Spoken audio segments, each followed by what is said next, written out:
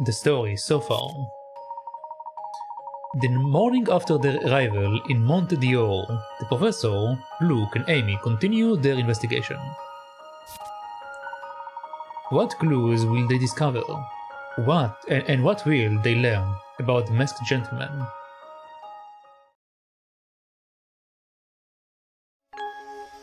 Chapter 3 Discord in Monte.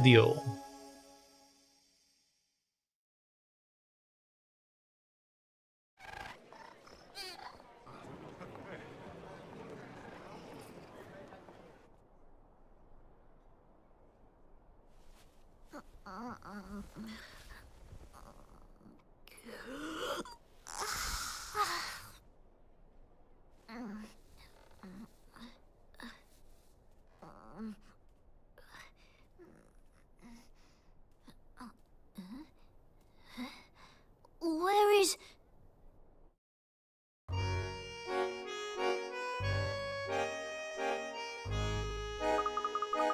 Well, looks like somebody needs more sleep.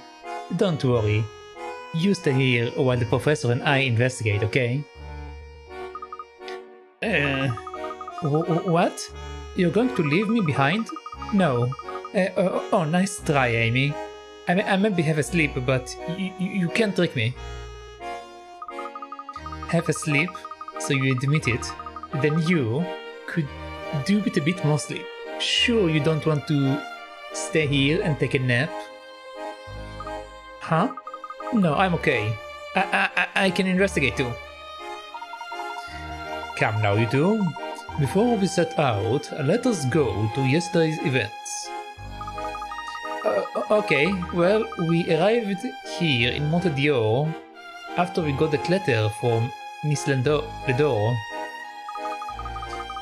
When we went to see her, she told us that a shady character calling himself the Masked Gentleman is stirring up trouble in the city.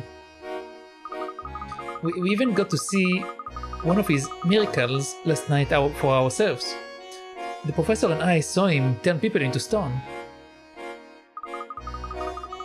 The whole city is on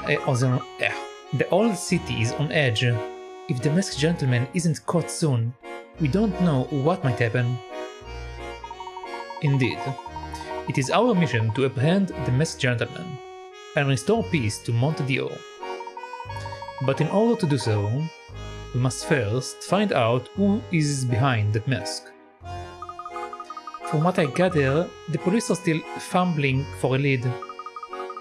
With so little to go on, it would be best to get the full story from Mr. Lidor himself. An excellent proposition. I was thinking this might be a good time to pay Henry a visit. So we are going to the Lidors? Maybe we can also check the place where they kept the mess then. But before that, we're going to check the room. So let's see what we got here. Yeah, we got a coin. Got the clock. Oh, got a puzzle, alright. Well, this is a pleasant surprise, a hidden puzzle. Let's see what we got. Oh, another one with the bunnies. Bunny hop swap 2.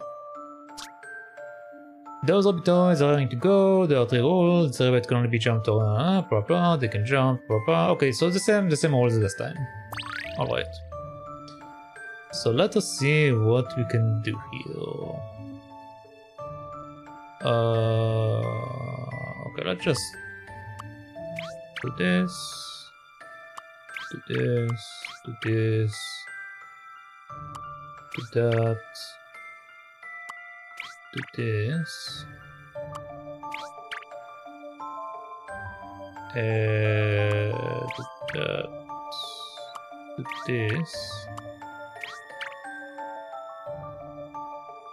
Okay. And then do this. There we go. Easy peasy. Please, allow me. An assistant can solve a puzzle or two. You can solve this puzzle in 6 moves. How many moves did you use? Probably more than 6? I don't know. I didn't count. Okay. Very taxing, but it worked wonders on the little grey cells. Yep, it worked wonders on my little grey cells. Okay, another coin. To the west, the desert stretches out as far as the eye can see. It's a miracle that they managed to build such a thriving city here. Look, there are the circus tents. Alright. Professor, your star apprentice is reflected in the mirror. Professor, your star assistant is reflected in the mirror. Oh, I spy a refined gentleman reflected in the mirror.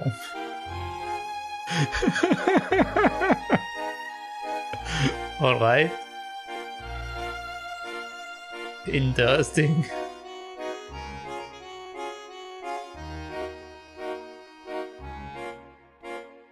Is there anything here that I missed?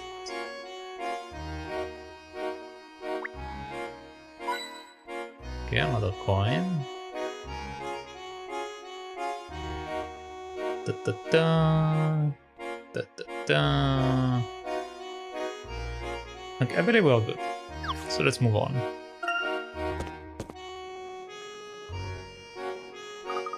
Professor, isn't that... No. But then, who could it be? A friend of yours, Amy? No, but I could swear I've seen her before somewhere.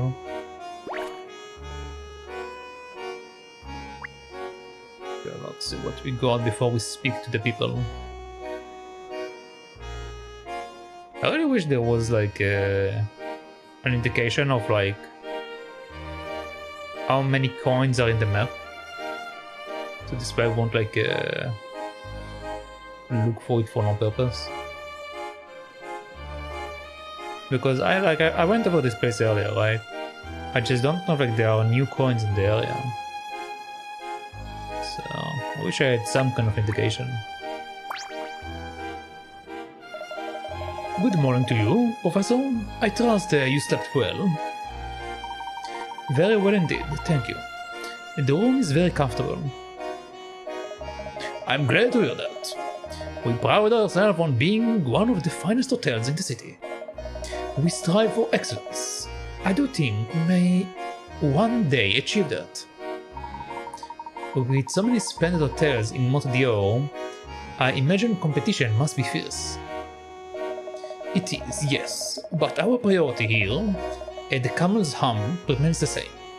Providing the best service for our guests.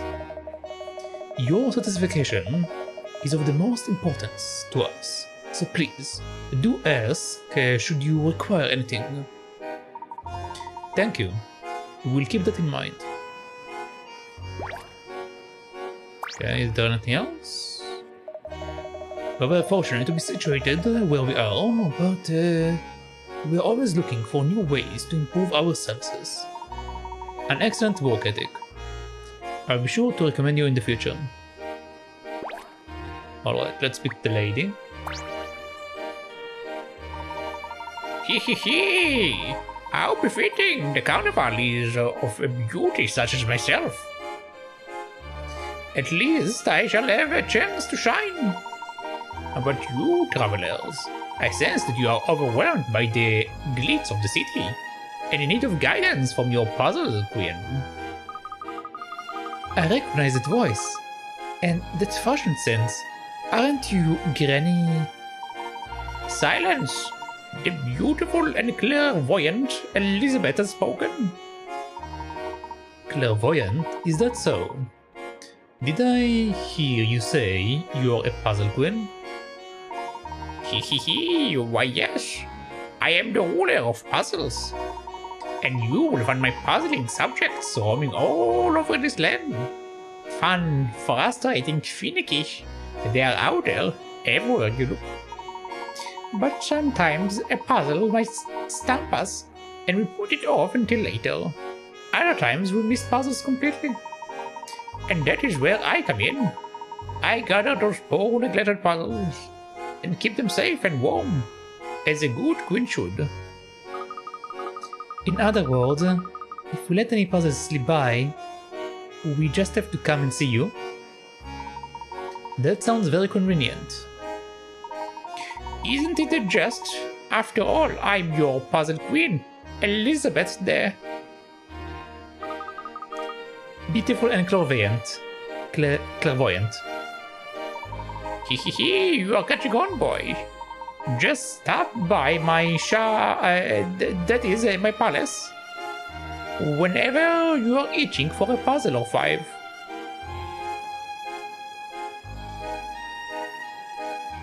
Can I do it now? Hehehe, if it's puzzles you're after, then look no further. Okay, apparently I got over there.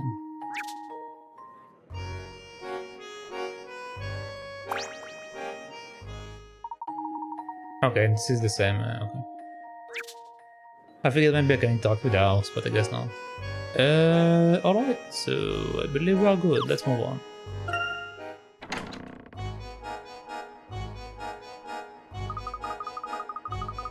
The streets are still packed, but compared to last night, it feels quite peaceful. The carnival goers must be exhausted from all the thrills. Do you think there will be another parade tonight, Professor? From what I've heard, there is a parade every evening. But try to remember, Luke, that we are not here for the festivities. Should we continue gathering information from witnesses?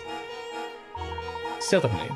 I was thinking we could talk to the locals while we make our way to the Leodore residence. Professor, look! It's that little girl who was lost. She's crying again.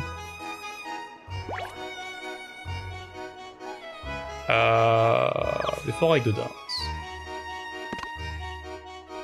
I actually wanted to look at the next episode. So let's do that. Ballooning out of proportion. Okay. Down their head, Bungle has found himself tied up in knots yet again. No thanks to wax balloons. Juggles step in to help, but is it too late? Let's see. Oh, that's a different clown. La la la, it is time of a festival cheer. La di la. Oh, carnival days are here. Oh. Oh hey! Watch where you put those feet. Oh, sorry, mister. I was just singing the carnival song.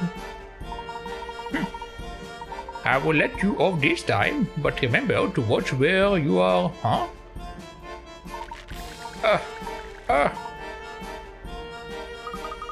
Oh, that looks fun. Is this part of your incredible escape act?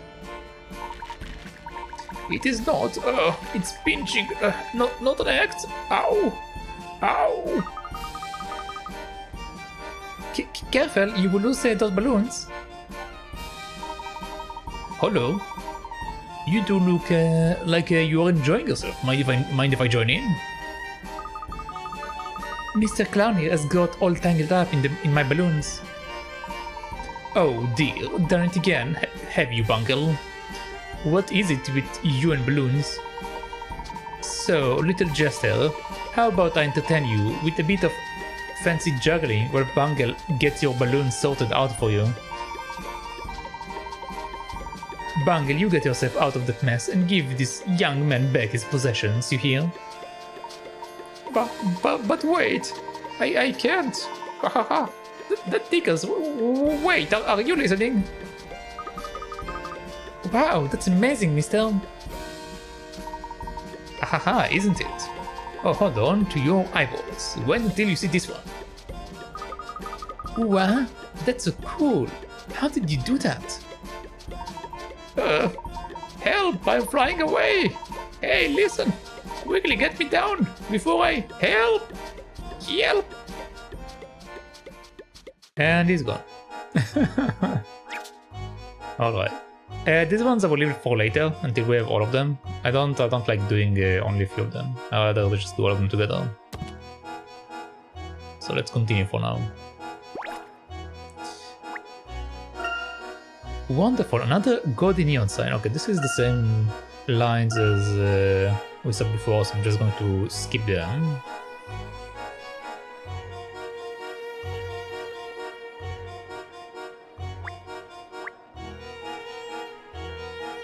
There doesn't seem to be loot anywhere, at least that I can tell. Let's see what's up. Wah. I was only talking to the clown for a sniff. A second. Like, and then my mom disappeared. Where did she go? Wah. You lost your mom again? Professor. We should try not to stray too far from our investigation, but it is a gentleman's duty to aid those in need. I knew you would say that. Alright, let's find this girl's mom. Can you remember where you last saw your mother, little one? I think it was near that huge tent where the water gains whoosh whoosh. That's got to be the celebration boulevard. Let's go. Alright. Anything left where you stood? No? Yeah. Oh.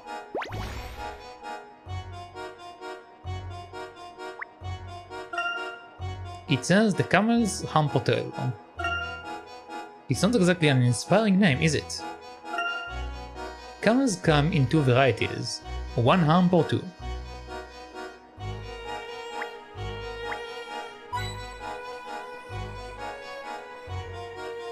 Is there a reason to let me zoom in on that?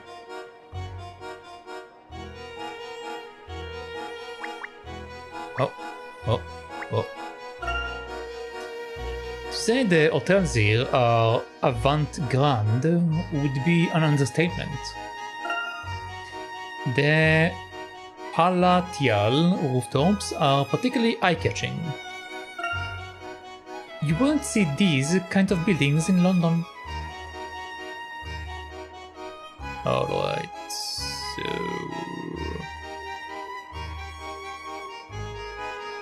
let's zoom out. Now let's go to the next area. Oh, looks like Granny is here, so we should have something. In statue, and there's another one over there. Okay, this is the same as last time. At least they don't give us like new conversations, I guess. The arcade looking pretty lively. Chance Avenue is famous, it's included in all the guidebooks. It's got quite a different feel for a normal shopping arcade. Monte's history is carved on here for all eternity. Okay, again, same conversation.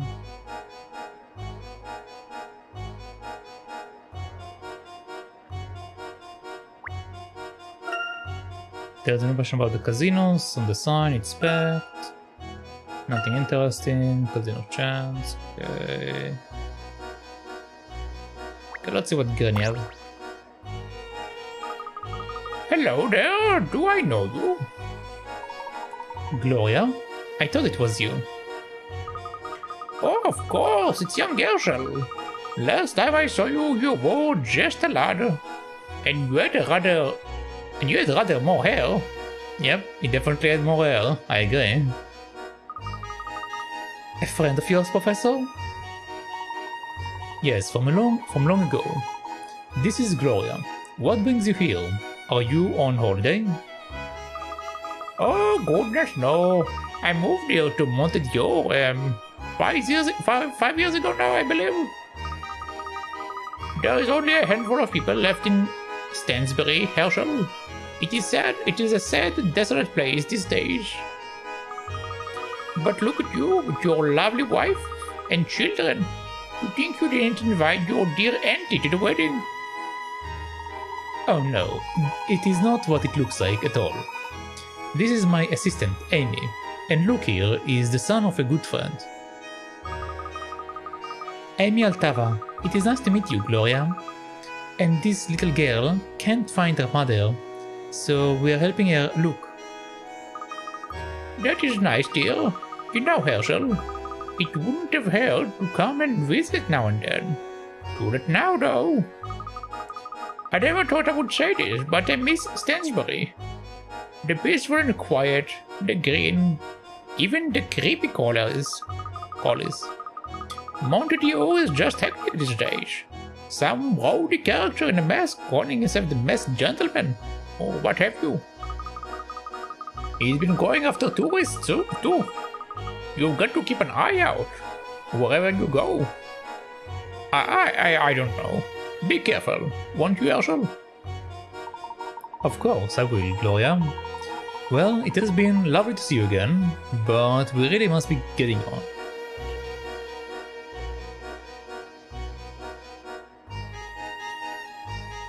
Okay, so apparently she didn't have a puzzle for me. Stansbury is just a shadow of its former self now. It was never the same, not after what happened to poor Randall. I'm so sorry to hear it. Yeah, it makes sense. Usually small towns like that suffer greatly whenever there is like a loss of a person. But one thing I do have to say that I hate is whenever like whenever there is like someone that you know that you didn't see for a long time, they're always like, well, why didn't you come and visit me? Huh? It's been a while. It's like, but I didn't want to come visit you. Go away. Why are you bothering with that? Like, please. Why are you asking that? To make me feel uncomfortable? To make you like feel important? Like why are you? What is the purpose? To guilt trip me? It's not going to work. Anyway, let's continue.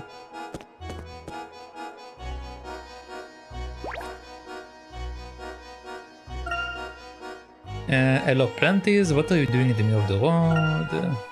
How the bushes got here? The better part of the city is pedestrians, you know. Okay.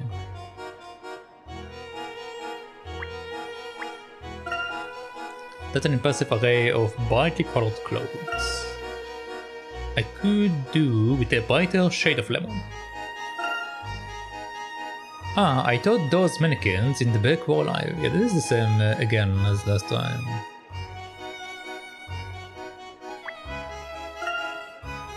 Is this a barber? Crikey, the prices are pretty steep. The sign says they do a miracle cut. What kind of style is that? I changed my hairstyle recently.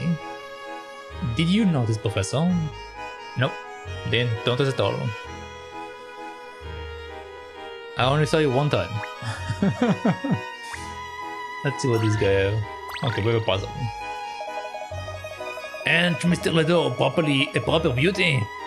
They say her and her hobby ain't on the best terms. Maybe now is my chance, eh? Are you talking about Angela? That Mrs. Ledo to you. Scruff. Who said you could use her first name, eh? What was that about daily doors not getting on? Heh, it's obvious, isn't it? He gets home late every night. Who can say where he is all day? Not his wife, anyway. What do you mean? Obviously, he's busy with all this miracle business. Being the city founder probably comes with its fair share of duties, too. Don't open your gob when you ain't got a clue. What you on about, love? You are one of them tomboys, ain't you? Can't stand them. Well, okay. A woman who ain't brainy ain't worth my time. That's what I say. Bet you can't even solve this puzzle. I kind of want to fail this puzzle, just so it won't come here again. 10th round ace, okay. A and B are confronting each other in a 10-round card game. The rules of this game are simple. Fire beats wood, wood beats water, and water beats fire.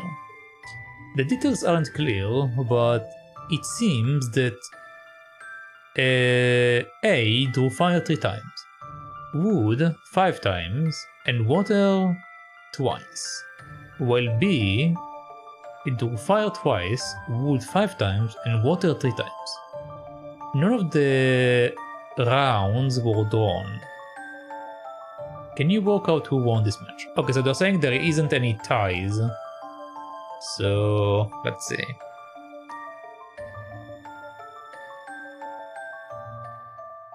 Also, it says 10-round game. Fire beats wood, wood beats water, and water beats fire.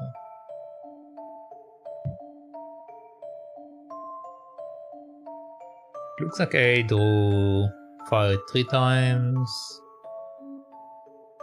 then 5 times wood,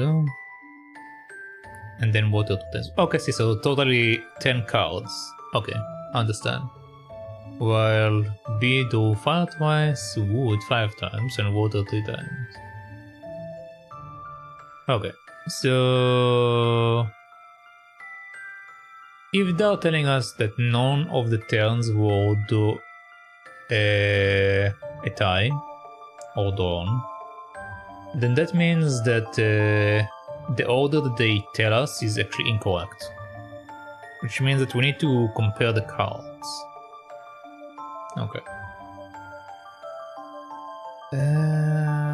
Let's write it down to make it a bit easier on myself. Okay, so we have A that have 5 fire.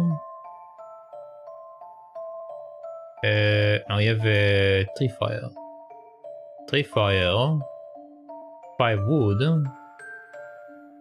and 2 water.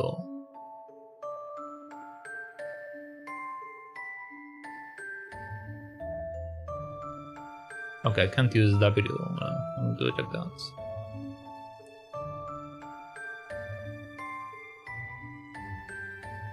Alright, so that's A. B have 2 fire, 5 wood, and 3 water. Okay, so let's see. That right? 2 fire, wood, and water 3 times, yes. Okay. That gives us a total of 10 as well. Okay. So let's see.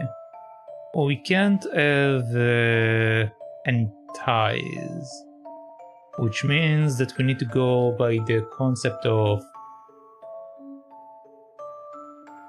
fire versus water, wood versus that, and that versus that. Okay. So if A had fire first turn and B had water, like let's go on edge conditions. So fire, water, fire, water, fire, water, fire, water 3 times. That means that B won 3 times. And then we go... No, but wait, I need to also do it with the wood. I can do it like that.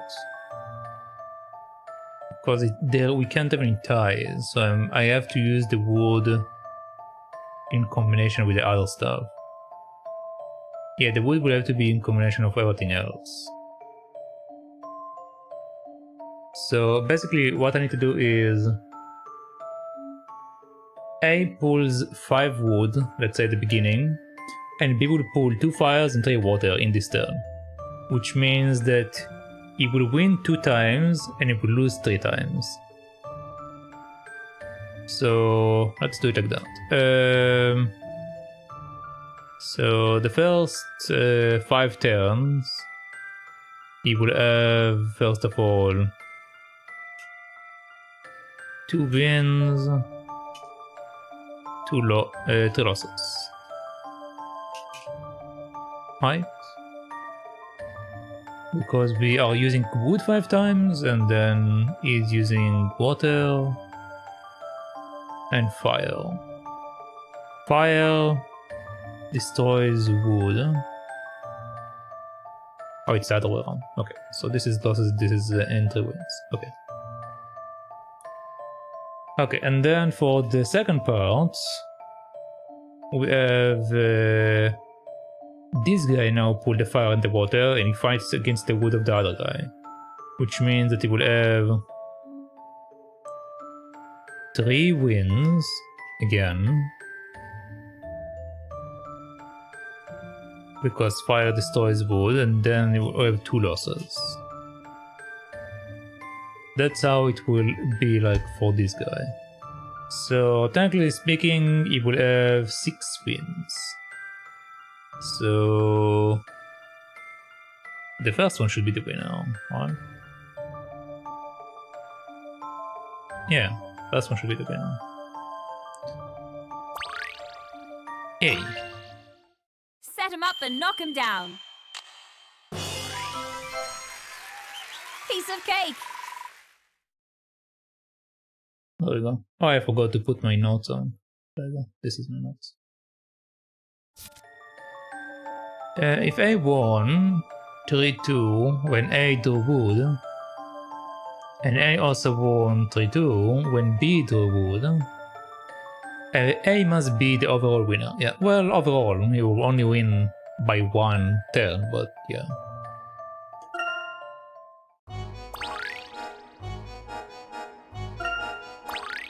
You got a new stage for your toy robot. Colossal Coliseum. Clear that. I'm just going to leave the notes on, no reason to take them off. See, I told you. Wait, you solved it? I've been trying to work that out for weeks. Maybe if you spent less time being insulting to strangers, you would solve a puzzle or 2. A brainy tomboy with a big gob. You will never be no angel at all, but I like your style. Okay.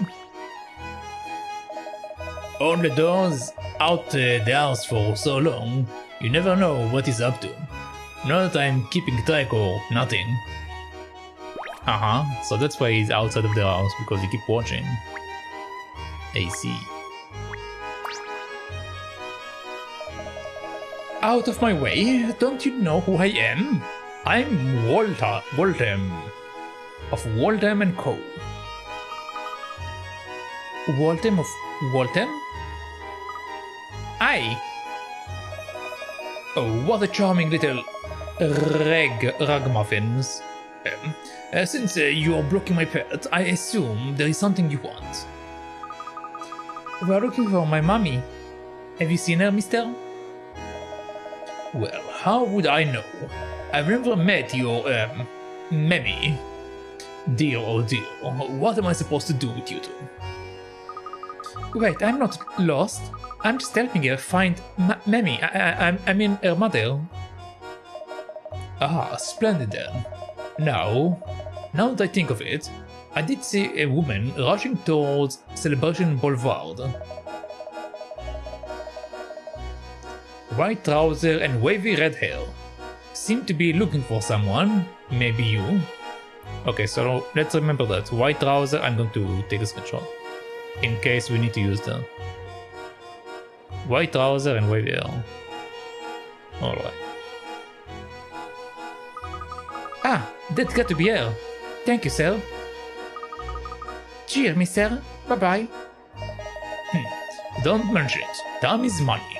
But I've got that coming out of my ears, so to speak. A new episode has been added to the trunk.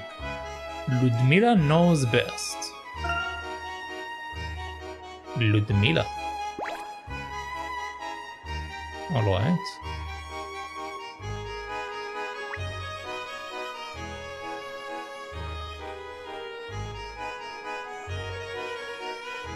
Okay, I don't see any other stuff. Oh.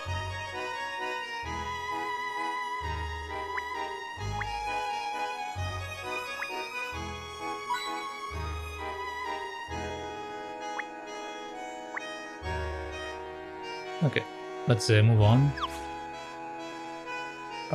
What's this?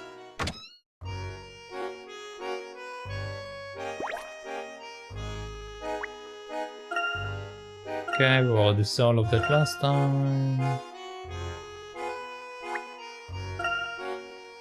Yep, we also looked at the distress last time.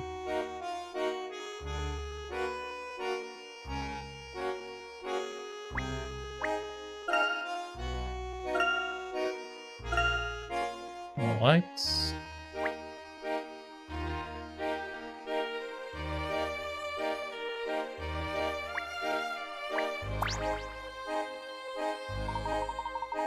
Well, look who is back. How are you lanking, Monte? Our investigation is proceeding quite smoothly. Thank you for your help, madam. Well, you're bound to be doing better than the police. They can't see the forest for the trees. This is the thing, see? You've got a fresh perspective as tourists. You might be able to pick on clues they missed. A fresh perspective as tourists? You mean by solving puzzles and gathering hint coins? Heavens no. I mean, do what normal tourists do. Have fun, mingle in the crowd, go to the races, play at the fun fair. Can we really do all that and still keep investigating? The masked gentleman is targeting masses, so your best bet is to seek out the popular attractions.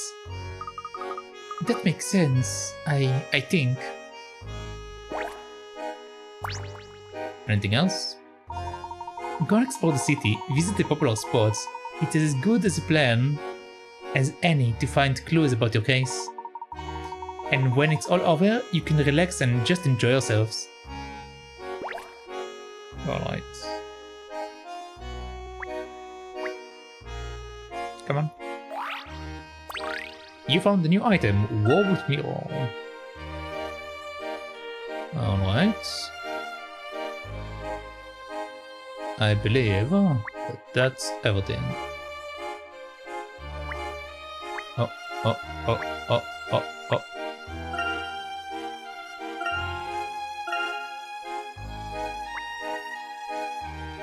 Okay.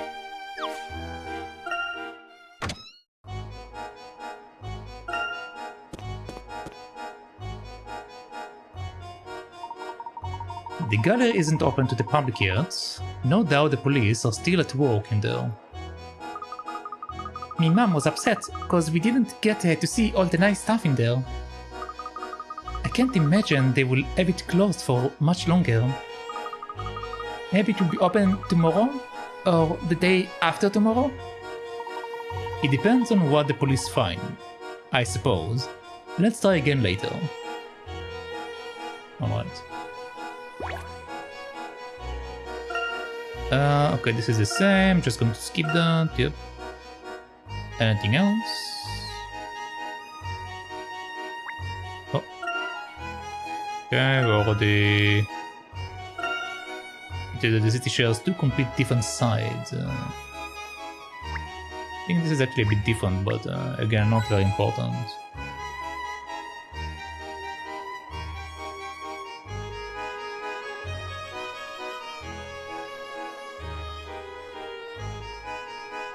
Okay, let's see what this slide there for us. The masked gentleman is the talk of the town. Have you seen what he can do? It's a maze bell. I hope I get to meet him. I took the bus all the way from... what? Hipstop all the way from Pipstop, just to see one of his miracles with my own eyes. Bet you would like to meet him too, right? He's so wonder-fabulent. Look, I've even made a specificent puzzle for him. Dear God, this lady is going to kill me. Big cake, little cake. Okay. Let's see. A, B, and C each ate one of 3 differently sized slices of strawberry gâteau. A, C ate the medium slice and B ate the large one. B, A ate a large slice and I ate the medium one. Okay, A and B have each made one statement that is true and one that is false. Can you work out who ate which slice? Move the slices into the plate to answer. Alright, so B says that she had the medium one, and A says that she had the large one. Which means that one of these specific things is a lie. It might be that like both of them are lies, it might be that both of them are... one of them is true and one of them is a lie. So that's one thing. It's also being said that C ate the medium slice. Okay, if they say that C ate the medium slice, means that only small slice and large slice are left, and also it means that A will eat the small slice. But according to what B says, A ate a large slice, which means that again either of these 2 options are a lie, which means that we have one lie as the first one and second and like towards this okay. It's 2 different locations basically. So I can't just say that both of the last ones are a lie or the 2 first ones are a lie. Alright, how do I narrow it down? Let's see. A ate the large slice.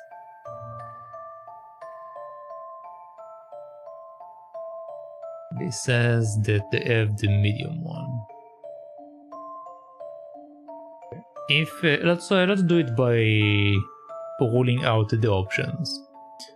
So if what B says the first one is if the first thing that B says is a lie, then they are saying add a large no, let's do it the other way around because it's a bit easier. A add a large slice, which means A ate the big slice, and then we add the other one that is true, so B ate the medium one, which means that C need to eat the small one.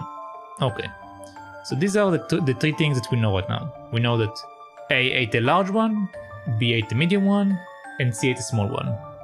Now we take it to the other option and we see if it fits. So we know that C ate the medium slice, and we know from the other one that this specific information is a lie. So C is the lie, which means that B needs to be the correct one. And it says, and B ate the large one. And that doesn't work because if this is correct, it's basically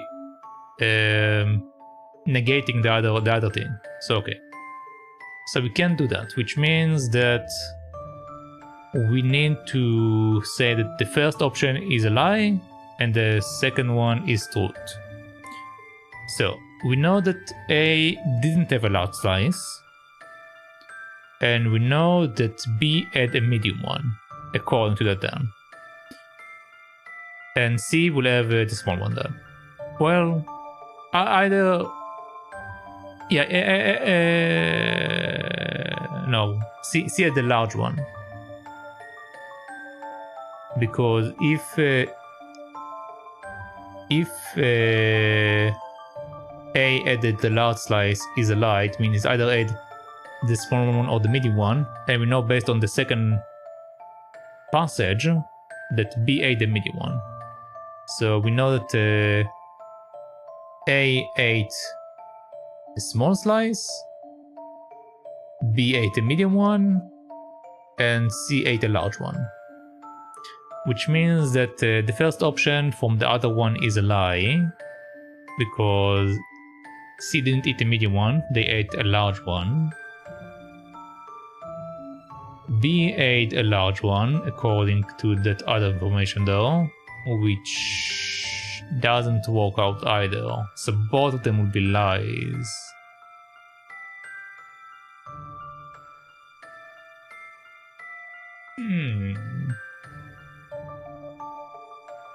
Both of the options negate what I am thinking. A had a large slice is a lie.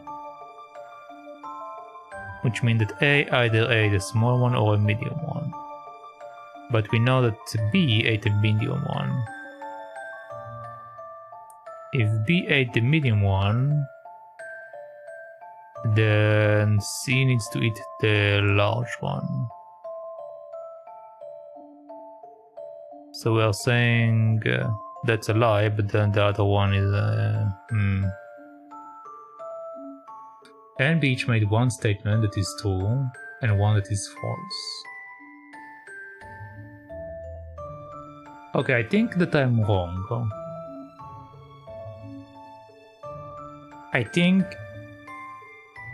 it's entirely like one truth speaker and one a liar. It's not like two portions of like different one, because in both options it didn't work out. So let's work on it in a different manner. Okay, so if we are saying that B is the truth teller, we know that A had a large slice and B had a medium one, which means C had a small one. Okay. So according to A, C ate the medium slice, which now is incorrect because again A is a liar, and we know according to the other one that C ate a small one. So far it's good. And the second thing says B had the large one, which again we know is incorrect because B had the medium one. Okay, so far it seems to be correct. Now I just need to check if it's also applied when we look at the other one. But at the moment, the way it's set up, it should be A at the large slice, B at the medium one, and C at the small one. Okay. When we look at A, let's say that A is the truth speaker. So C ate a medium slice, and B ate a large one, which means A ate a small one. Alright. And we're saying that B is a liar. And it says A ate the large slice, which is a lie. Because A ate the small one. So far it's working out. And we are saying... and B says that they had the middle one, which again we say it's a lie. Because we know from the other one they ate the large one.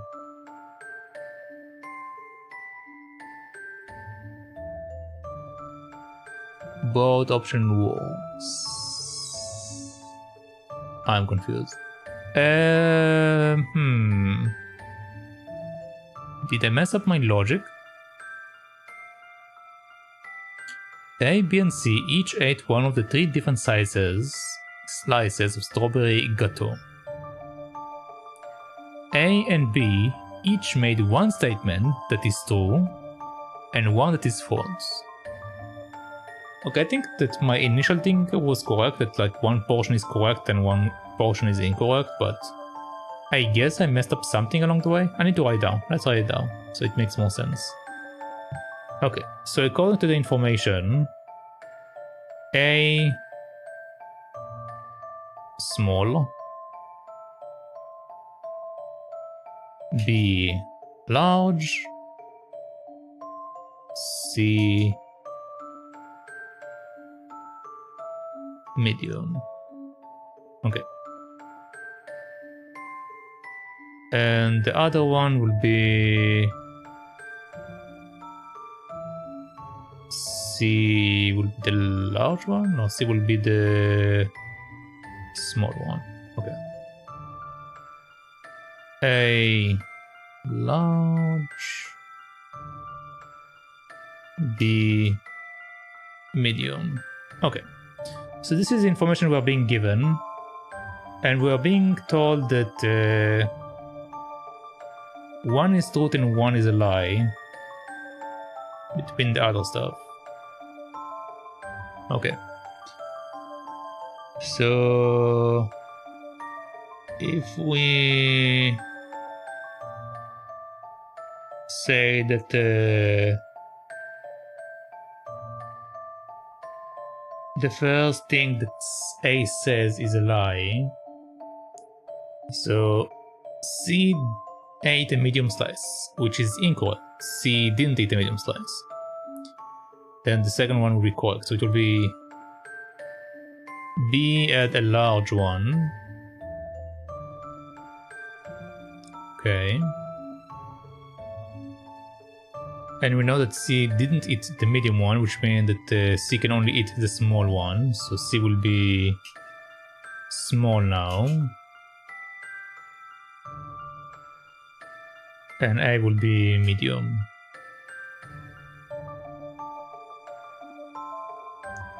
Okay. So that's what we have if we go by the notion that let's write it down. Lie first, I guess. We'll go like that. Not like, lie. Lie first. Okay. So that's the way that it's set up if the lies first. Which now we need to make sure it's correct with the other one. So we are saying that let's see. A had the large slice. If A had the large slice, then would it be correct with the other one? No, because A had the medium. So we're going to say that the first statement is a lie. Okay, so lie first also with the other one. And we are going to say A didn't have a large slice, okay. B had, we know that B had the medium one, so B medium, which doesn't work, it right away conflicts the other one. So the lie have to be the second option. Yeah, so the lie is the second option, which means that A had a large slice. Okay, so either way there is a conflict with this thing. If the lie is the first option for A, so this doesn't work. So let's yeah, this just doesn't work.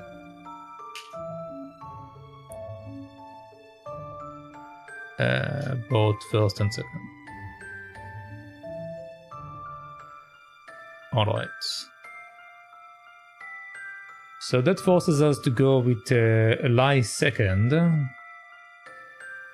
which means that C had the medium one. Okay. And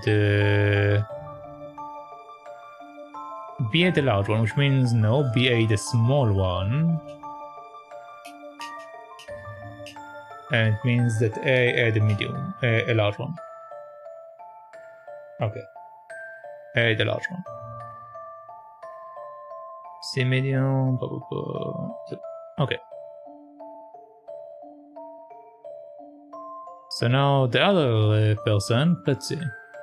We know that A needs to have a large one, so the first one have to be correct. So the lie will be the second. So we have A large. We have A large. The second one is alive, which means B at the small one. And C at the medium. Okay, there we go. This is correct. Alright, so A at the large one, B at the small one, C at the medium. Okay, here we go. That was no match for my wits. Alright. Correct. The small slice was eaten by B, the medium slice by C, and the large slice by A. A must have wanted to cover up her greed, but why did B bother to lie? That's a good question.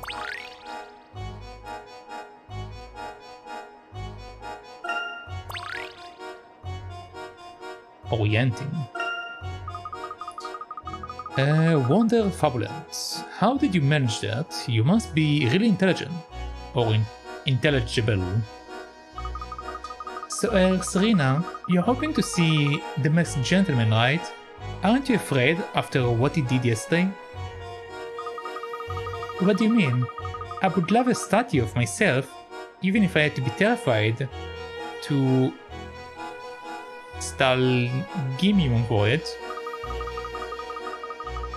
Wherever there is a miracle, you can guarantee firm I will be at the front of the queue to see it.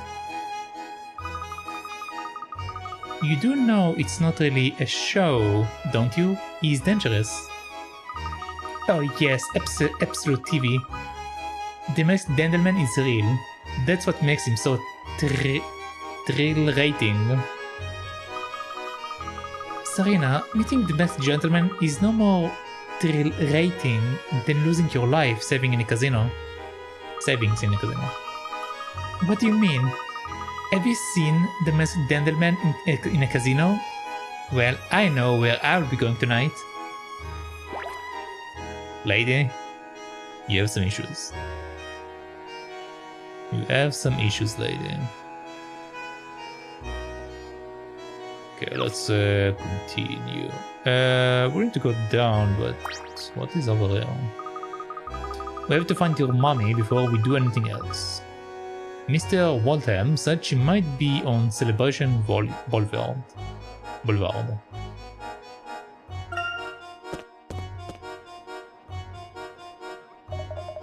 Ah, we meet again, Professor Layton. What are the chances?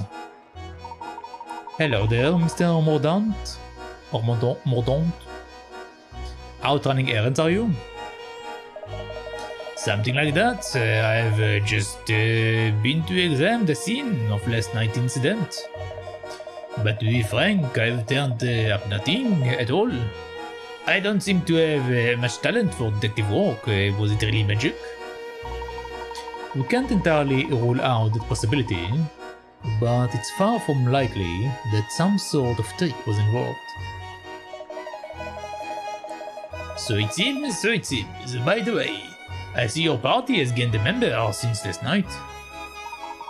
Ah yes, this would be... Bonnie, I'm lost. Well, my mom is lost. We are trying to find her.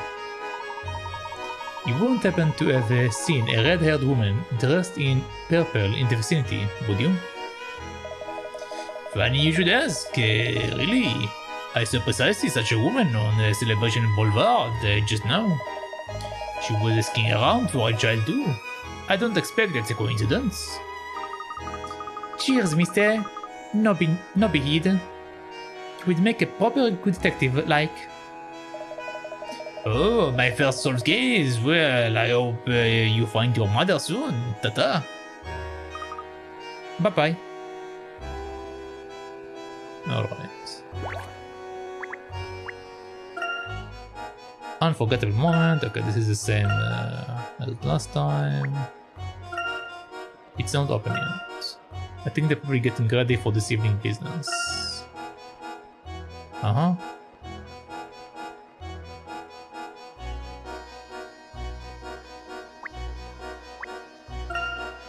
It's a vast, a little lost. Okay.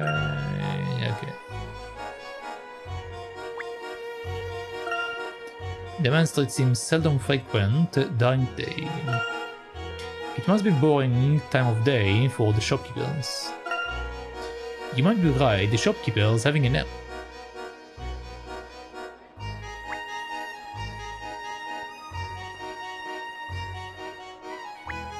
Alright.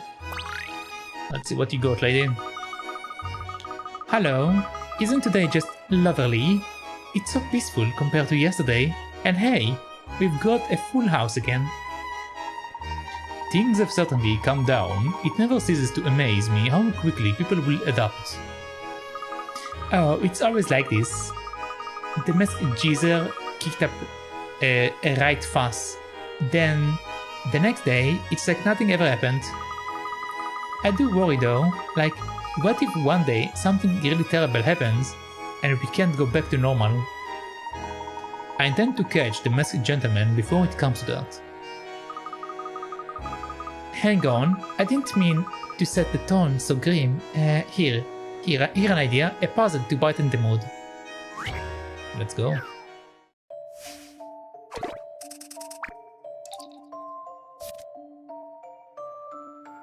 Emperor's Throne. Okay. 6 penguins are standing on an iceberg. 5 small ones, and their rather portly emperor. All penguins can move either horizontally or vertically. But once in motion, they won't stop until they hit another penguin. If there is nothing in the way, they will plunge straight into the sea. Can you help the emperor penguin get back to his rightful place? In the center of the iceberg? Hold on.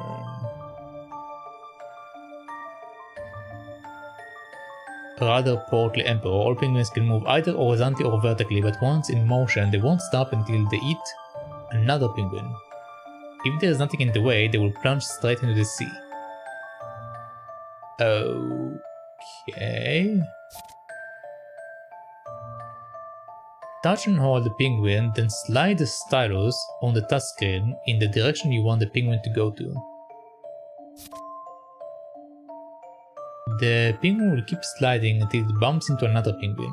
Be careful. If the penguins don't stop, or doesn't stop, it will fall right into the sea. Okay.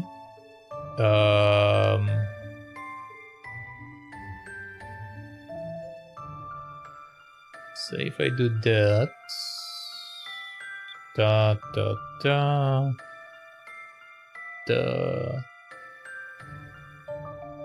This won't go anywhere, this don't go anywhere either. If I place you here...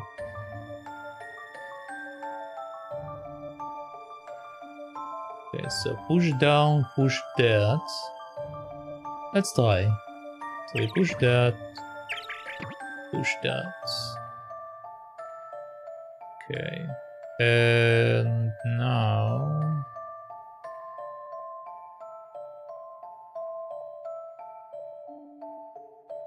I need something to stop him there. Which I don't have the option to.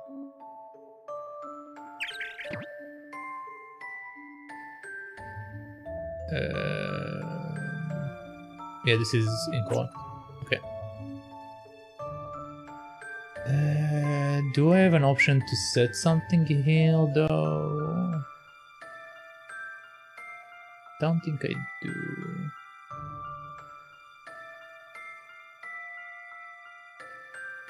If I put one here. Okay, so once again that. Down. If I bring you here. You come from over there. So don't mind if I bring it down.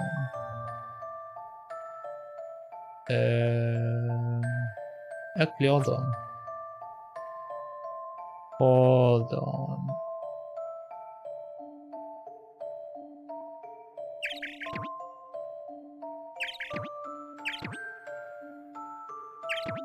Okay, so this brings him over here and then I bring him something there. Told them. Just a dash of puzzle solving here. That was a challenge, to be sure. Correct. Were you able to guide the Emperor to the center without losing a single penguin to the sea? You can solve this puzzle in only 5 moves. Have another shot if you use more than that. I think I used 8, so it's fine.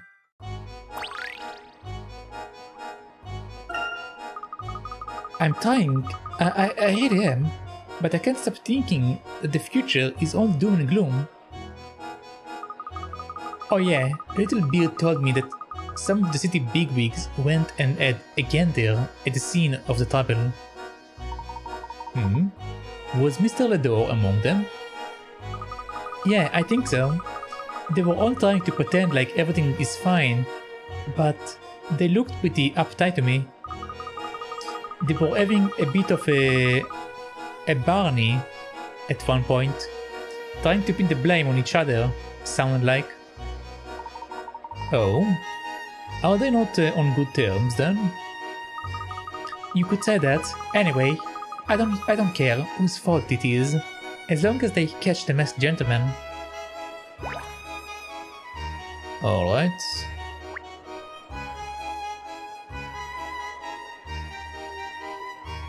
Okay, let's move on. Let's move on.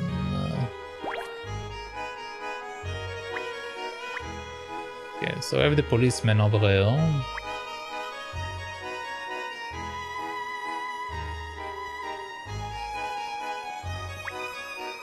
And this is her mother. This looks like a nice cafe.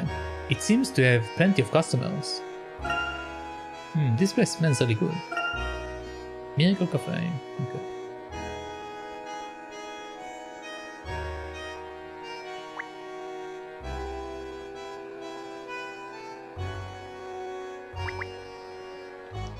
Okay, let's drop the child. Where did Baron get off to this time? Baron, where did this Baron? I look away for 1 second. Mommy? Or Mammy? Ah, hey, hi, hey, ho, hey, ha, ho. Bonnie, where have you been? Didn't I tell you to stay close? I was talking to the clown and then when I turned around I couldn't see you. We looked all over the place for you, Mommy. Ah yes, we bumped into your daughter again, a little way back. Hey, thanks so much, Pet. I'm really sorry for bothering you yet again. She can be a great pain sometimes. Cheers, mister. That Bonnie seems to be quite a little explorer. Maybe she will grow up to be an archaeologist. I once lost my parents in the middle of London when I was younger. I know it feels. Oh yes? Weren't you in London just the other week? That's different. Anyway, I decided to go and have a look at one of the maps in the street. And there they were. Now that we solved this little case, let's hurry on to the Ladors. Alright.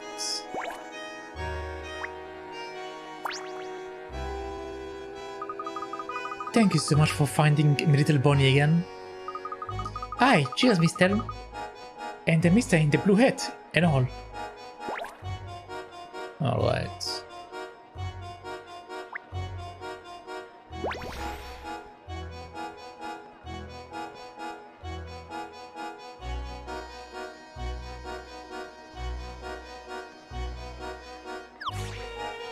Okay, let's just speak with the police officer. Alright, son. We are going to have to move a few steps at the left. We had a little happening here last night. You can't have been investigating the whole night, surely. Eh? What are you on about? Oh, are you messing me up with one of my fellow officers? We're not all the same person. What? But you look just Like, you even got the same nose. Look, leave the officer to his work. Though the resemblance is uncanny. On the outside, maybe, but you can't tell from my face. You can't tell from my face, but I'm the most disciplined officers on the force. I train the hardest. Alright. Target practice.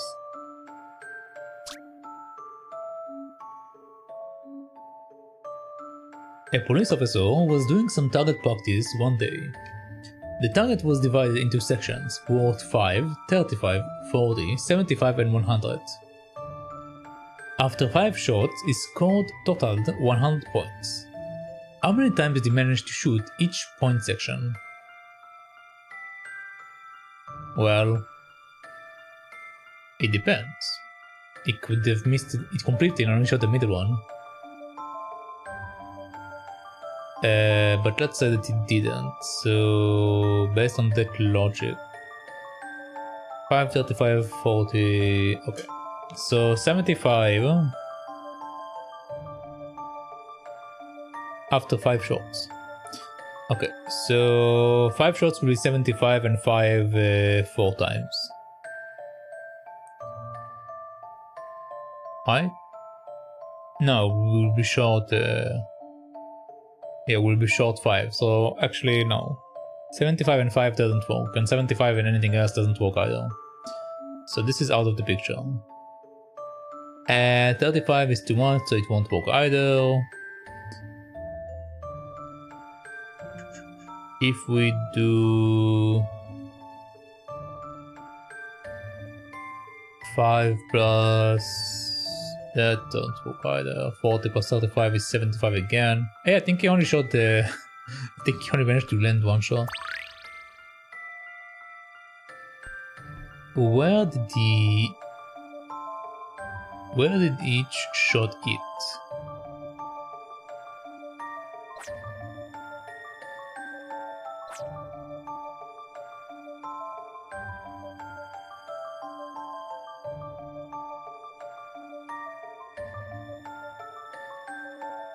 Can I do that?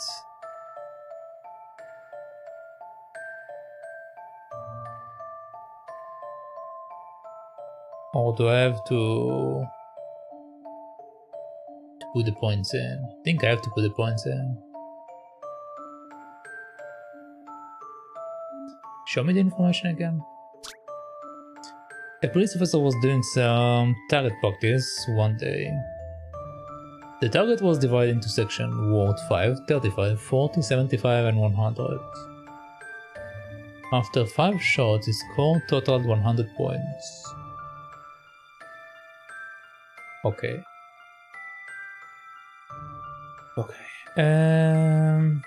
75 plus 35 is impossible, it will be over 100. 75 plus 40 is again over 100. 75 plus 5 won't work because 5 times 4 is 20. 20 plus 75 is only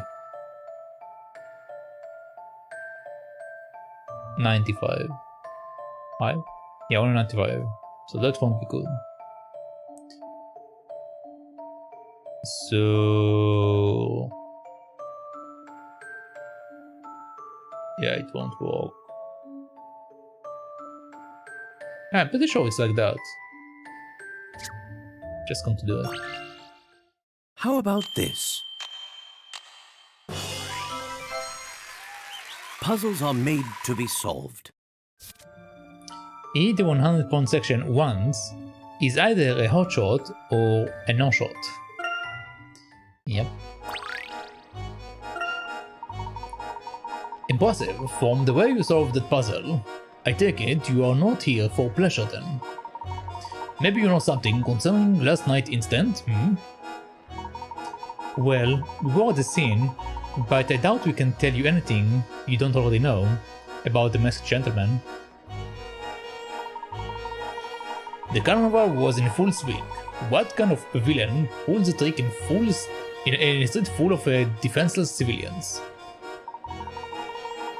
Because of him and his shenanigans, I've been late home every single night. Wife is worried sick about me.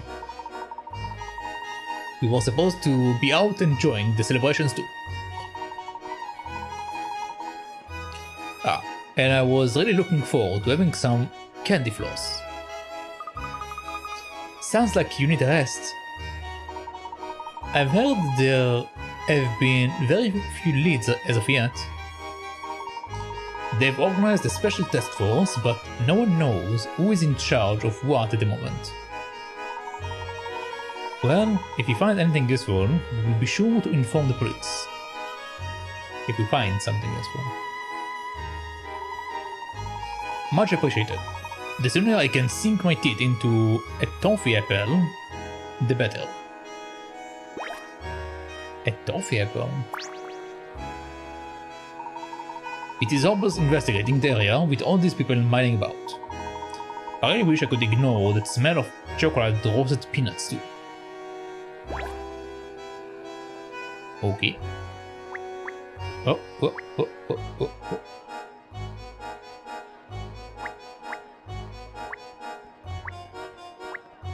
Okay, I think it's just the mother and the child.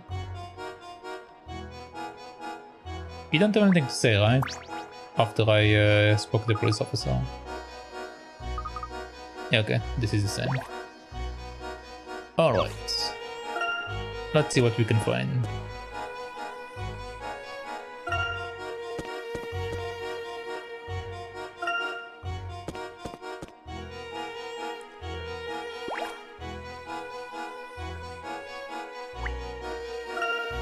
Those veggies are so bright. Did they put neon in them too? The key to a balanced diet is never far away. I would love to take a big bite out of one of those juicy tomatoes. Okay. A toy car. I always had fondness for them as a child. Okay, this is the same as we saw last night.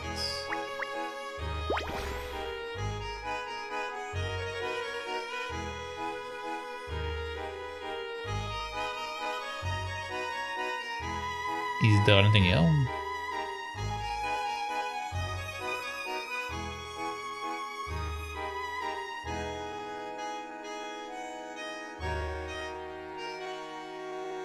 No. Okay, let's speak to this guy, I guess. This weird guy that keeps eating on Amy.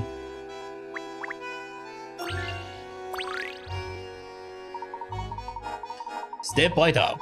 Jean-Paul toys are the best in town. You want it? We've got it.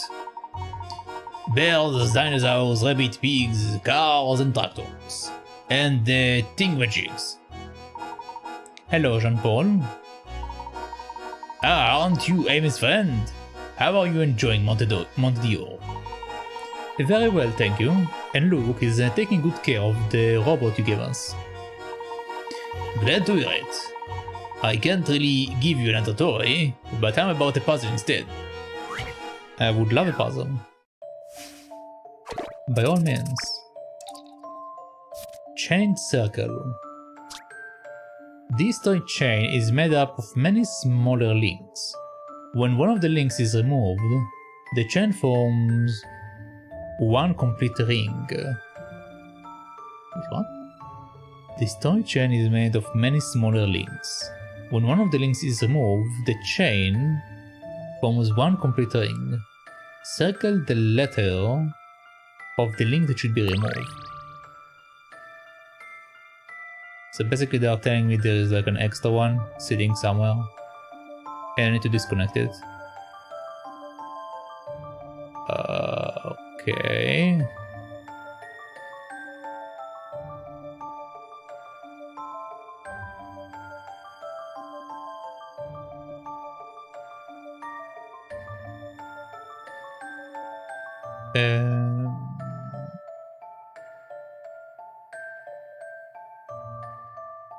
C is on the outside, so it's not relevant to me.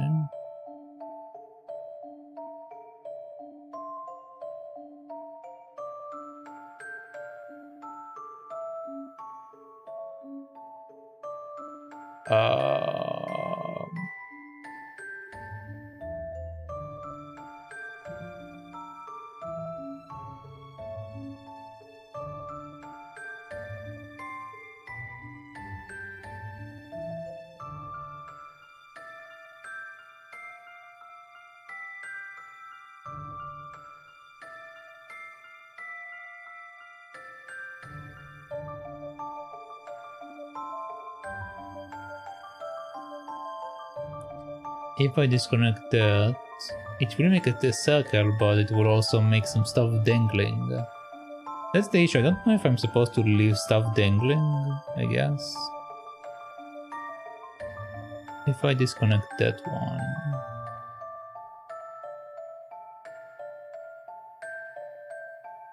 These two are not connected. But it's connected to these three. Okay, so if these three are disconnected, this won't be there.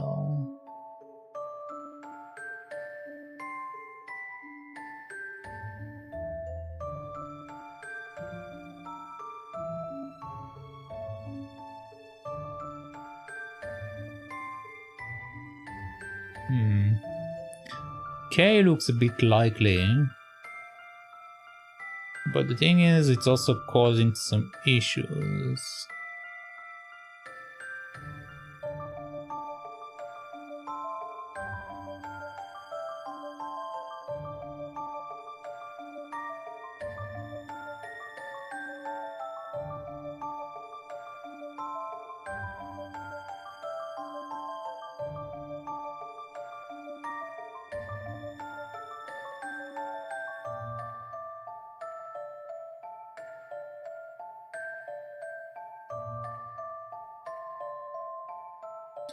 Because technically speaking, K is not connected to F.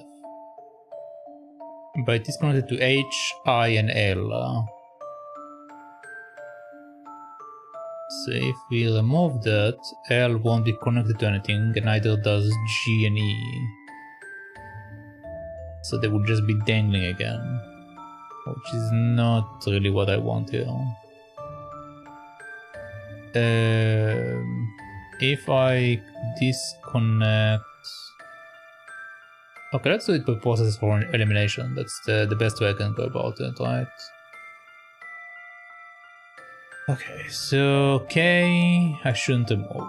Let's go actually by order. Okay, so A. If I disconnect A, what do we have? We will have I, C, and B dangling, since they're not connected to anything else. So A can't be removed. Same reason for B. Same reason for C. If I disconnect I, same reason. J. Again, we will cause a dangling thing so it doesn't work out.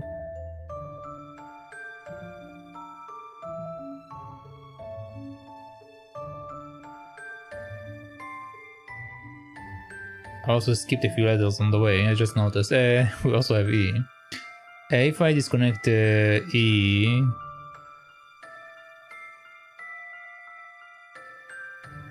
If I disconnect E, J will be dangling. Oh, that's why I looked. Okay, I see. Yeah, so that will be dangling. F will be dangling. If I disconnect G,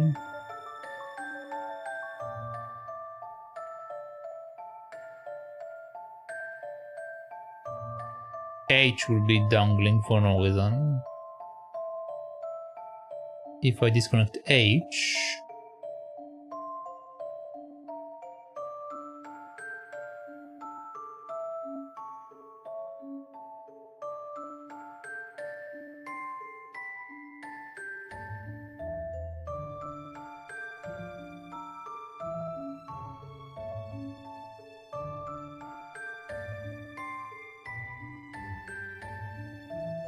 H might be an option. I need to look a bit closer to it. At it, not that. Okay.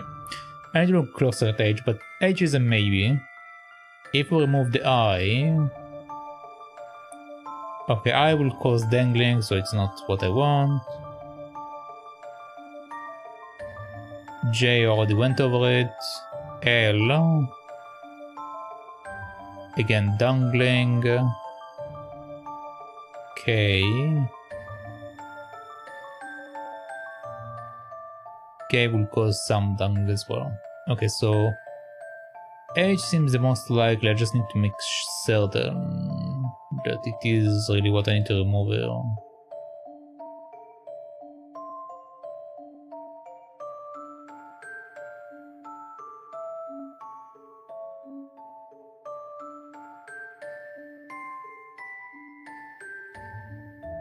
The thing is, it doesn't really make...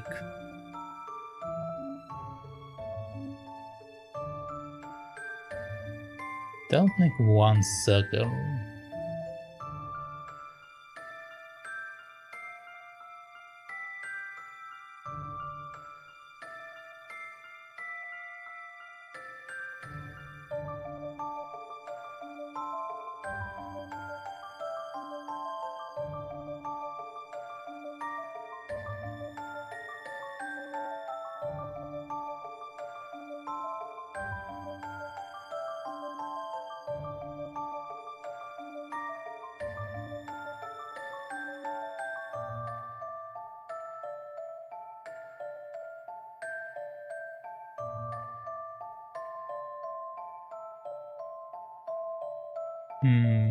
Unless they are overlapping and I don't see it properly. Let's see. I remove H, okay? So H isn't there. What happens? We have this small circle inside, and we have that other circle on the outside. If I flip it over, it will still be two circles.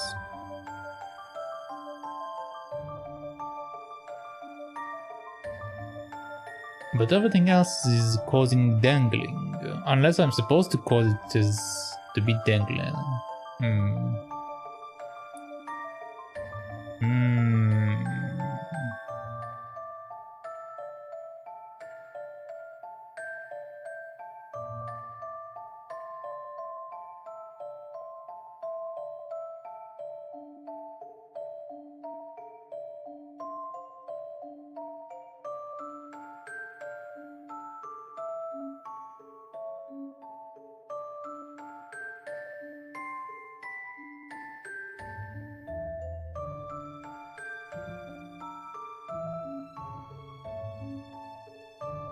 I mean, there are a few options here that I can do, and then it will cause dangling in one circle, but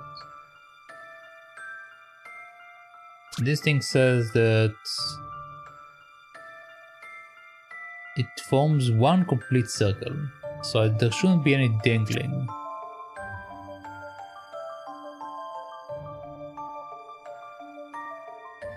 Which means that I'm missing something, I just don't know what.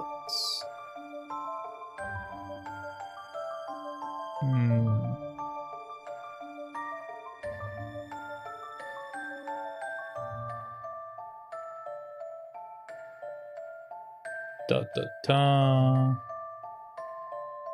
da da da da da da. But then it's connecting there.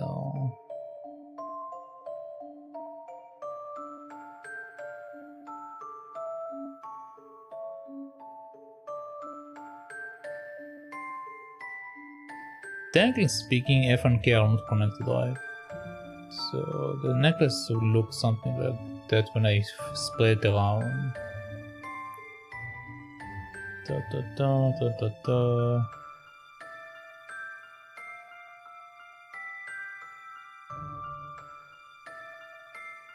Oh no, I need to remove H. Yeah, I'm correct. It should be H. I just didn't notice that F and K are not connected. Because then it will be like that, like that, like that. Yep. Yeah, should be H. How about this? Puzzles are made to be solved. Correct. It's H. To form a ring, each link should have 2 other connections to it. Both G and K have 3 links connected to them, and both are connected to H, so removing that one is the key. Yep. I just didn't see that there after. Ha ha ha! I knew you would like that! I've got goodies for everyone, even those who are too old for toys. That was a fine puzzle, thank you. Hey Professor, did you notice that Jean-Paul doesn't talk the same way to us as he does to Amy? Yes, Luke, I did. But let's not mention that to Amy, shall we? We wouldn't want to embarrass her. Or more like Jean-Paul need to learn to behave.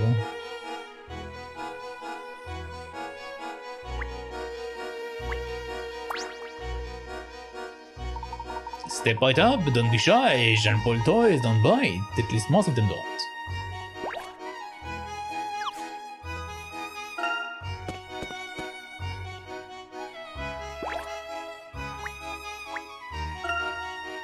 Okay, we already saw it last time.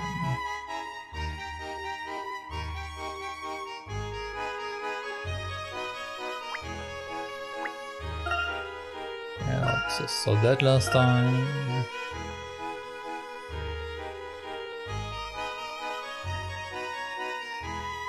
Okay, small one. Okay, is there anything else?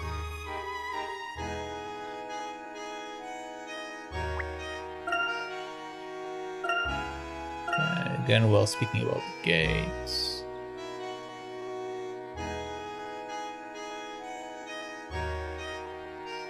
Okay, let's move on. Okay, is there anything else?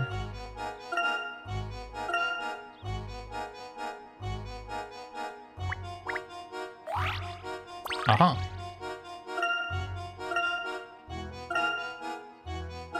Okay, so I definitely should check it every single time. Just because of this lemon thing. Because earlier I clicked on it and I didn't get it, so... Yeah. But still, it's can't say it because it's the same lines over and over.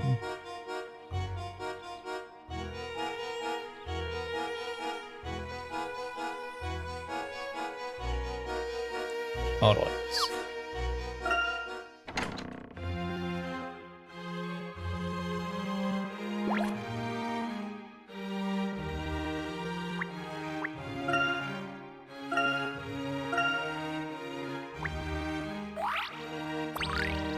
Found a new item, Captured Queen.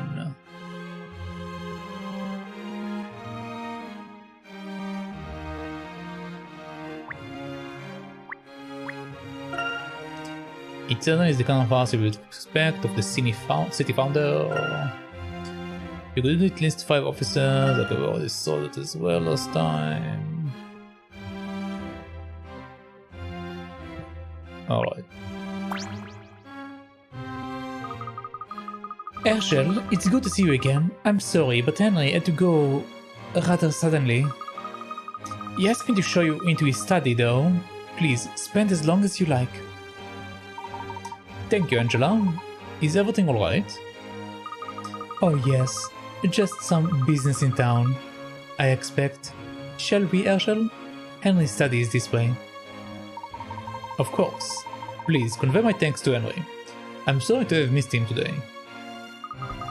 I know, I'm sorry too. It's just that things have been a bit hectic for Henry since the masked gentleman appeared. Between dealing with the police and trying to appease the business owners, he hasn't had the moment to himself. Yeah, let's go.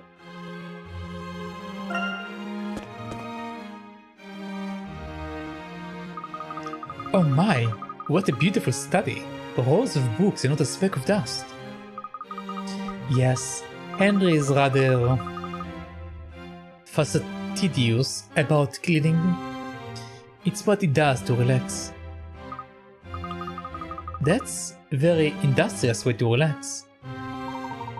This is quite a large home to maintain. Do you have any help? Oh, Henry does most of the work. Whenever he gets anxious, well, he likes to be productive. He must have a lot of anxiety in his life. Is it true that he built Monte from nothing? Oh yes, Henry is quite remarkable like that. Always has been. Especially since Randall... Please excuse me. Feel free to examine the study as much as you like. I'm here if you have any questions. Alright. The desk looks untouched. I used to see Henry sitting at the desk for hours, though not in recent days. So Henry would spend a lot of time working here. Sometimes working, other times he would just be poring over that mask, that awful mask. I wish Randall had never found that cursed mask. That thing tore us apart. You, me, Randall. Now, it seems the mask has brought us together again. Funny, isn't it? A mask that can bring both joy and sorrow. It acted as a catalyst both for Randall's misfortune and Henry's success.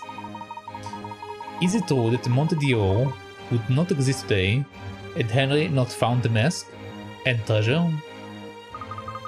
Yes, you could say that. Henry used his newfound fortune to open a small inn out here in the middle of the desert. It was a modest place to begin with, but it didn't stay that way for long. People streamed in, explorers, entrepreneurs, and soon tourists. The inn had to be extended, then remodeled. Henry's little hotel project became an astonishing success. And the rest is history. Monte flourished and became what it is today. I still find it amazing that this city was just one little hotel 18 years ago. Henry credits the existence of Monte to the Mask of Chaos. That mask has changed so many lives, in so many ways. Say, Mrs. Angela, does the Mask of Chaos really have magical powers? The person who stole it certainly seems to think so. Yes, I'm very interested in the culprit's motive. I have a feeling everything will fall into place once we unmask our thief. Who is the masked gentleman, and what does he want?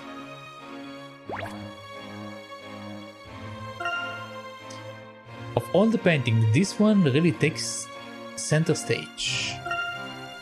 The contrast of the greenery with the blue sky is striking, isn't it? It feels, I don't know, nice? Just nice.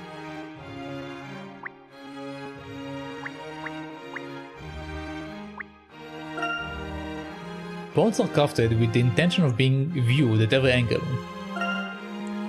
This one is so shiny, I can see my face in it. Whew. These are sure to fetch a hefty price on the market. Oh. That place must have cost a fortune. Is this gold inlay, do you think? Don't touch it, Amy. You might break it. A broken plate will be a sad thing indeed. Such is the case in this puzzle. Let's go. The cat's trophy. Dart, this pesky feline has knocked 3 plates off the dresser. The cat made off with one of the pieces.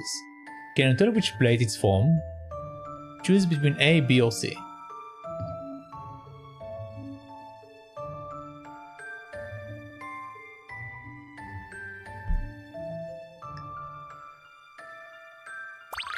The cat made off with one of the pieces.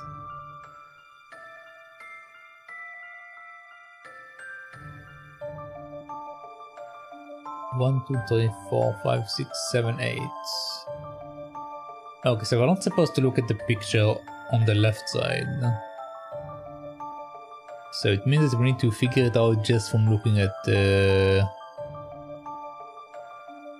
collage, I guess you can say.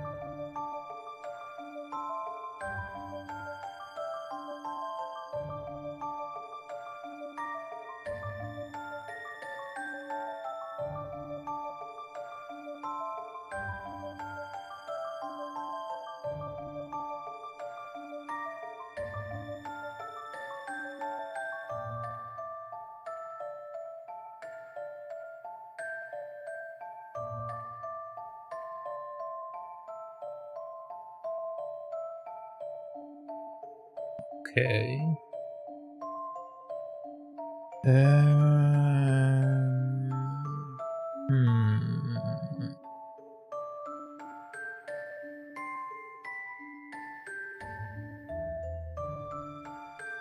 I'm trying to see if there is a pattern that I'm supposed to follow, but so far it seems to be inconsistent. Like, for example, on the first plate we have like 2 flowers space a flower, and we also have the same thing going around it. Like, can I draw on that? Yeah.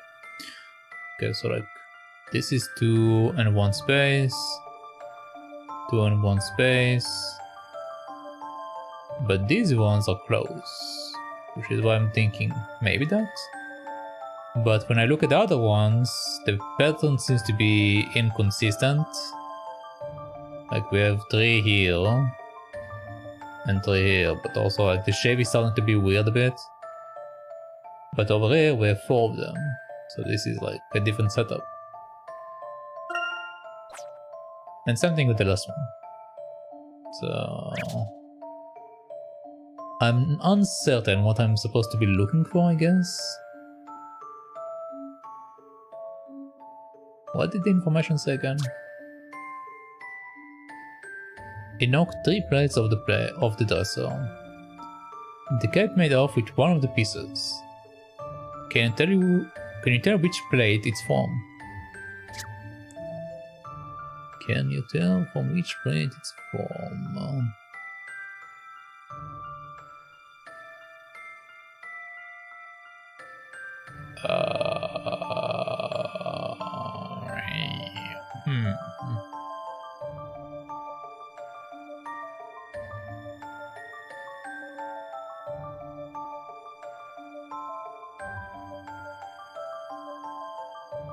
Well, I don't think it's plate A.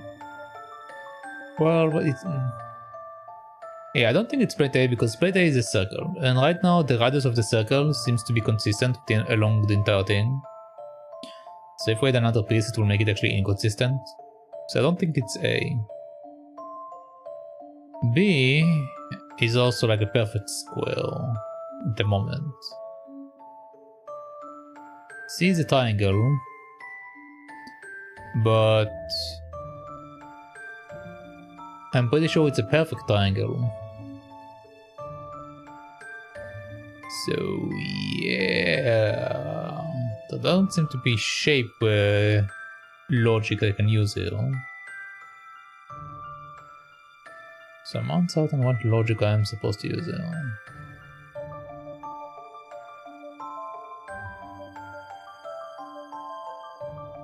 The cut portion seems to be the same.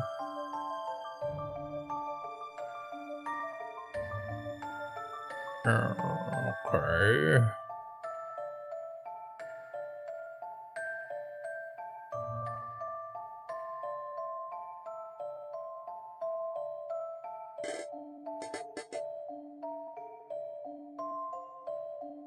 I'm not sure what I'm looking for. Which is my problem, I guess.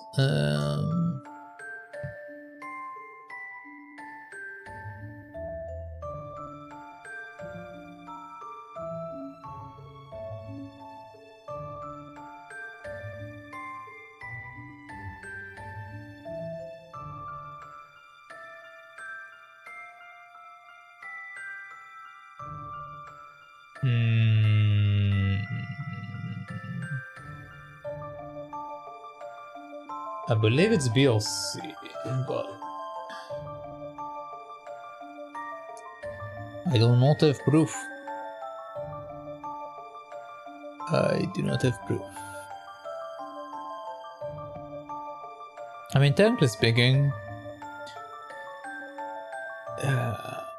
it could still be A if it's like a portion in the middle. I guess that makes like enough distance between them to create a new radius, but seems unlikely.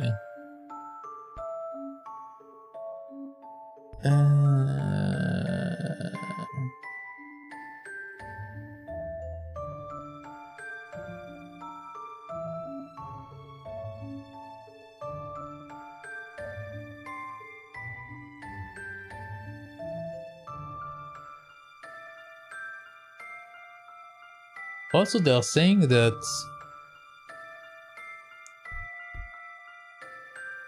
one of them have 4 broken pieces instead of 3 broken pieces. Okay, I'm going to take a hint. I'm uncertain what I'm supposed to look at. Inspect each piece in turn. There is something about them that will help you determine which belongs to which plate. Notice the flower pattern on the plates. The pieces may be in confusing shapes, but the pattern is a big help in working out which piece came from which plate. Okay, so I was going at looking at the pattern from earlier, but the pattern is kinda inconsistent.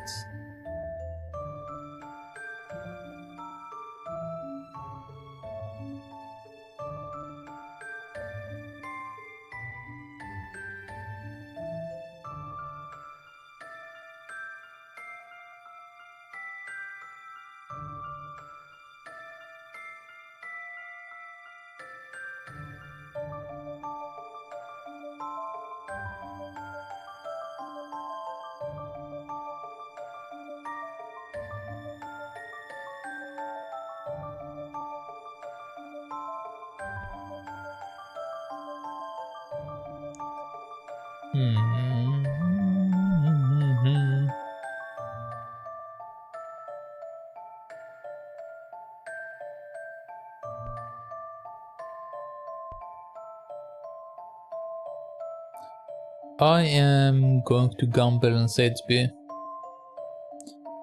Because it might be, again, it might be wrong logic, but this one I have two. This is the only difference, but it's like because it's the middle. But the pattern is kind of consistent if you think about it. This one again, it have the 3 space, no space here, but still 3. This is the only different one, but that's the middle area, so I'm not really paying that much attention to it. And the square.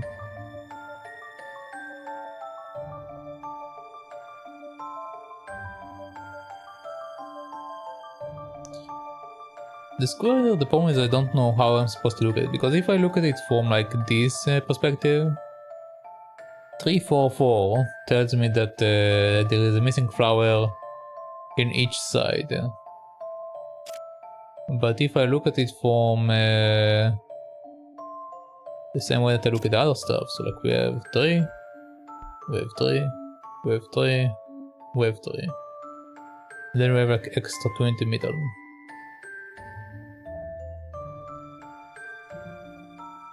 So yeah.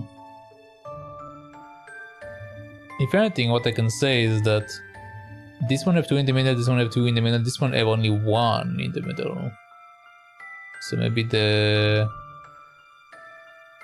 missing one is the one in the middle. But then it will depend, like, what is it that they exactly trying to show me here? Do all of them have a consistent pattern or one pattern for each plate? Let's grab another hint. Here is a huge hint. All of the pieces of the plate B are here. Okay, so it's not B.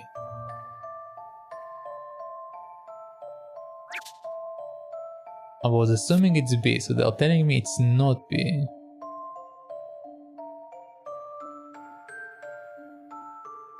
But they are saying the B have a complete pattern. So if I check out B,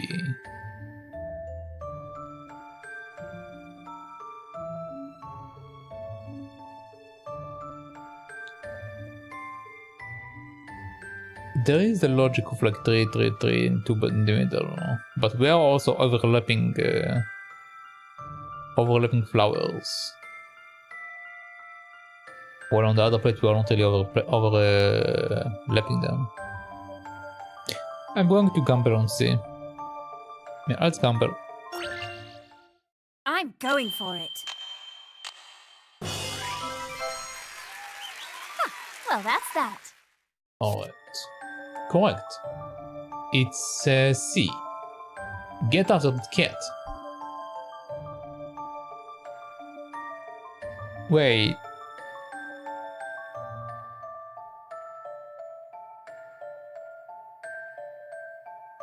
The cat took an existing piece?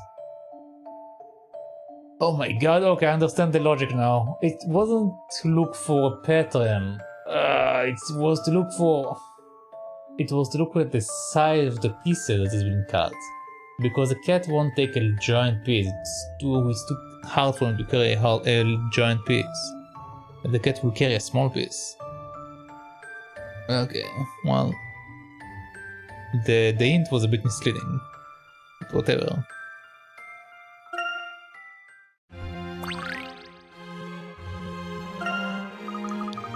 Did you really think I would break it too, Professor? I'm not that clumsy, you know. I thought nothing of the sort, but as a precautionary measure, you should probably stand well away. Oh, give me a break.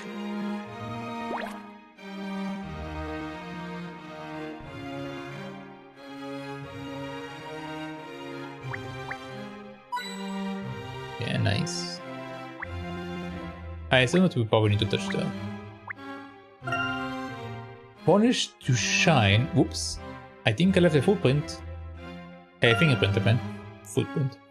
It has always baffled me why coffee tables are so low. In this room, you are to call it by its proper name, tea table. Actually, that's something that I've also wondered about. Like, why are tea tables so low? Is it because people used to like sit on the floor, in order to drink tea? Like, that's the only reason I can think about. Because both in Japan cultures, in Muslim culture, there is a lot of like sitting on the floor and drinking tea. For the Muslim culture, and also not only Muslim, also I don't know the English name for them, but there is a culture of people that basically drink tea in tents while sitting on a carpet. So I think it might be something along these lines.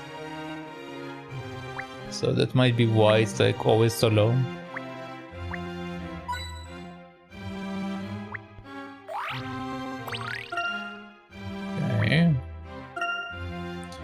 Almost every one of these books appeal to me. A Barquet architecture. I don't think I could get my head around it. I can't even reach them on tiptoes.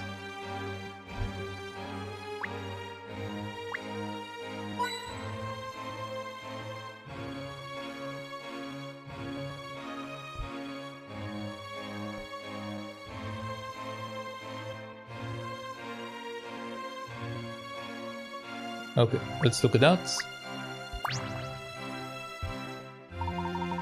Was the mask locked away in this chest?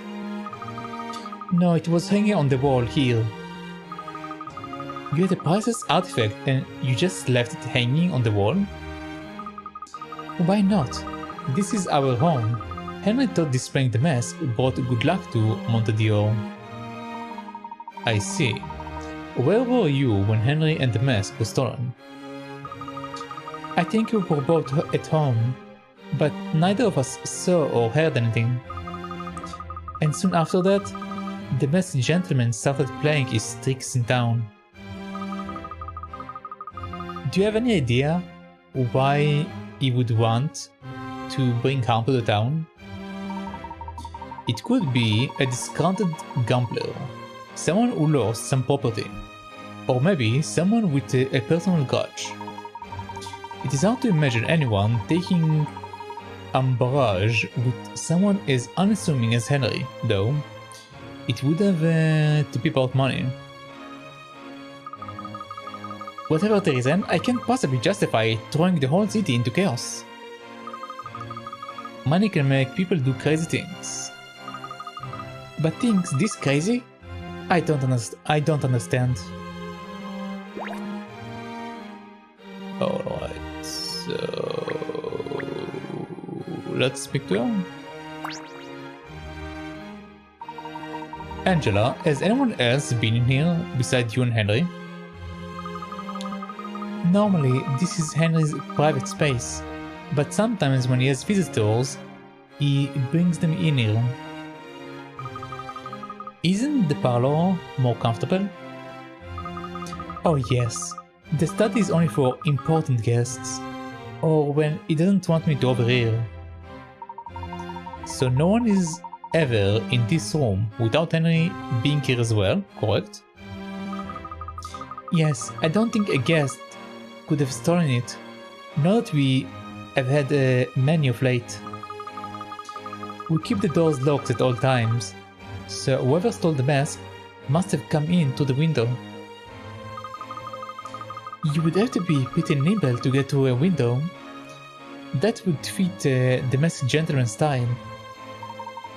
Yes, I wonder what kind of person would take the mask. Do you have any theories, Herschel? Well, I would hazard that the masked gentleman is most likely someone living here in town. He could be an ordinary citizen hidden behind the facade of an ordinary existence. You think so? Angela, let me ask you something. Who in Monte would benefit from the recent turmoil? Who? Why, I can't think of anyone here who would benefit from this madness. Do you know of anyone with a grudge against Henry?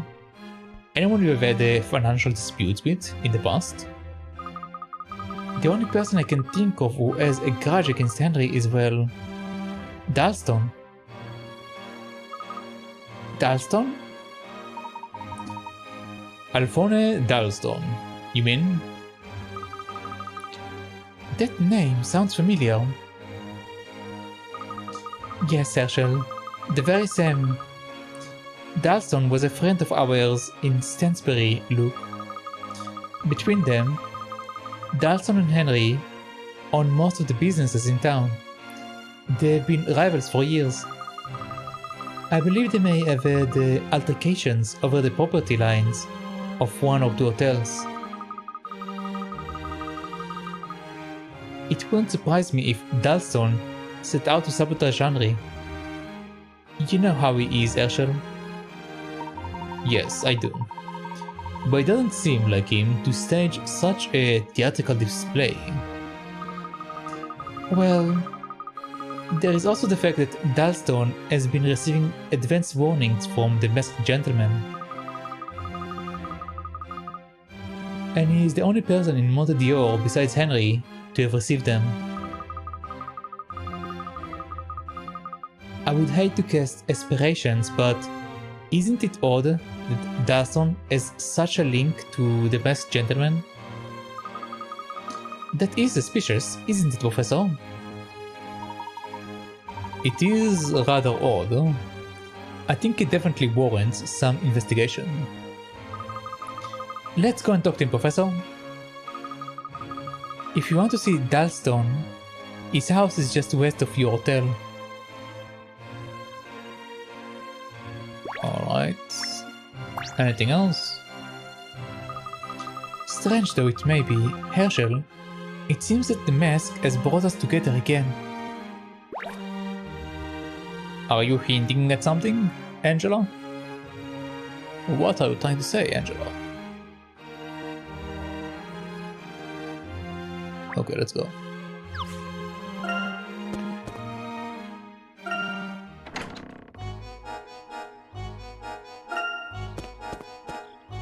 Oh.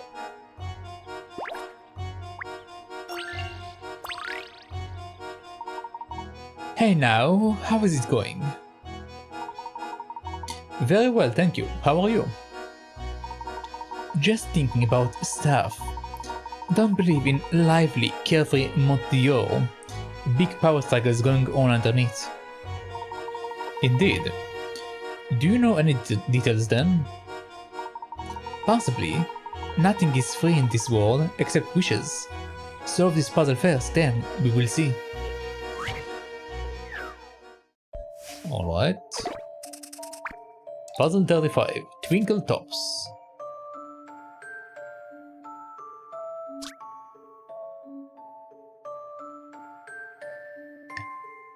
The bartender places 5 buttercups on the bar, with the star logos facing up. She closes her eyes and starts turning cups over at random, counting every turn.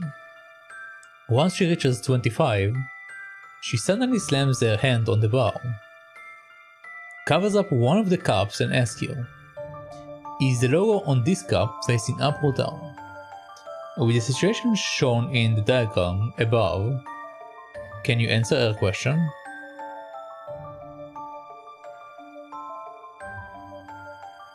She places 5 buttercups on the bar, with the star's logo facing up. She closes her eyes and starts turning cups over at random, counting every turn. Once she reaches 25, she suddenly slams her hands into the bar, covers up one of the cups, and asks you, is the logo on this cup facing up or down? Well, if it's following this pattern, it should be up, because she seems to be going turn, down, turn, turn, down, turn, turn, down, turn, so this one should be down, turn. But they also said that she's doing it at random. And also they're saying 25. Which means she went over everything 5 times.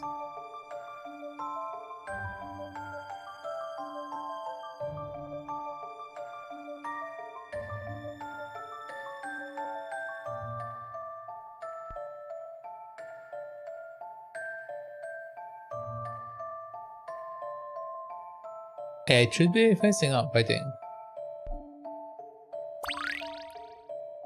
Like it's 50-50, but if we follow the pattern, then it should be facing up. I believe I have this one. What? Why? I'm not certain what happened here. Did you notice anything as you keep flipping cups over and over?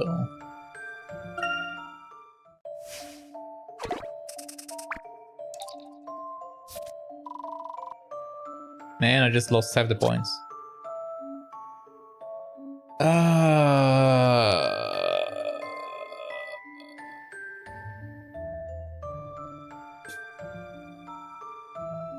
Well, obviously it's down, but I don't get why. Just a dash of puzzle solving here. That was a challenge, to be sure. Correct. The cup is facing down. Flip the cups at an odd number of times, and the number of cups facing up will be even, and vice versa. Since 25 is an odd number, there can only be 2 cups facing up. So the covered ones must be facing down. Wait, what? But she flipped them at random. She could have flipped even and uneven every time. There wasn't a rule that says that she's only flipping evens or unevens. Huh?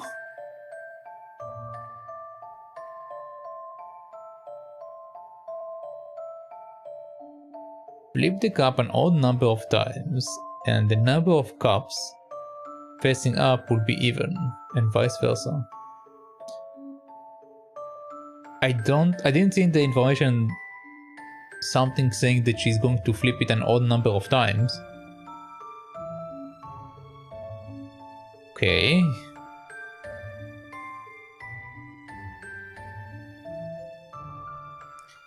Whatever. Alright then, you solved my puzzle, I will spill the beans. Right, know the Leodors? I heard they built this town years ago, using the booty from the treasure hunt.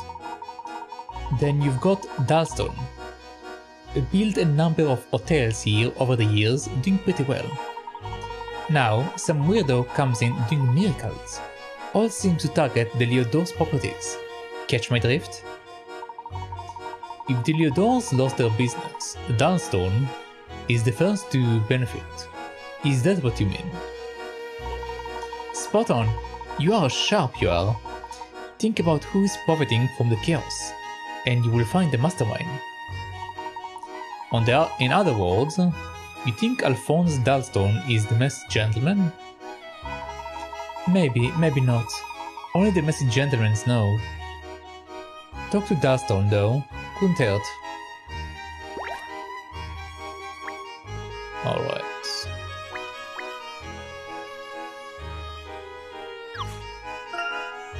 Let's go find Dalston.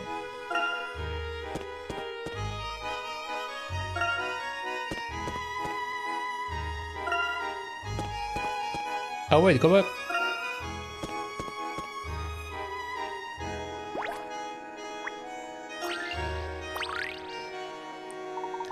Hey, it's you again. With the top hat. You look quite the gentleman, I must say. Why, thank you, miss. I strive to be one in actuality, not merely in dress. I've heard you gentleman types just love a bit of mystery. Is that true? May I test you? Sure, test away. Going donuts. A family of 3 run a mobile donut shop. Their most popular item is the celebrated 4-colored donut. There are 12 donuts on display now, 3 of which were made by the mother of the family. Apparently you can tell which of the 3 those are just... Apparently you can tell which 3 those are just by looking at them. Can you find the mother's donuts? The glaze on the donuts is the same on both sides, by the way. Okay, a family of 3 runs a mobile donut shop. The most popular item is the celebrated 4-color donut. There are 12 donuts on display now, 3 of which were made by the mother. Apparently you can tell which 3 those are just by looking at them. Can you find the mother's donut?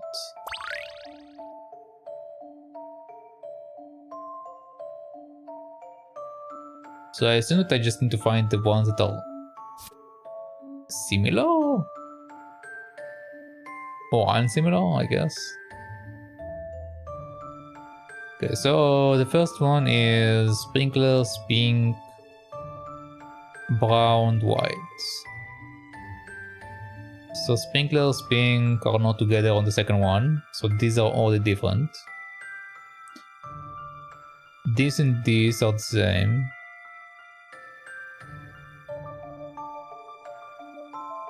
Sprinklers, pink.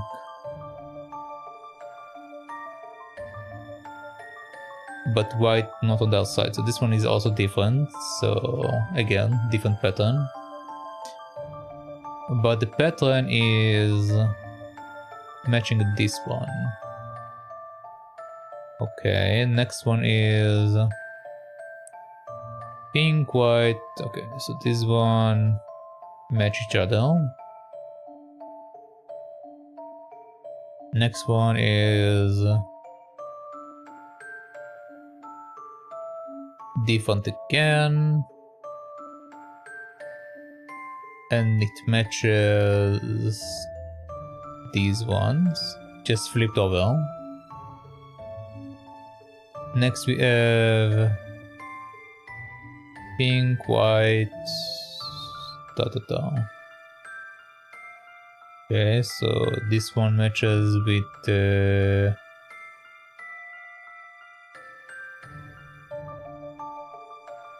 oh wait, I meant this one. Okay, so next one is pink on the side, white over there. This is that. So this is matching this. And this one is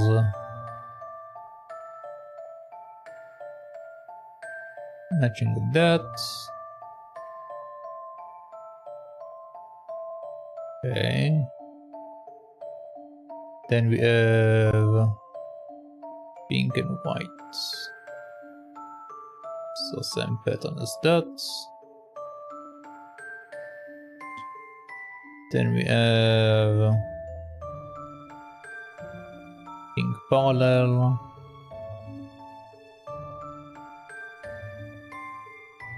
Which is this. And we have this one, which is matching with the other ones.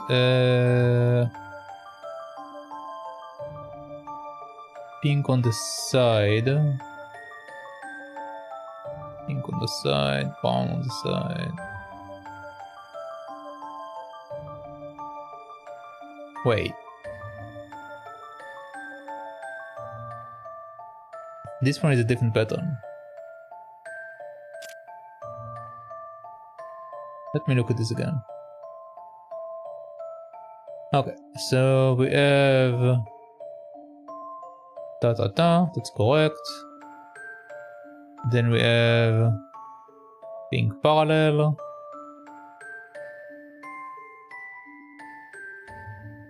Brown here, white here. Brown here, white here, yes. Okay. Next one is yellow parallel.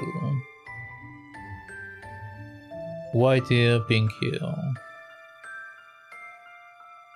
It's yellow parallel. Then it's this one. That's the wrong icon.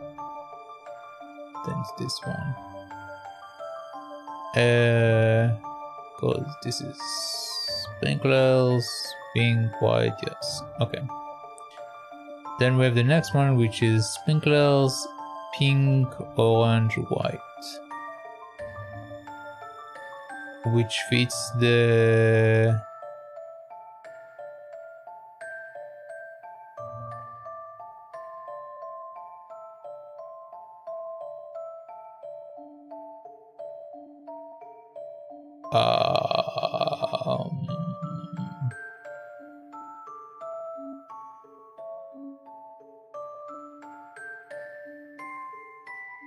I made a mistake. I made a mistake. I see now. This is not a set veteran, this is a different one.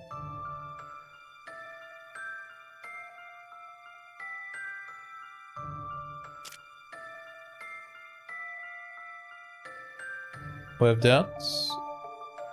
We have that.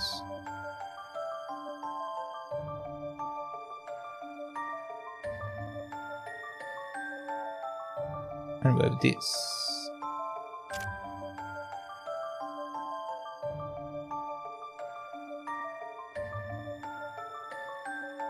That are different from the rest.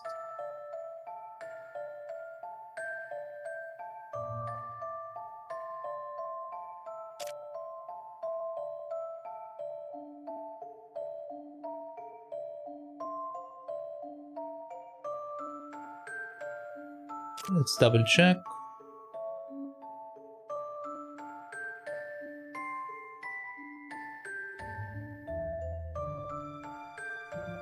Yeah, these are the only ones.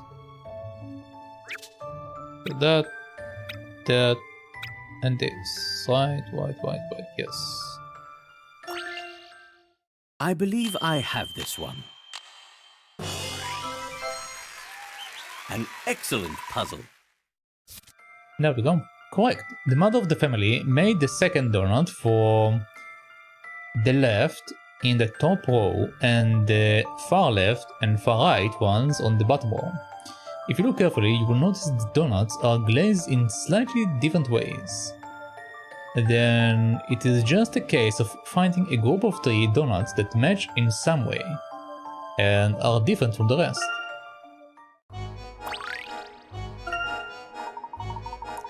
Just as I thought, gentlemen and puzzles go together, like brie and grapes. So the latest incident has thrust us into the realms of mythology now. Does our masked man have snakes for hair by any chance? He claimed to be performing some sort of miracle, but I for one do not believe in spontaneous beatification. Well, that's for the police to find out, really, isn't it? On the other hand, you do seem to know what you are doing, which is more than we can say for the local constable. Alright, I trust you will be able to catch the masked gentleman before the entire city gets turned to stone. Well, I intend to do the best I can. Excellent. I will let you get to it then. Alright.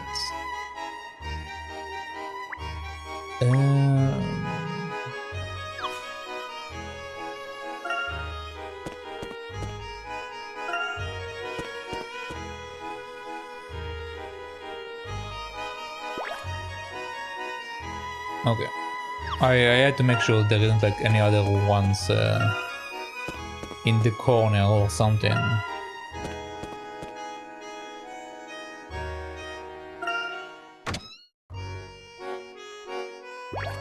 Anything different with you? Let's explore the city, blah blah blah blah, okay.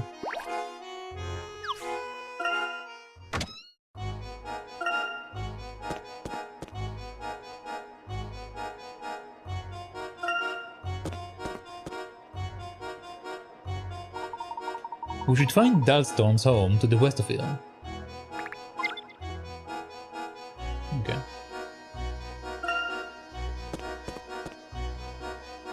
Were you over here earlier?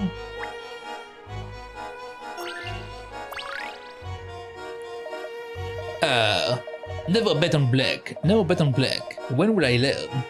Looks like beans on toast all week again. Excuse me, sir. We are seeking information on the masked gentleman. Could we speak to you for a moment? Look, mate, if I knew anything about the masked gentleman, I'd be down at the city hall collecting my reward.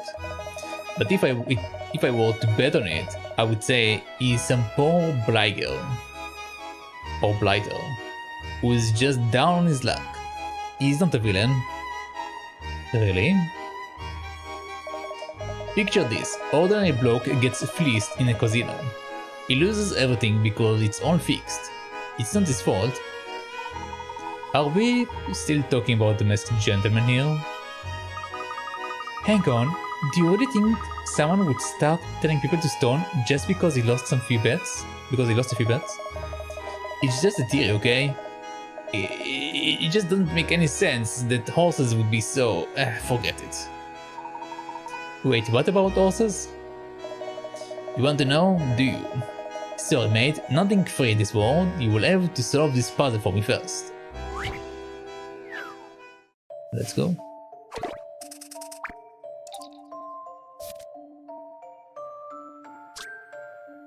This roulette wheel isn't behaving as it should. Instead of stopping at random, the ball seems to land on numbers according to some unknown rule. On successive spins, the ball lands on 10, 9, 8, 5 and then 3.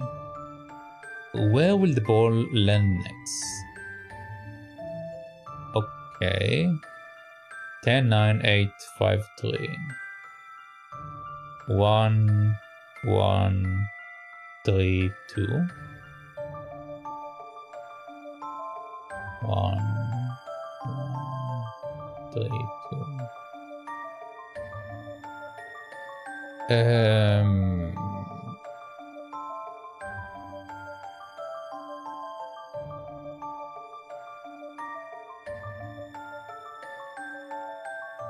Is there a logic to it?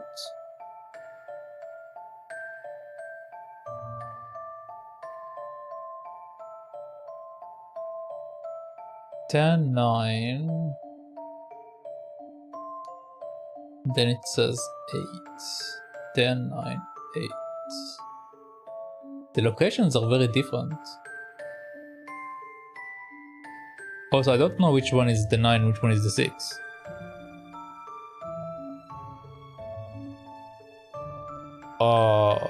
Okay, I assume this one is the 9, probably.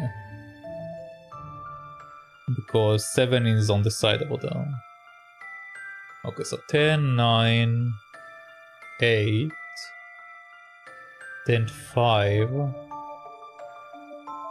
and then 3. So between 10 and 9 there is one area. Between 8 and 9 there are 2 areas. Between 8 and 5 there are 3 areas. Between 5 and 3 there is 1, 2, 3, 4, 5, 6 areas. So 1, 2, 3, 1, 2, 3, 6. 1, 2, 3, 6.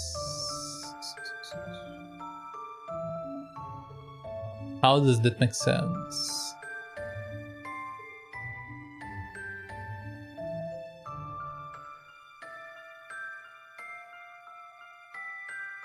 Between 5 and 3.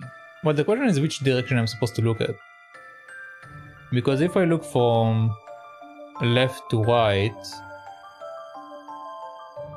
it will be 6. But if I look from right to left, it will be 4. So 3 will land on 5 spaces after that. So 1, 2, 3, 4, 5. Which means it will end on 2. 1, 2, 3, 4, 5. Yeah, according to that logic, it will land on 2. There is 1 here. There is 2 here. There is 3 here. 4 over here. Oh, it should be landing on 2.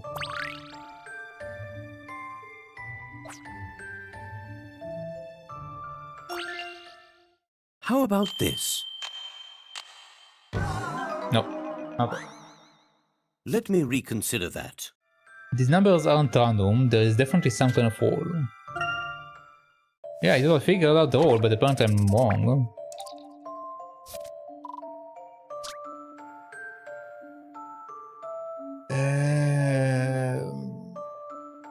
Okay, once again, between 10 and 9 there is 1 spot. Between 9 and 8 there are 2 spots. Between 8 and 5 there are 3 spots. Between 5 and 3 there are 4 spots if I look from this direction. And there is 6 spots if I look from the other direction. Again, it depends which direction they spin it, I guess. What happens if I do it in reverse? Maybe I need to think about it the other way around. So 1, 2, 3, 4, 5, 6, 7, 8, 9, 10. Okay, so in order to get from 10 to 9, you need to do a full 10 jumps.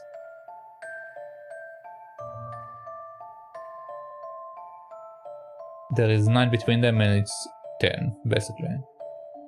In order to get from 9 to 8, you need 1, 2, 3, 4, 5, 6, 7, 8, 9. Okay, so in this direction it's 9. Then from 8 to 5, you need 1, 2, 3, 4, 5, 6, 7, 8. Okay, then from 5 to 3, you need 1, 2, 3, 4, 5. Then from 3 you need to 1, 2, 3, which means 6. I think.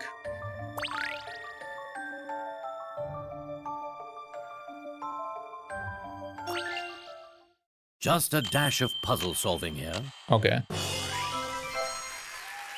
That was a challenge, to be sure. Correct. When the ball lands on a number, the next number will be that many spaces away in an anti-clock direction. The number 12 is missing from the wheel. If 12 was there, landing on a 12 would make the next number 12. And the next and the next. I see. First I lose this week's wages, and now I've got to give up my only useful piece of info about those stupid miracles. Please sir, what were you saying about horses? And how did that relate to the masked gentleman? All I heard is that around the time he first turned up, he could make some serious money selling horses. That's all I know. Now if you'll excuse me, I'm off to check the park benches for loose change. Why would he think that his information was valuable? Was he betting on horse races as well? Perhaps it has something to do with the incident in which the masked gentleman turned people into horses. Oh, that's right. That was donkey years ago. What kind of weird term is that? Donkey years. Oh no, I don't get it. Alright, back to the map. Actually, let's save. I didn't save yet.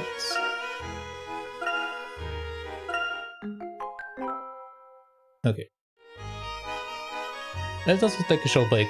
Like I mentioned before, I like to take a break every 2 hours or so. So let's take a short break and then we shall continue. So I shall be right back.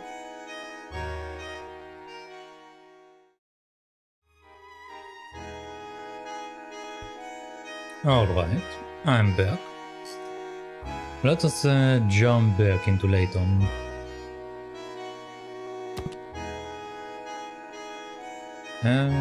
Is there anything here? Didn't check.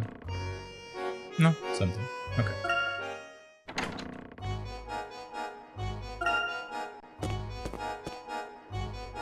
Okay. Aha! This must be the circus. We met the ringmaster outside our hotel, didn't we? Can we get inside? Look, we are not here to have fun. We are in the middle of our investigation. I know that. This part of town has quite a different feel to it, doesn't it, Professor? Yes, we are on the edge of the desert here. You can even see part of an old ruin over there. Really? Wow! Yes, this entire region of the desert is dotted with extremely ancient ruins.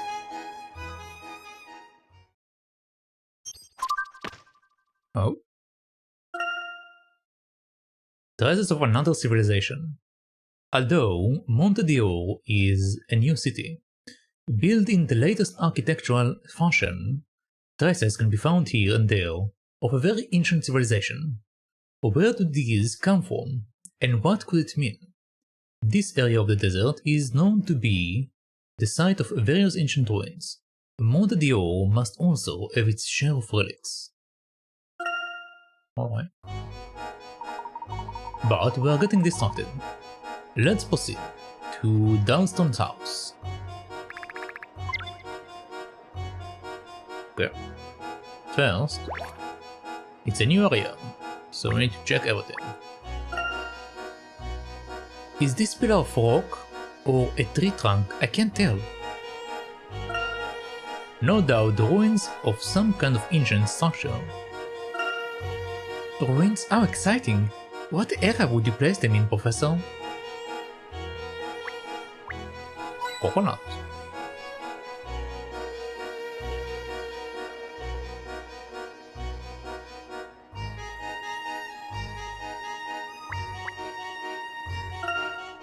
What a charming little circus tent. I wonder if the clowns from the city center are present. I love circus. Well, the clowns less so. Yeah. I don't get where the idea of clowns came from. Like most people don't seem to like clowns. Like why did circus figure out that clowns will be like an entertaining thing? I have no idea. It's very weird though.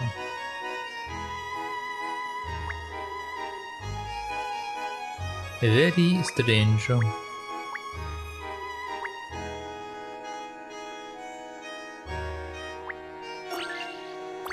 Let's see what this guy have.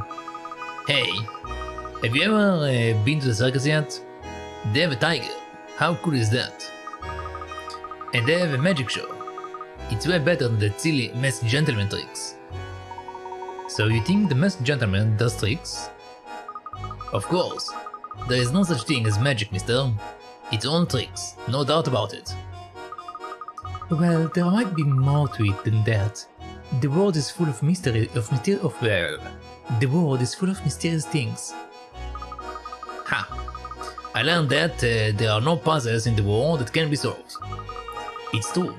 A nice man at our hotel told me so. Here, I can show you. Have a go at this one.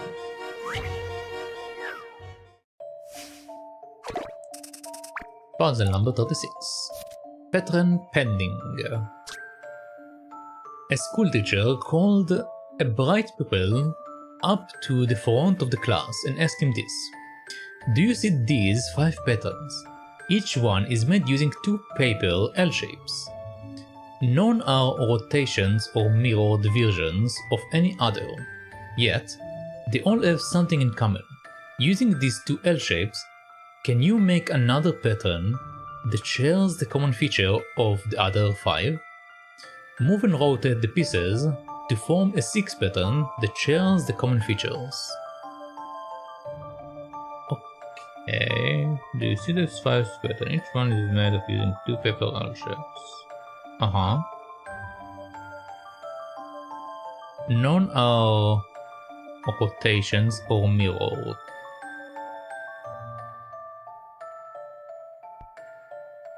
What do you mean none are rotations or mirrored?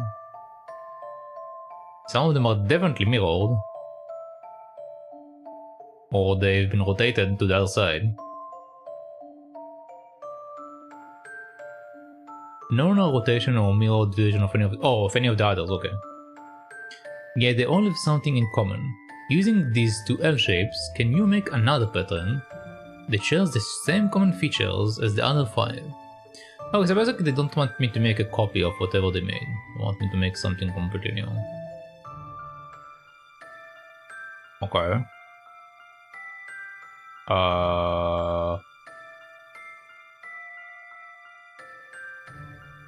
Can't I just...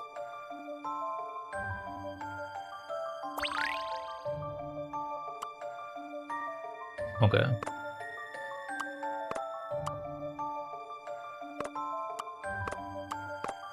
Can't I just do that?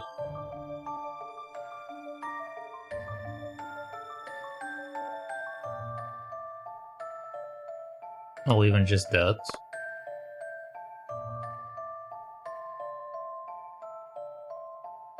Yeah, but then this one won't fit the pattern, the so-called.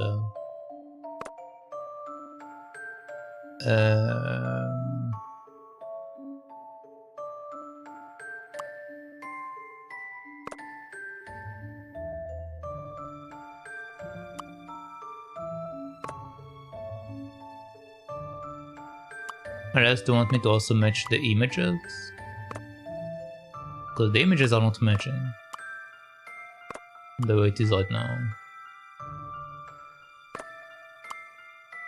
In order for that to match, it will be like...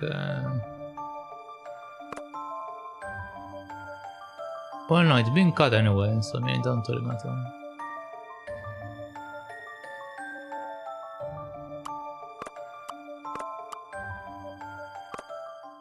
I believe I have this one. Oh, Solving puzzles is truly a pleasure. I didn't even submit it. Okay. Excellent. They are all fine examples of an unfolded cube. That's why this pattern would work even if it was mirrored. Oh, I actually didn't pay attention to that. Alright. Well, alright then. Every puzzle can be solved, and every magic trick can be explained. But the man from the hotel also said that the masked gentleman miracles were real. I don't understand. Every puzzle may have a solution, but some of the solutions have to be puzzled out, I suppose. What? I'm confused. Grown-up talk about such difficult stuff sometimes. Haha, don't worry. I'm sure you will turn into a fine puzzle solver when you are older. I gave him an old man voice, but alright.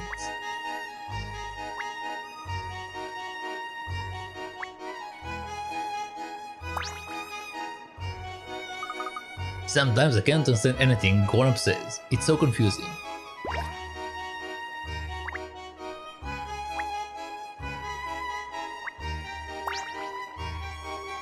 Okay, apparently I'm not allowed to touch his balloons at all. Very well. Very well. I shall not touch your balloons. You shall have your own balloons. And I shall have my own balloons as well. Okay, let's go.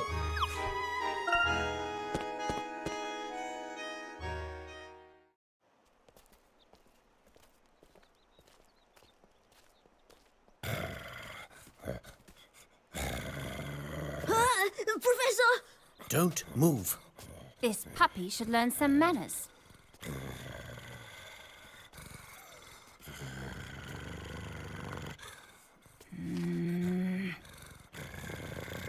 Leave that young lady alone. Get back here, now!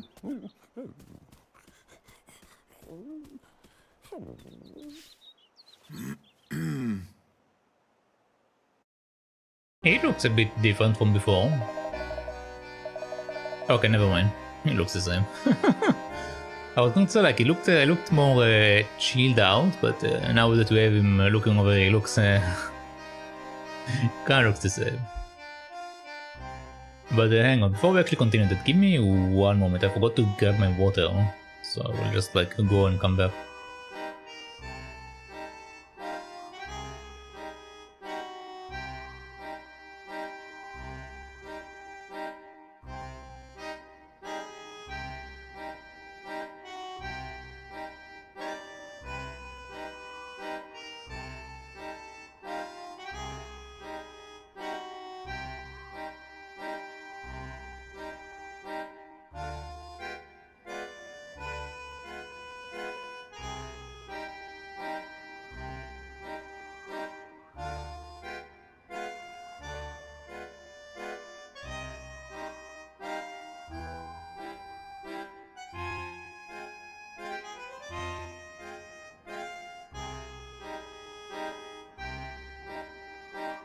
Alright, I'm back.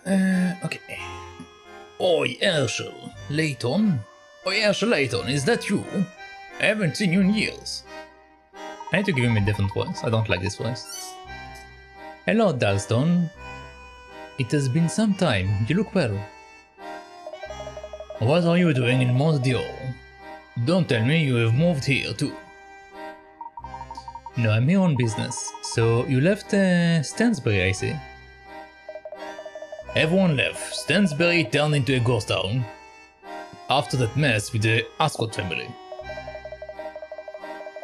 Ghost towns don't attract many tourists, and empty hotels don't make any money. Ah yes. You always did mean to build your own hotels, didn't you? It seems you have done quite well for yourself here. Enough small talk, Layton. What is your business here? I am investigating the recent events surrounding the masked gentleman. Who put you up to this, Angela?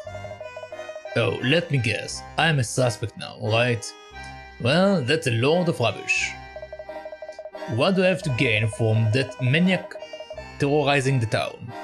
This chaos is bad for business. Everyone's business. I've heard that there is something of a prolonged power struggle going on in Monte. If one wanted to hurt an opponent, one might be willing to make a sacrifice or two. No? Hypothetically speaking, obviously. Why does the masked gentleman send a warning of his plan specifically to you and Henry? There must be plenty of other business owners in town who would be glad of the information. It certainly looks as though there is some connection between you and the masked gentleman, Dalston. How. Naive as ever, Layton. If anyone is connected to that creep, it's Angela. I beg your pardon? You weren't the only one Angela blamed for Randall's untimely end. Henry encouraged Randall to go on that expedition and convinced Angela to let him. Years later, Angela and Henry are married. You know the saying, keep your friend close and your enemy closer? Angela is holding a grudge against Henry after all these years? Come now, Dalston. That seems highly unlikely. Angela changed after Randall's death. You know that. She got uptight and sulky. Maybe she buried her resentment deep down and she's been plotting revenge all this time. Think about it. Angela never forgave you for Randall's death. Practically drove you out of Stansbury, didn't she? I wouldn't say that. Open your eyes, Layton. Henry loved Angela, and he couldn't stand seeing her with Randall. That's why he sent Randall out on that expedition into the ruins. Henry knew how dangerous he was. It was. That's ridiculous, Dalston. Oh, is it? Then how come Henry kept everything Randall discovered about Norwell to himself? So he could find the treasure that should have been Randall's and take it for his own. ...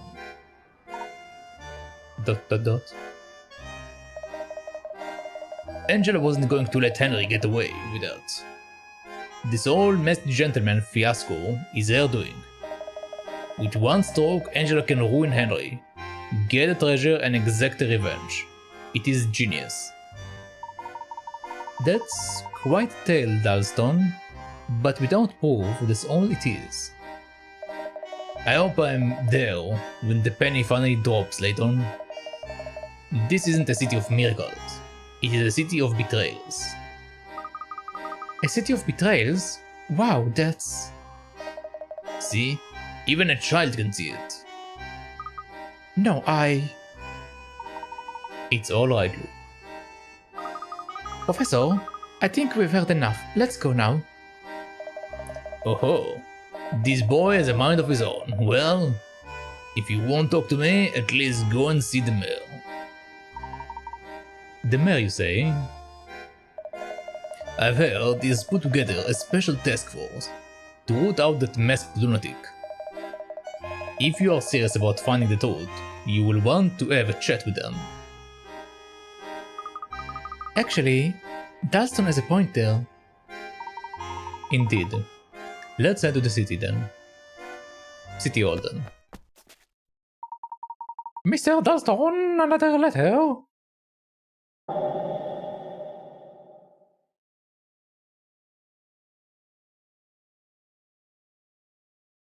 This head shaking, amazing. Two actually, one for you and one for the other is for someone called Mr. Layton. Does anyone know who Mr. Layton is? That would be me. Why are you shaking so hard? So much shaking going on. Greetings, my friends. I trust you enjoyed last night's festivities. I certainly did. It was so refreshing, you see. People who are made of stone cannot cheat or lie. In fact, they cannot do anything unpleasant. They just stand there in dignified silence.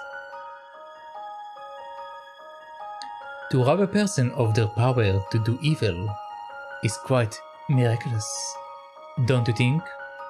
Almost as miraculous as my follow-up tonight. I will be performing in the Gallery Plaza, and I assure you it will be the most enlightening experience. I hope you will attend. Until then, I, the masked gentleman, bid you adieu.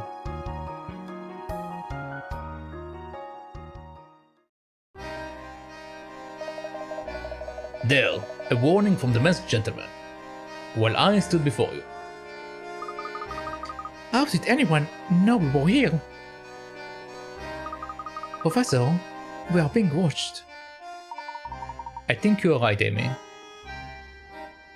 Look, that place is going to be teeming with tourists tonight. We still have time before sundown. We need to inform the mayor. Right, Professor. Let's go. The mayor should be at the city hall. It's just behind the Leodor's place. He's probably busy planning with a special task force. He has called in the reinforcement from London too. Maybe they are busy analyzing the suspicious evidence against me as we speak. Maybe so. Come now, Luke, let's head to the city. Let's go to city. Okay. Come now, Luke, let's head to City Hall. Thank you, Dalston. This was very informative.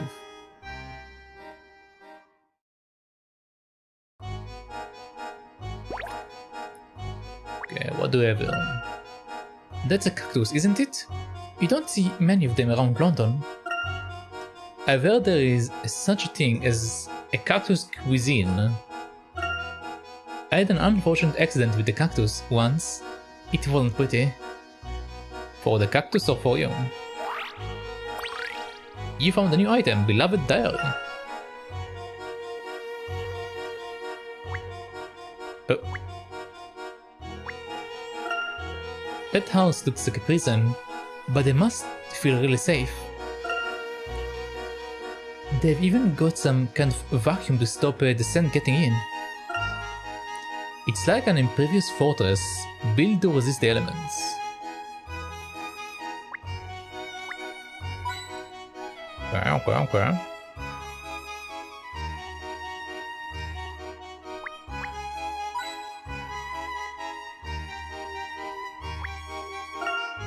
Ow. Ouch. Okay, cactus, you win for now.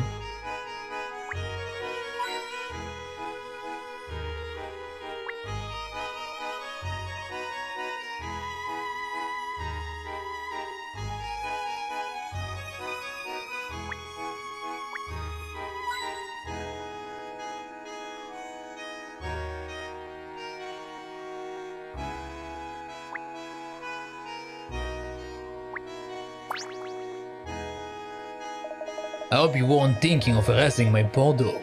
Poor beast was only doing what he does best. I will have no funny business on my property. Understood, Layton? Yeah.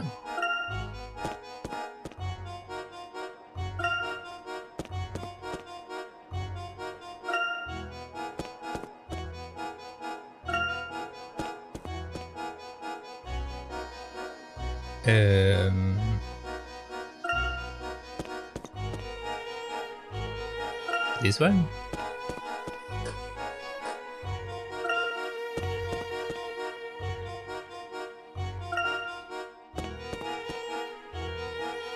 Okay. I thought I saw something, but never mind.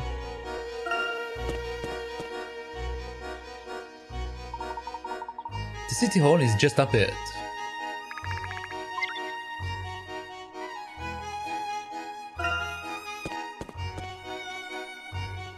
Alright. This must be the city hall. What a grand building. Let's go in and find the mayor and his task force, Professor.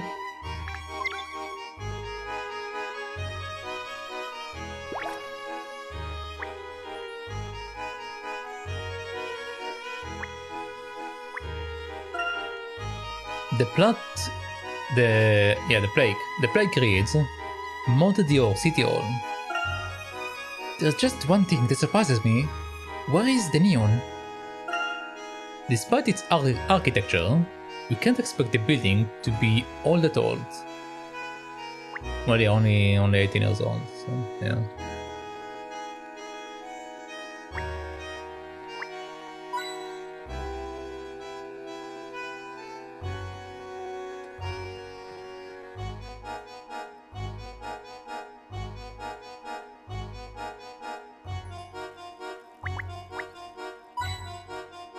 Okay.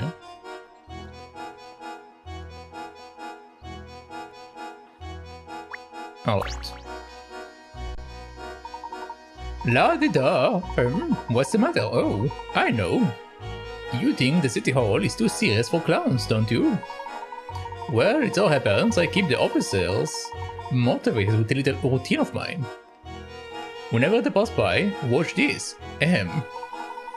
Move your hands in the air, we are solving miracles today. We will find a gentleman, and we will make him pay. That is quite a rousing chant, I must say. Ooh, keep going. I can feel my adrenaline pumping. Look out, masked gentleman, my chanting will be the end of you. At least you're staying positive. Yes, it is good to see that. Alright.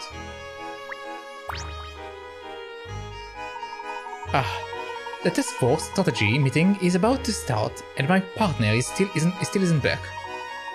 I don't know why bothers. Gathering evidence at the scene is one giant waste of time. Does this concern the petrification incident? Yeah, but it's too late now.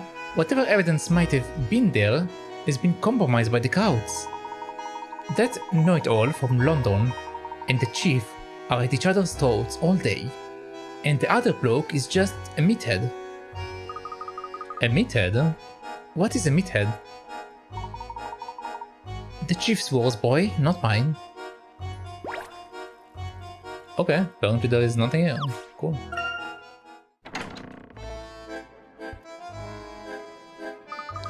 Wow, why didn't we have a big city hall like this back in Mistletoe? Monte continues to impress. There are a great deal of police officers here. Is this where they are stationed? I don't think so. I heard the main police station is somewhere outside town. But look how many there are. The entire force must be here. It seems the masked gentleman is receiving quite a bit of attention. Yes, they have certainly upped the ant. We didn't see this many officers the night of the petrification incident, which could also mean they were not prepared. perhaps the masked gentleman doesn't always send out warnings. But that's not fair. Striking when the town is helpless. What about all the innocent people he's hurting? That is the right attitude, Luke. Let's solve this case swiftly, before anyone else suffers.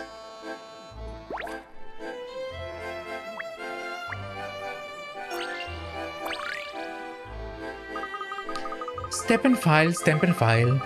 The paperwork has gone through the roof since the masked gentleman turned up. All these boys in blue milling around, and they still can catch their mark. Imagine if I was that bad at my job. How do they expect to solve crimes when they can't even solve this puzzle? Show me the puzzle. It's a hat. A hat of tiles. You have a stack of tin tiles which are 3 on 3 small square in size. There are 3 colors and each tile is all one color. You want to use the limited tiles available and stack them on top of each other to construct a top hat, like the one above. How should you layer them? Take the tiles from the right and place them inside the border on the left. You want to use the limited tiles available, stack them on top of each other to construct a top hat. How should you layer them? Make the tiles from the right. Take it down, okay. Take the tiles from the right of the tile scene and place them within the border on the left so that they match the model design. The tiles may overlap. Okay.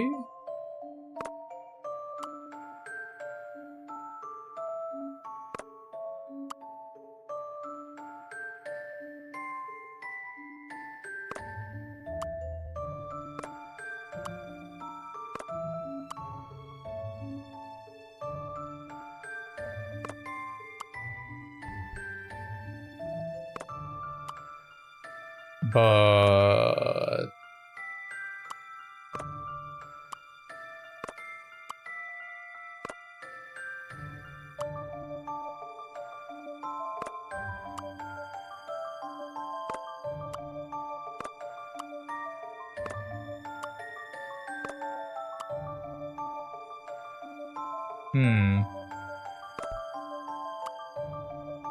well, this one is being covered by the death itself, so it doesn't matter.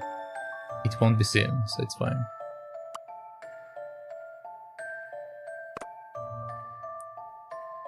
Okay.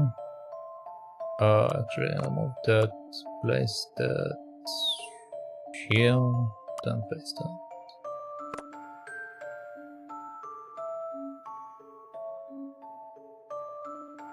I need to move it one up.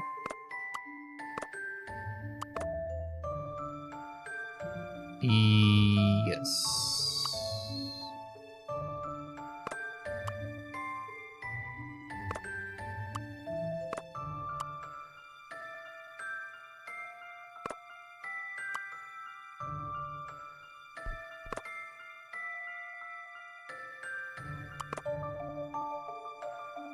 Okay, 3 to 22. Alright.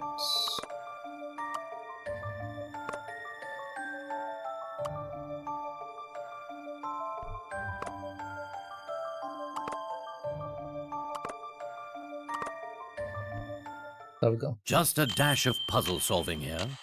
A fine puzzle for a gentleman. You did it. That's the same expert tile laying. That's some expert tile laying there. Hold on.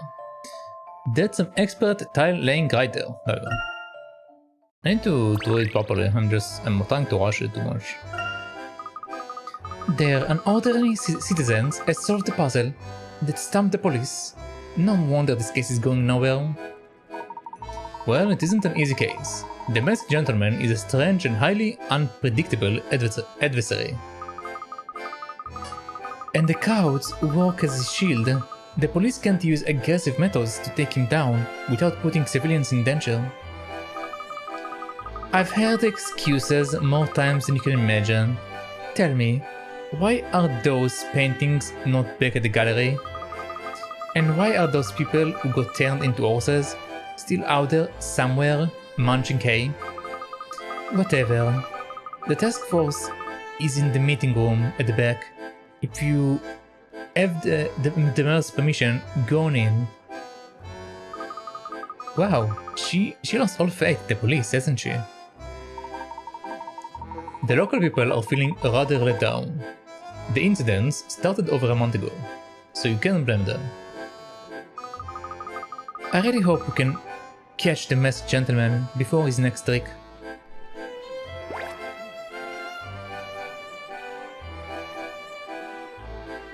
Okay, what else do we have here? All these slackers do is stand around drinking bad coffee and blathering about how tough the case is.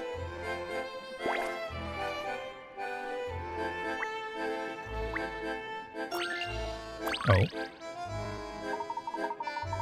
The power cables for the lamp are connected in a rather peculiar way. That is pretty strange.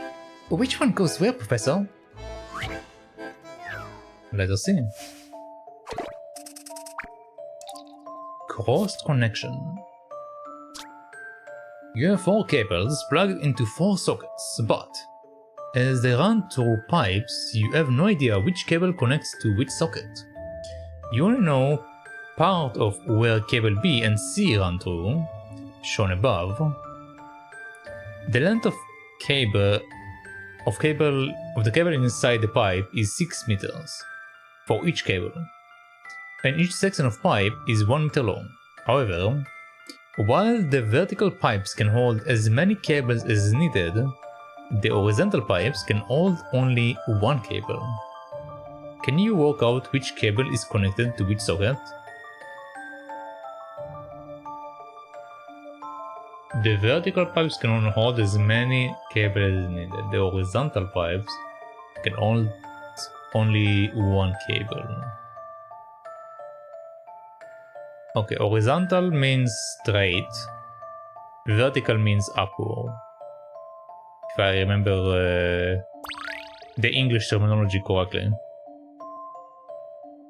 So, what is the math information again?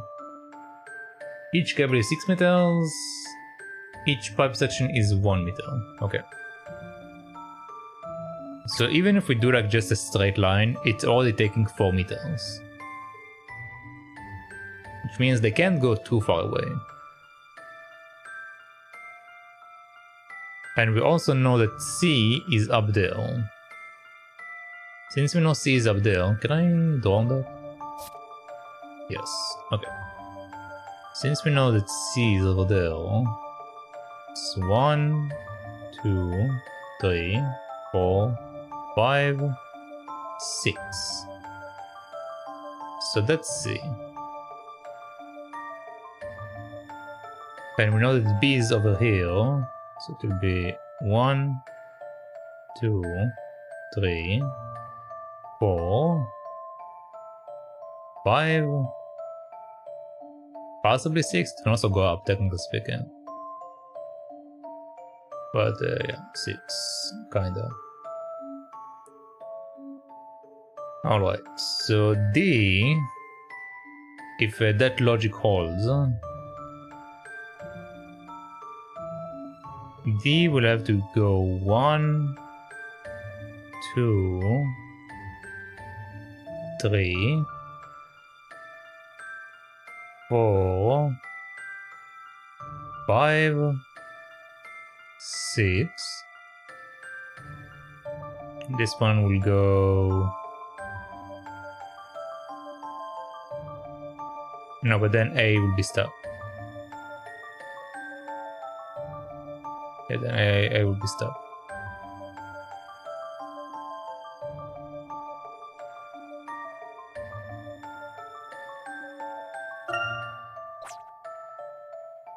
Okay, So once again, C. Just like that.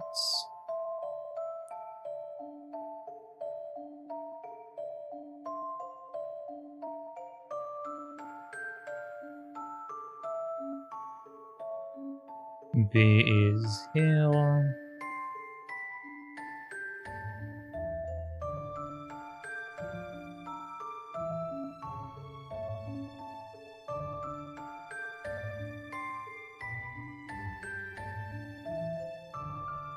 Okay, what if B is like that? If B is like that, D needs to be ta, ta, ta, ta, and ta. You can also go up, but let's say it's like that. And then A will be also how many they do over here? 1, 2, 3, 4, 5, 6, okay. And then A will be 1, 2, 3, 4, 5.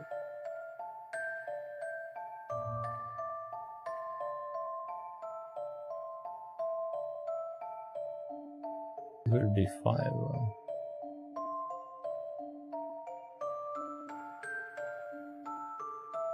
Each cable is 6 meters, so it can be 5, which means this is incorrect.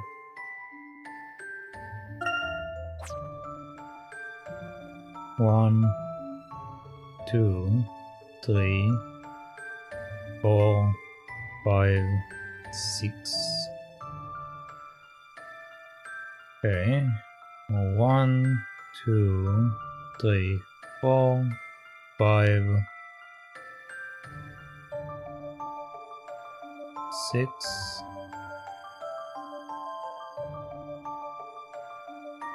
Over here we have 1, 2, 3, 4.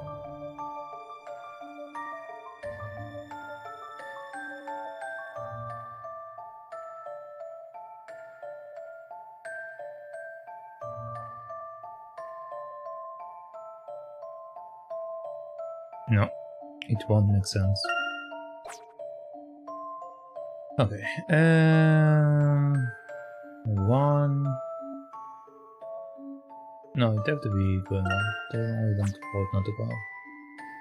1, 2, 3, 4.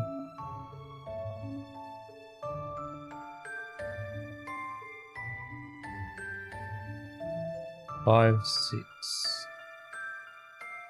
1, 2, 3, 4, 5. 1, 2, 3, 4, 5, 6. Too much.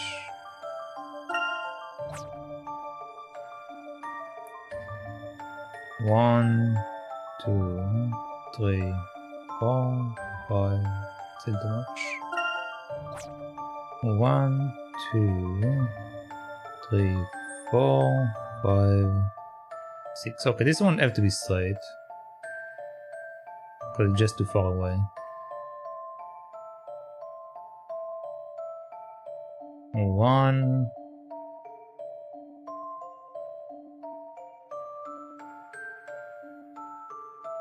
2, 3, 4, 5, 6. Okay, so let's put it here. Then B will be 1, 2, 3, 4, 5.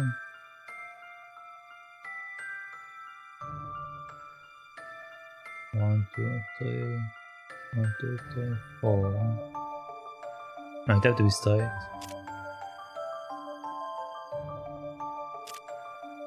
5, 6. And D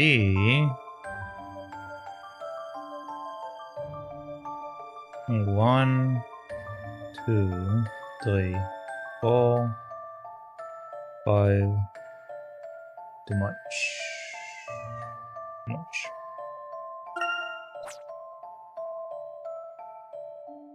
One, 2, 3, 4, 5, 6. Have to be connected here. 1, 2.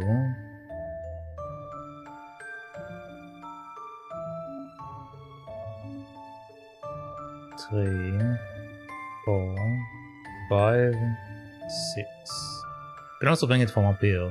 Don't really matter which direction I take. But I want to give options for the A. Okay, so the A should be either the third one or the fourth one. Let's see. If I take D, it will be 1, 2, 3, 4, 5. Can I make it up with it, then it will be 6. 1, 2, 3, 4, 5, 6. Okay, and then the 1, 2. Then it's stuck there. So 1, 2, 3, 4, 5, 6. So it should be 1, 2, 3, 4, 5, 6. Then I will be 1, 2, 3, 4, 5, 6. Alright. So C, D, yeah, C, D, A, B.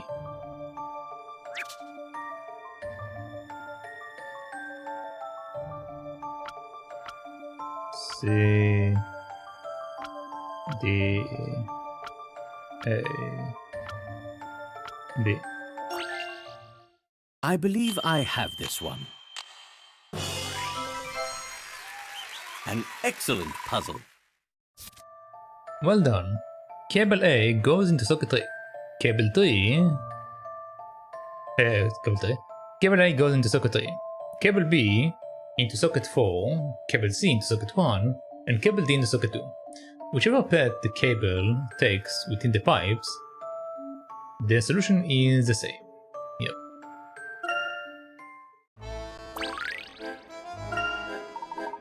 Ah, that's that then. Still, why anyone would establish such an illogical setup is behind my understanding. Okay. Come on.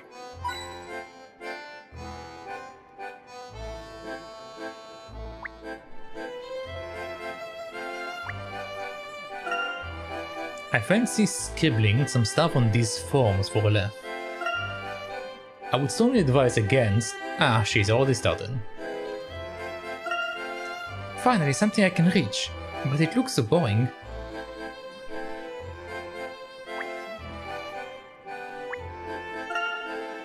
The civil servants here all look really hard at work. Is it all that difficult working in a city hall? Well, they have a lot of to manage to make a city that's size thick.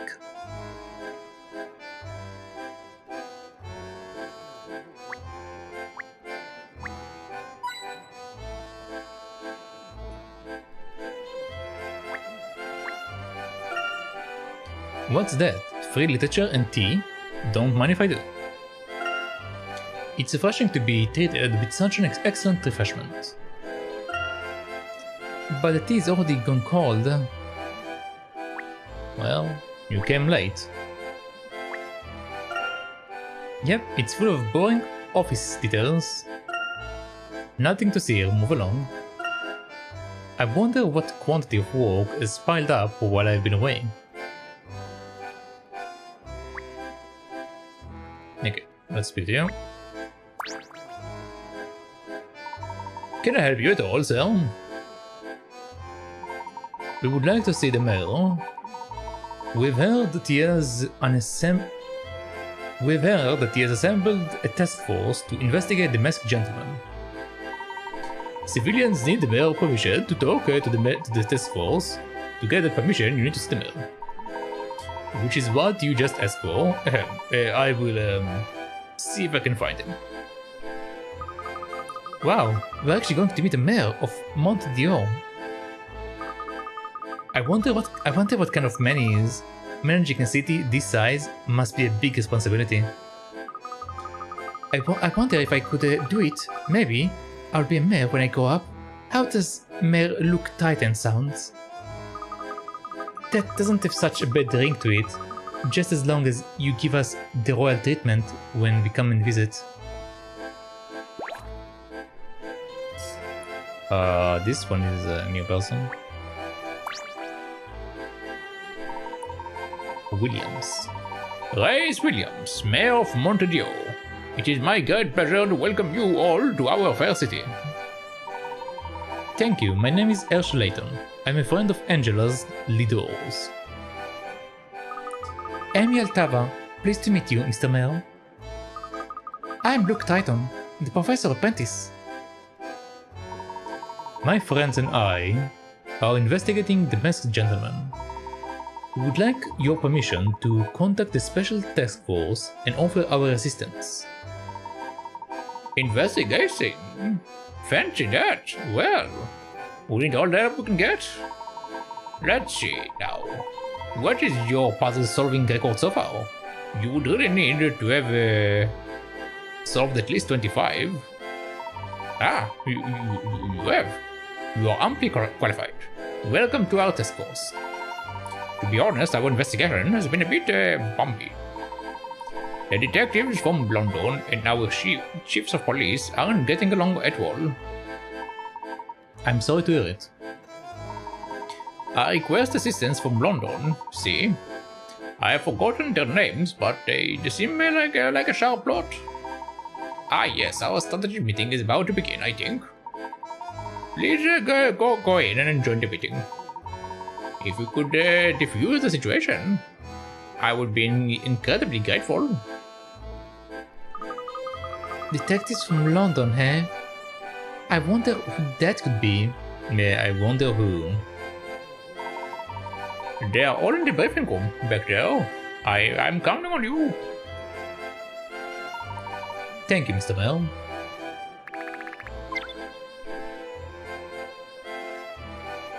Alright, let's go. Uh-huh.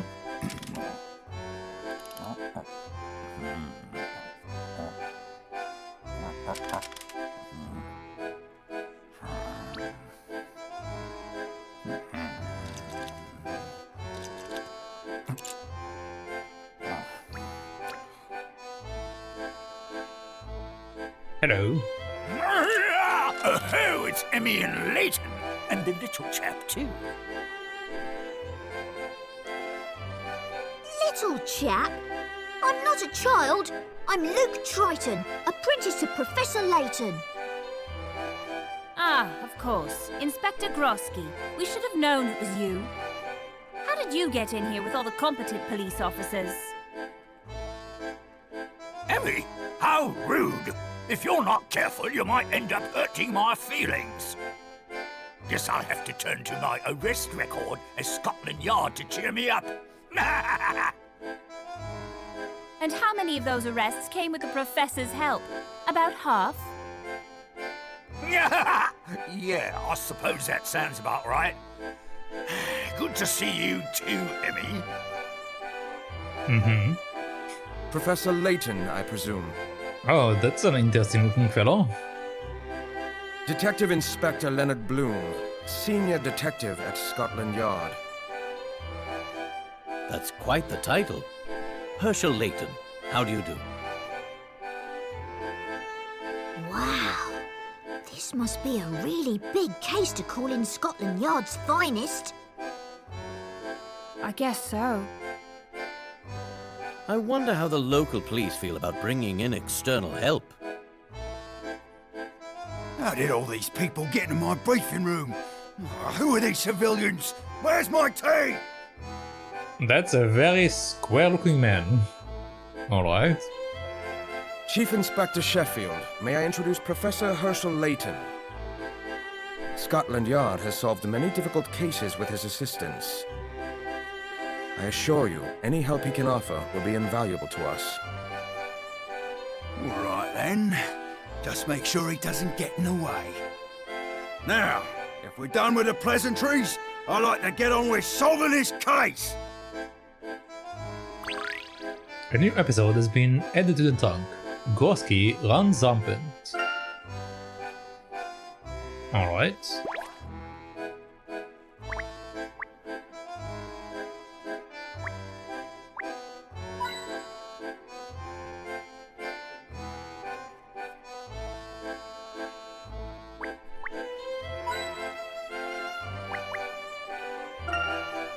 These desks are quite plain, but not without merit.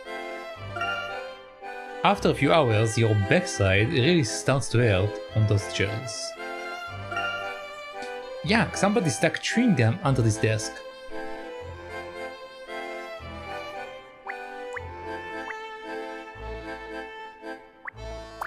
Yeah, let's see. When you are ready to start, talk to Chief Inspector Sherfield and take your seat.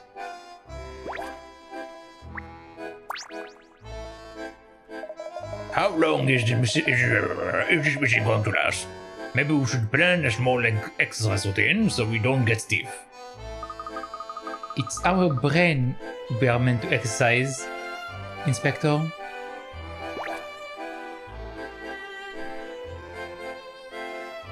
Well, I guess I won't be training it because I will leave it to Layton. Okay, let's speak to you. Right. Are we ready to get this meeting started? Not got any other business, have you? Or this is going to take a while? No? Hurry up and finish whatever you still have to do then.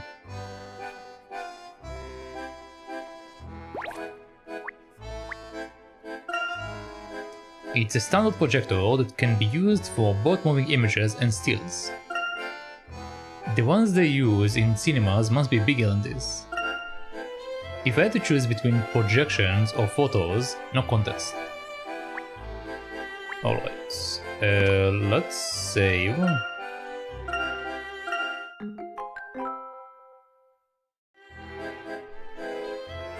And let's go.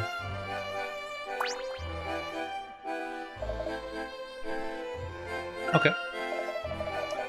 Good. Then park yourself in a seat and let's get this over with.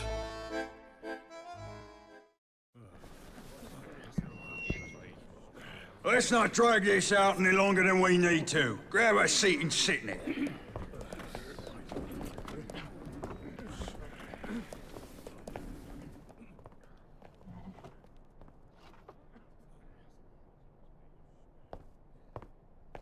Bloom, the floor's all yours. Please, if you would give me your attention, then perhaps I could help you apprehend the masked gentleman. Since you have proven yourselves to be astoundingly ineffective thus far, we've brought in some extra brain power to expose the truth behind these malicious tricks.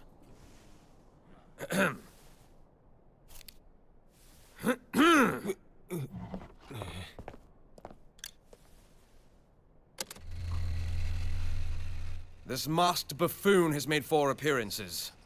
We will now dissect each one carefully.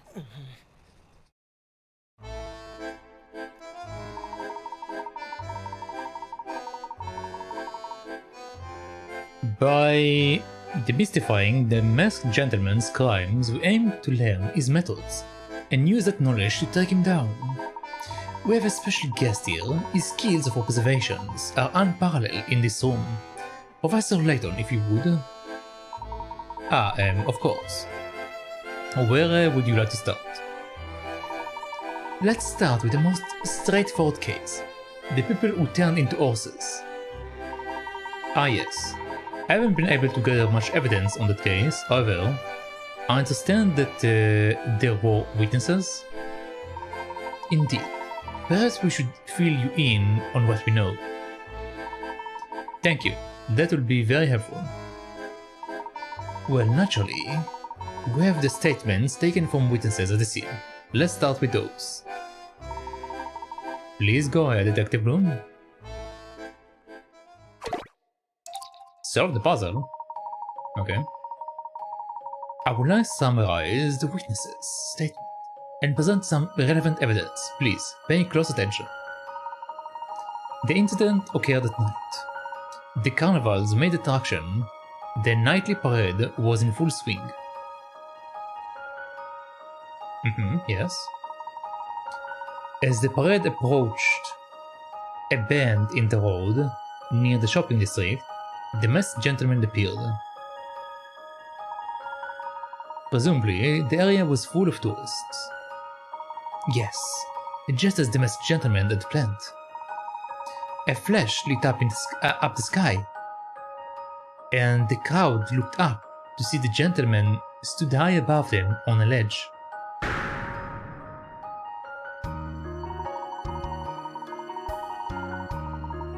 According to our reports, he snapped his fingers, and the light intensified, blinding the onlookers.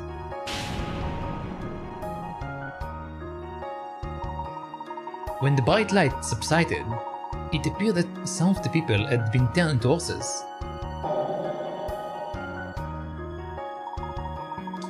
At any rate, those people vanished, leaving behind only a few personal effects.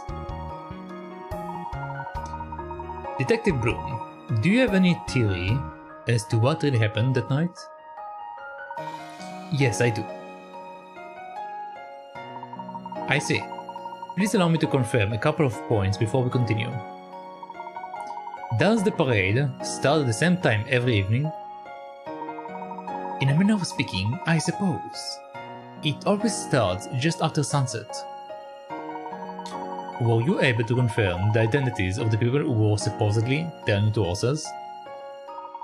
No. Oddly enough, none of their belongings contained any IDs, and no missing persons report have been filed. I see. Thank you, Detective. Looking at the information at hand, I believe the truth is clear.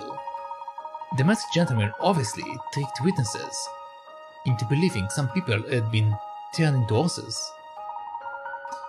There was one essential atmospheric element to his charade. What was the key element necessary for the masked gentleman trick to work?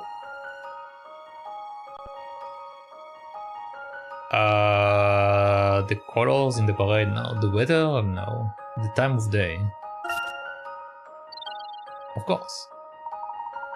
It was already dark at the start of the parade, so it would be easy to miss things, even before the blinding light. My thoughts exactly, Professor. And of course, it is much easier to trick the eyes with bright lights when it is dark all around. Several witnesses claimed they actually saw tourists transform into horses. I, however, do not believe in magic. Why couldn't the witnesses have seen the tourists transform? Their eyes were closed, there were no tourists. The witnesses ran away. Their eyes were closed. Of course. When the horses appeared, the people's eyes must have been closed. Right. At night their eyes would have been extremely sensitive to bright lights. They couldn't have seen anything. In other words, the masked gentleman temporarily blinded onlookers to cover up the trick. Our so-called tourists swiftly left, and horses were set loose in the street, which leaves just one thing left to explain. Or where were the horses hidden? In the sewers, in the art gallery, in the alleys nearby.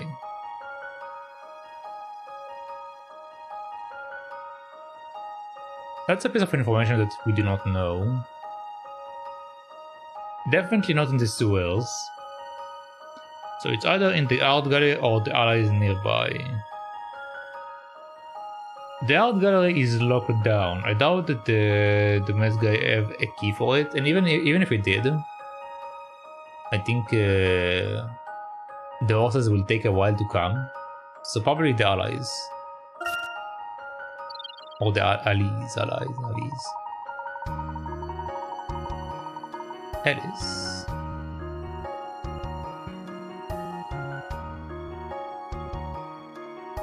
The small dark alleys give on to the high street. One could hide horses indoors and release them all at once. It will seem you have it all worked out, Professor. Would you care to elaborate for everyone? Certainly. First, it seems that the key to this miracle is in its location.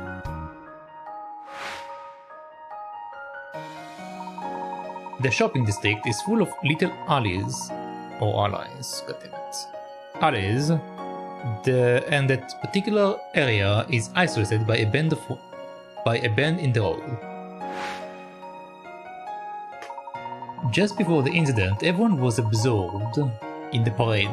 No one paid attention to the dark alleys. A bright light appeared suddenly, blinding the crowd, and horses were released from the alleys. At the same time, people disguised as tourists dropped some props and went to hide in the alleys. By the time the witnesses could see clearly again, all they beheld were the horses.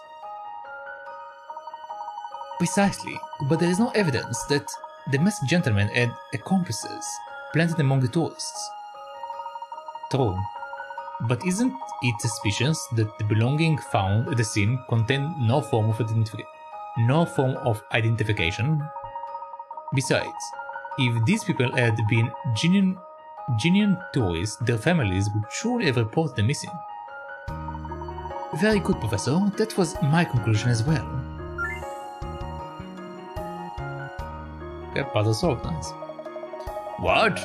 So the masked gentleman miracle was just a simple trick?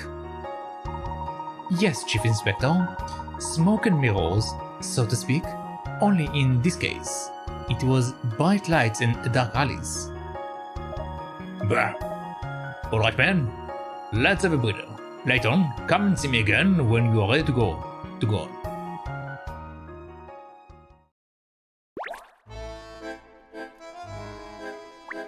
Is there supposed to be something else? It's great to have you help on this case, Professor. Your insight may bring us a great deal closer to catching our villain. We won't resume the meeting without you. Just talk to the Chief Inspector whenever you are ready.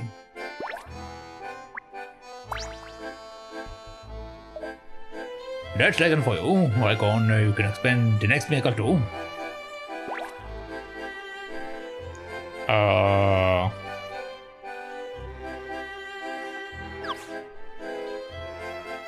Why did they give me the opportunity to leave?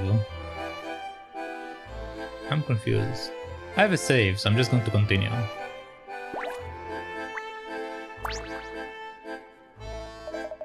Alright, time to move on to the next miracle. Let's see what you make of this one, Layton. I will do what I can. What do you know?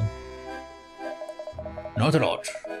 The short of it is some character popped out of paintings at the art gallery and ran riot in town.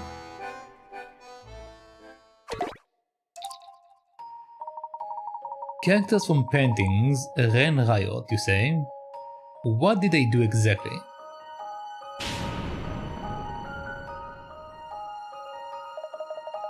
The witnesses reported people dressed in strange clothes, charging around and breaking things.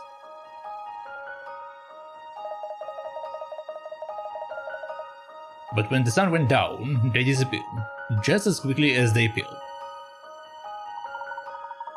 Did anyone actually see these people step out of the paintings? No, the gallery had already been closed by then.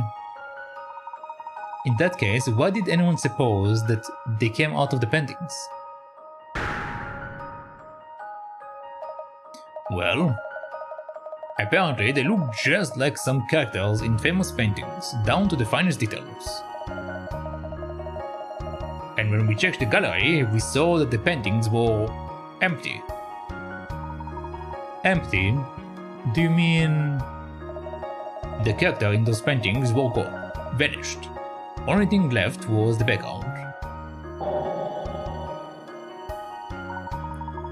You saw this yourself? Interesting. The key to this trick must lie in the paintings themselves. That's what I thought. But we've drawn our best experts at these paintings and haven't found a thing. I see.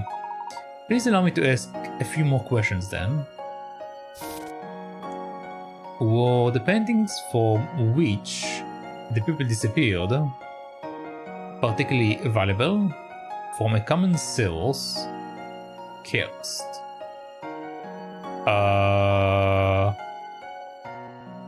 Were they valuable? Were this painting particularly valuable? No, they were replicas of famous paintings, portraits. They couldn't have been worth much.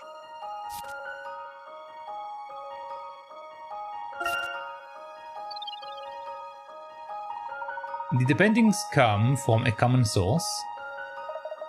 As a matter of fact, they did.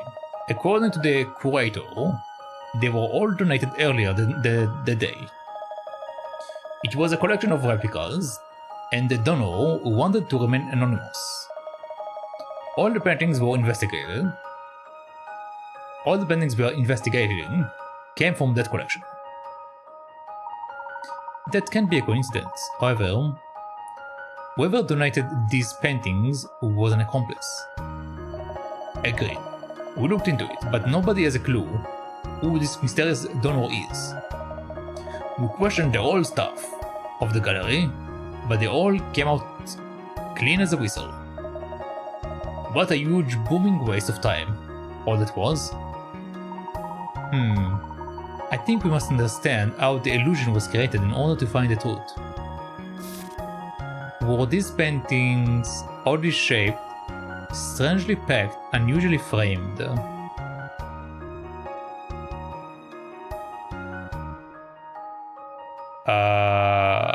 Unusually? Either the bottom two. So let's go with the frame. Were the frames of the paintings unusual in any way? Were there any thick enough to hide, say, a person? No, and no. We examined all the frames closely, and even took some parts, but they were completely ordinary. Okay, so strangely packed.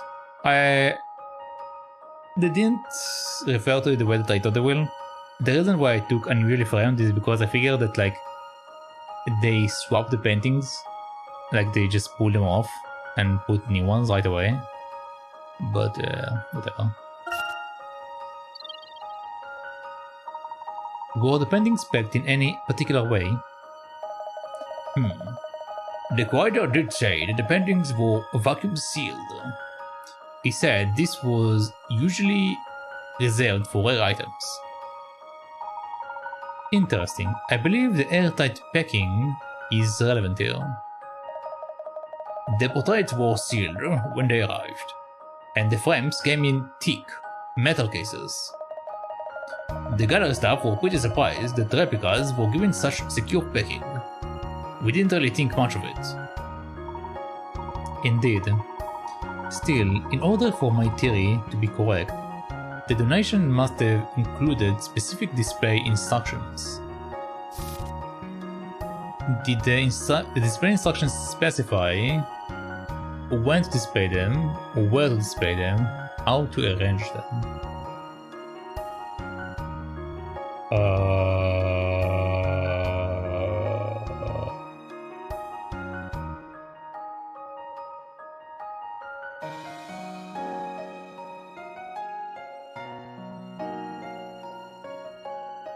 Where shouldn't matter. How to arrange them I don't think should matter either. Maybe with the when. But they didn't necessarily do it in. Let's go with the when. Okay. But were there specific instructions about the exact time to display the paintings? Yes, actually. There were. How did you know, Layton? The crate arrived in the morning, but the instruction from the donor said to display them precisely at noon. and therein lies the trick. The illusion was created by vanishing paint. Of course. The portraits were treated with a special paint that slowly disappears when exposed to air. Does such a thing even exist? We have all observed how sunlight causes a painting to fade, yes? In a similar way, it's possible to create a chemically reactive paint that turns transparent when exposed to air. Of course, with a paint like that, you could make anything disappear from a painting. Correct.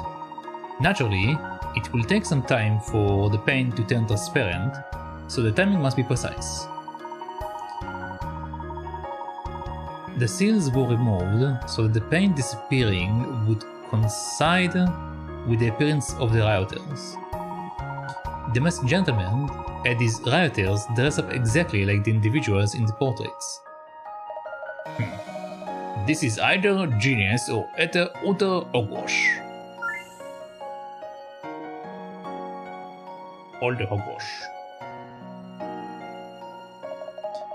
I like this theory of yours, Layton, but we have no evidence to back it up.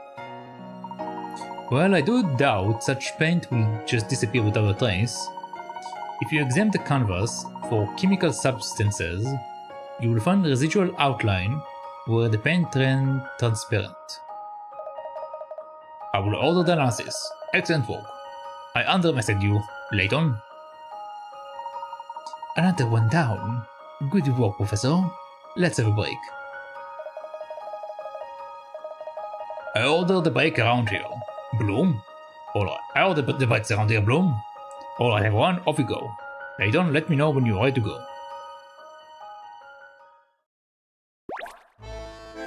Again, very strange to just like give me a break in between.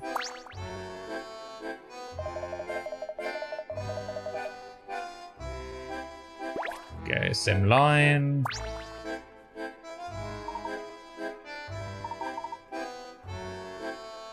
Yeah, nothing new. And I'm not going to like run outside, so whatever.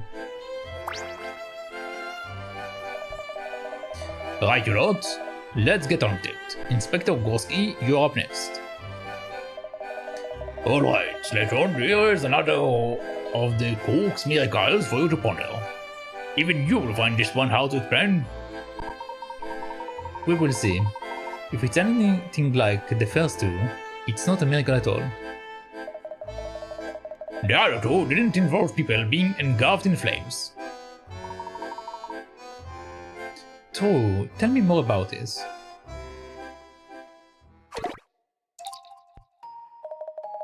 Certainly. I have the report right here. The incident took place last Sunday.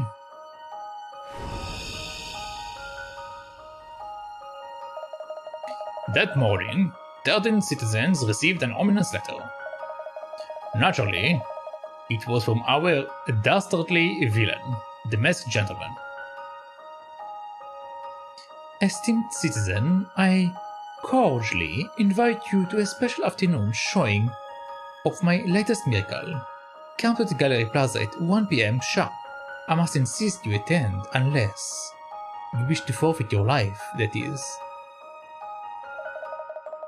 You also advertised the event in the papers, Miracle en Rouge, a modern piece by the masked gentleman. That's a bold move, I suppose. That's a bold move. I suppose the townspeople came. Townspeople and tourists alike. The crowd was enormous, apparently. Citizens of Monte, welcome. I am the masked gentleman, your host for today's event. Also with us this afternoon are 13 very special guests, here at my personal behest. The cook's voice could be heard, but there was no sign of him, only an odd tent in the plaza center.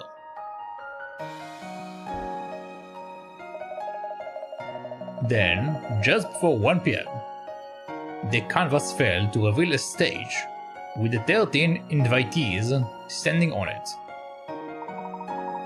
How far were the audience from the stage? Well, they can't have been close, or a lot of them would have been hurt.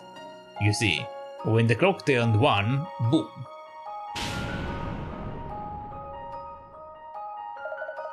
The 13 people on stage all burst into flames.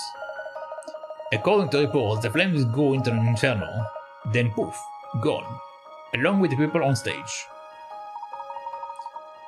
The people on stage disappeared? Correct. As far as I can see, the only explanation is that they burned to ash and blew away. That's not a miracle, that's a public execution. Except it wasn't. They were all found at their homes later on, with not so much as a scratch. But that's... impossible, yes. The victims were just as confused as us. They went to the plaza, and that's all they remember. Did you check the stage? Perhaps there was a space to hide underneath. It wouldn't have been much of a hiding place, the entire stage was consumed by fire. I'm breaking my brain, but it will be easier to bench press a lorry. Are you investigating officers present? Are the investigating officers present? Oh, yes, I took a statement from the witnesses and interrogated all 13 individuals involved, sir. Splendid. If you don't mind, I would like to ask you a few questions. The masked gentleman handpicked his victim. Were they his accomplices? Friends with each other, magicians? Friends with each other. Were the invitees friends by any chance? No, sir, not exactly. But there was something. Go on, please. Well, it turns out the 13 invitees are all members of the same squash club. Really? That's news to me. Tell me more about this club. Not much to tell, sir. It's a popular club. I concluded that the whole thing was just a coincidence. A coincidence, eh? What do you think, Layton? I think the young officer may have found the lead. Now, I have another question. Did any of the witnesses see the victims go on stage, the masked gentleman, any of the 13 hide? Did any of the witnesses see the masked gentleman, the victims go on stage? The victims go on stage. Did anyone see the 13 take the stage? No, sir. No one was seen entering the tent or leaving it. So the invitees all got on stage without anyone seeing them. In the middle of the day, no less. Indeed. I think this detail might be the key to solving this puzzle. A final question, if I may. Could you tell me about the clothes the 13 wore on stage? Of course, sir. Ask me anything. Were they wearing extravagant clothing, nothing, other clothes later on?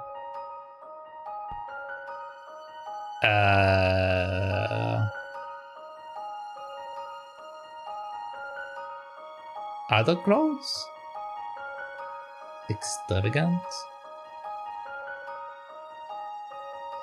It's either extravagant or other clothes. They didn't not wear anything. Yeah, okay. Were the invitees' clothes different from what they were wearing when you found them later on? I don't know, sir. Is it important? It may be. Could you check for me? Of course, sir. I will have a quick look through the photos. What are you thinking, Layton? We might be onto something here. How did you guess, sir? All their outfits changed. What? I checked the photos from the incident. The invitees were all wearing something else when we found them later on. What? What does that got to do? Oh, I think I've got it. Another win for the yard. Don't hurt me, Inspector. What is it? The victim clothes burned on the stage, and they all ran home naked.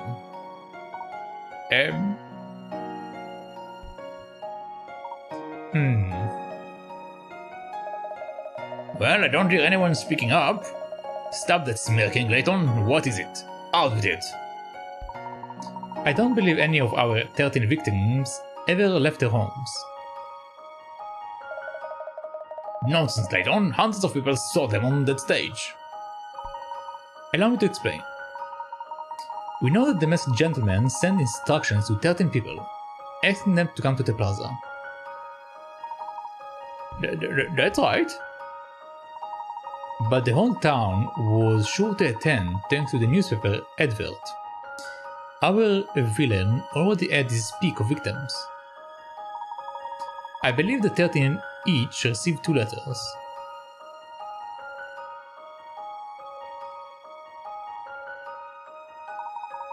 The first letter was to be shown to the police, and the second held the 2 instructions. These so-called special guests were not summoned to the plaza at all. They were ordered to stay away, threatened even. But they were on that stage. No, it merely looked as though they were. Those people on stage were really just expertly crafted mannequins. And the clothing? Ah yes, the dolls even wore clothing that belonged to those they resembled. Clothing that were stolen in advance. Ah, from the squash club. Some of them did say they had been victims of theft recently. Hang on a moment, sir. While the 13 were safely at home, the masked gentleman burned their likeness before the horrified crowd.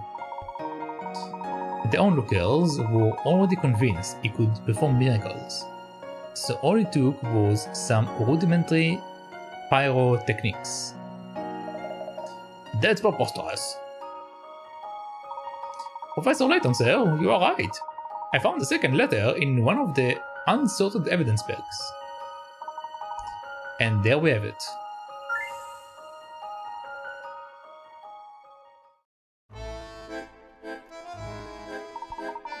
Very impressive, Professor. We are still investigating the certification incident, but once we have more to go on, I would appreciate your input.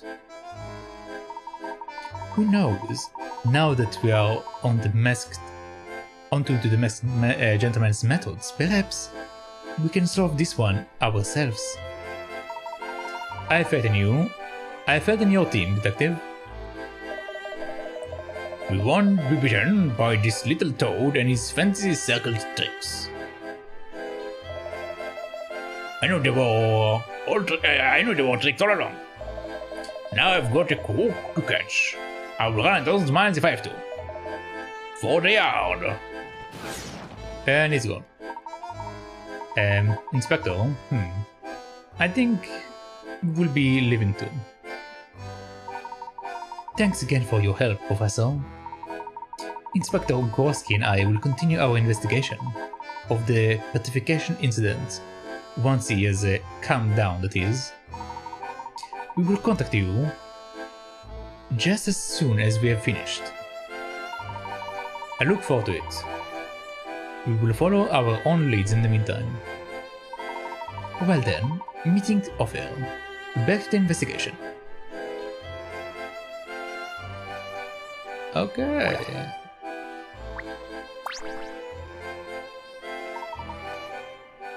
Professor, with your reputation for cracking cases, I must say, I'm looking forward to seeing the fruits of your investigation.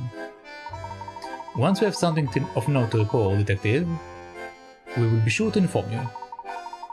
And regarding your own investigation, have you any inclination as to the identity of our villain?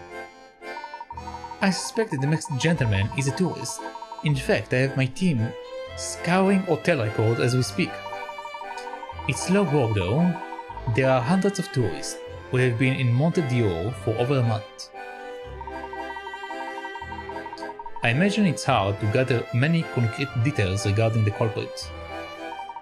Yes, especially given this town's situation. The carnival certainly isn't helping. Indeed, with so many either wearing a mask or a costume, almost anyone could be suspect. What's more, Sheffield tiptoes around the public. He's focused on shielding them rather than catching the culprit. Doesn't he see that the best way to protect the townspeople is to arrest the masked gentleman?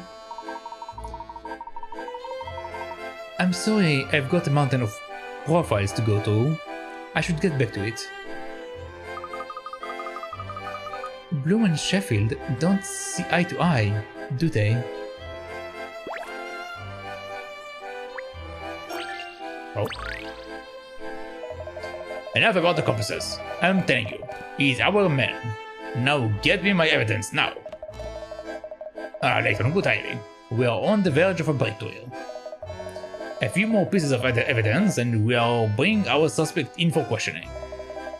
Even if he tries to run, he won't get far. There are ways to track a person's movements. Here, have a look at this.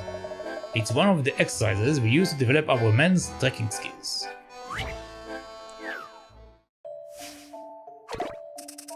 Alright, a puzzle from the sidelines. A little boy who was walking around town stopped in a certain place and stood watching people for a while. They were moving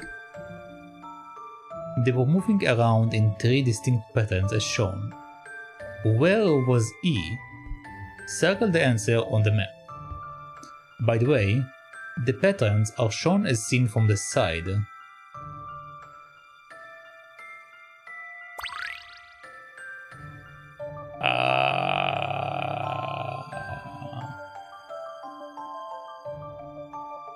The patterns is shown as seen from the side.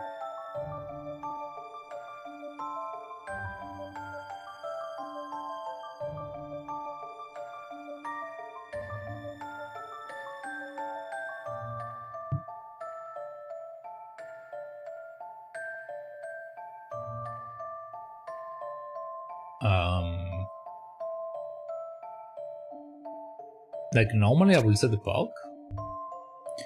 A little boy was walking around town, stopped in a certain place and stood, watching people for a while. They were moving around in 3 distinct patterns, as shown. Where was he? Circle your answer on the map.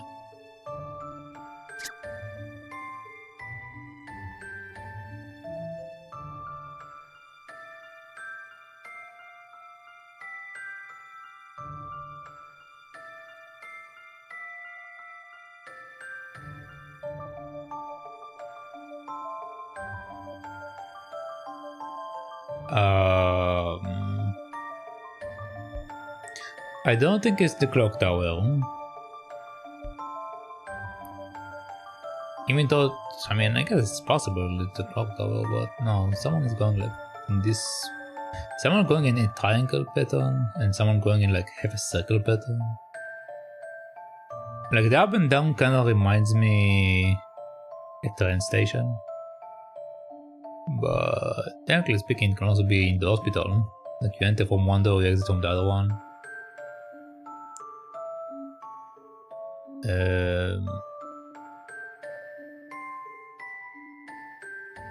In a restaurant, a waiter will move from table to table. So technically speaking, C could be like the waiter. While B is like people coming in and out, I guess. But also they mentioned that we are looking from the side. What is the meaning of like saying they to look from the side? It's like he's outside and he's like peeking in. Or is like from the side of the building, sees people come in and out, I guess.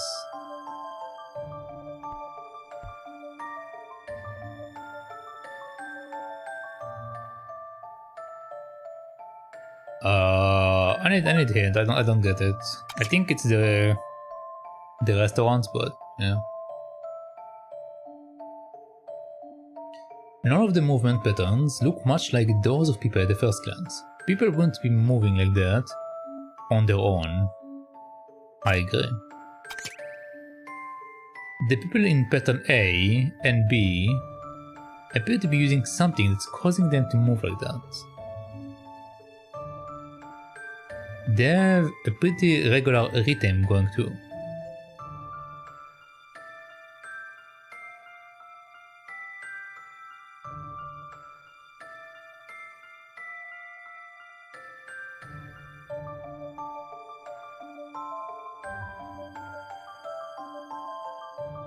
I think it's the park. Because B will be a swing, like with two people. A will be a normal swing. The only thing I'm uncertain about is C. Like, what will be a triangle movement in a park? The three movement patterns are all of people on some kind of apparatus. All three can of course be found at the same place. Maybe if you went to that place, you won't be sure which apparatus you want to play on first. Yeah, again, I don't know. Oh, I know. The triangle... Oh, the triangle is a slide. It's the park. Okay.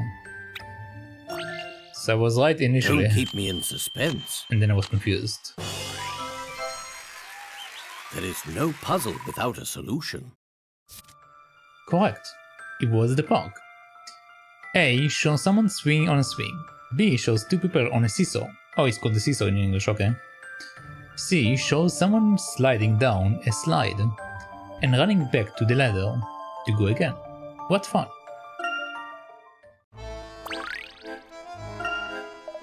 I knew you would get it. Our suspect is currently under close surveillance. He won't be going anywhere. Well, this sounds promising, Chief Inspector. Thank you. Just protecting our city, as we always have. We don't need a fancy Scotland Yard pen pusher to help us. Of course, but I'm sure Bloom doesn't wish to step on your toes. He wants to catch the criminal just like you. I know. It's just that these London police always meddle and try to do things their way. So remember, if you find anything, come to me. I'm in charge here, not him. Alright. I believe we are done here.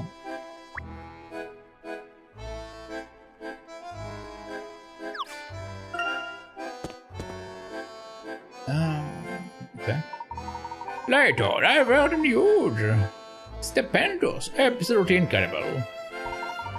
It was nothing, Mr. Mill. None of that now.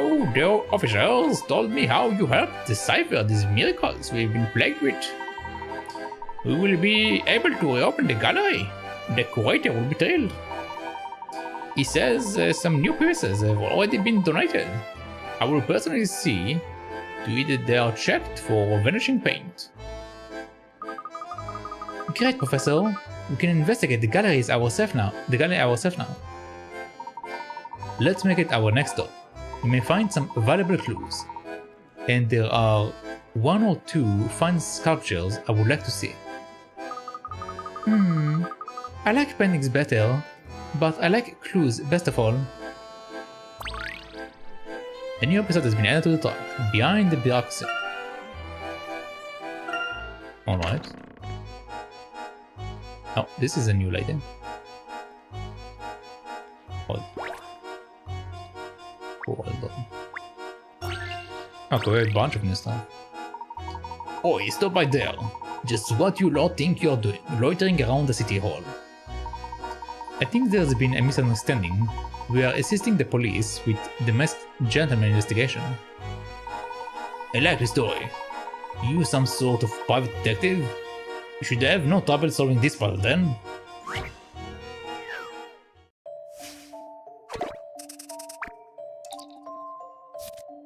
Pan portions.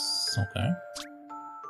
You want to cut this unusual 6-on-6 chessboard into 4 pieces that are the same shape, have an equal area, and each contain 1 white pawn and 1 black pawn.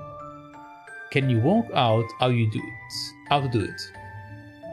Draw a line on the board to show where to cut it.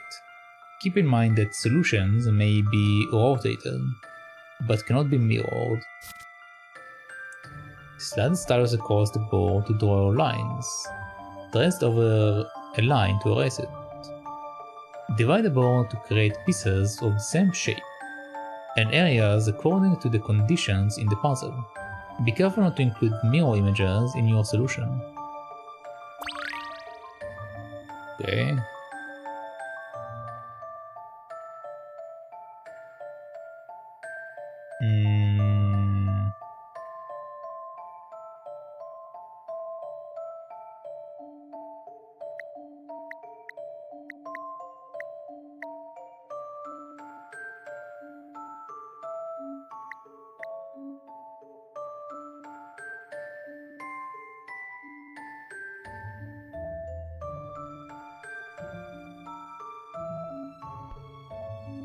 No, it already shows. Needs to be 2.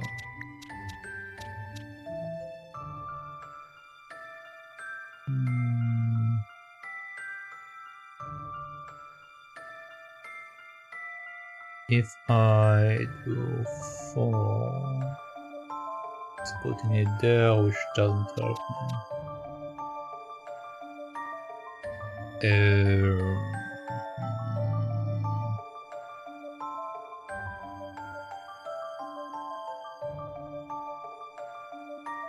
Seems to be a shape that makes sense. So like let's say this, so like 3 on 3, okay? So I need to do it in a way that works, yeah.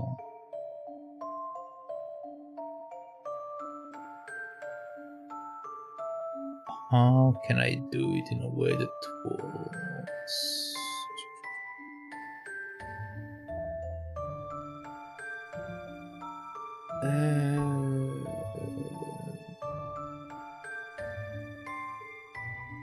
This won't touch anything. This one.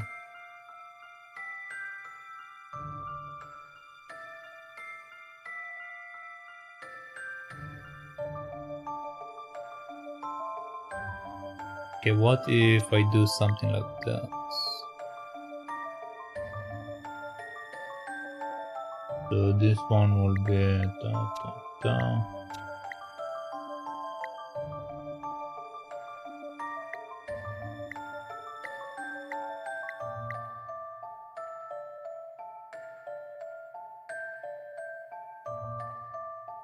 But that's mirror.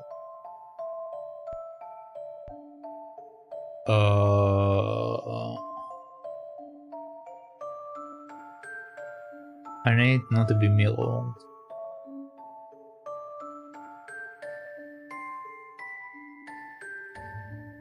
So this one won't work.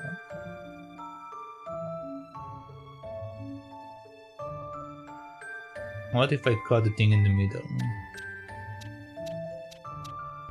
So like that.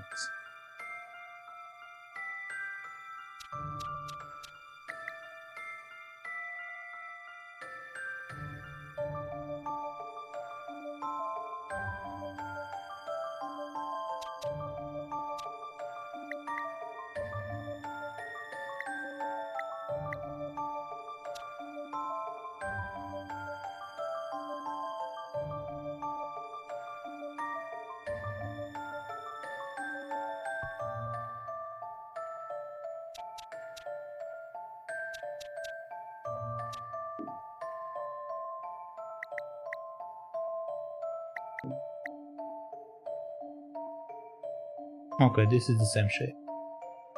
Okay, so we have that.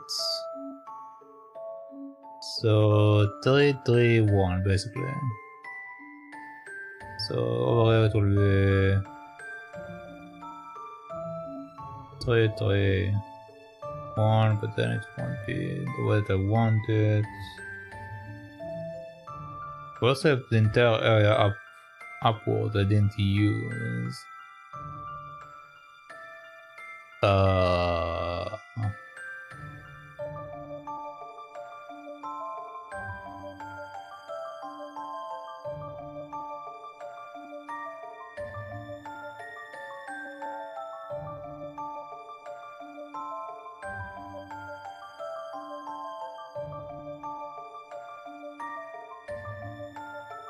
This is incorrect.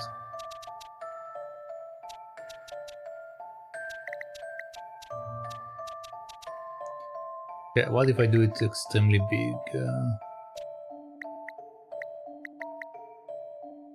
So 4 and 3.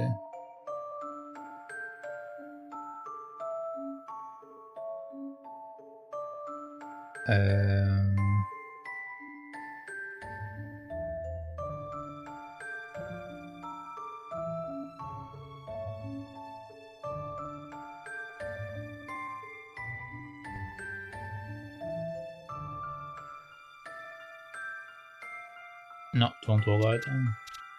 It's too far away.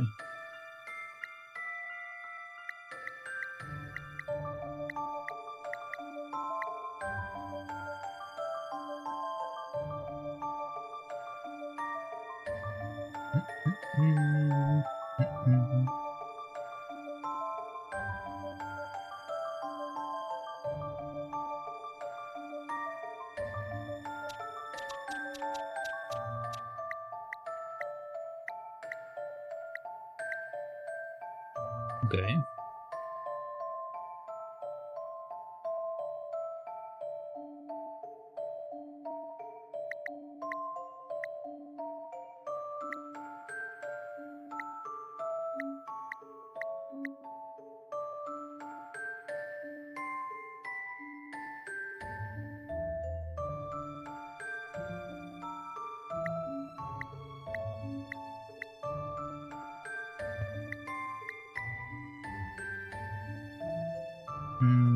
That's incorrect.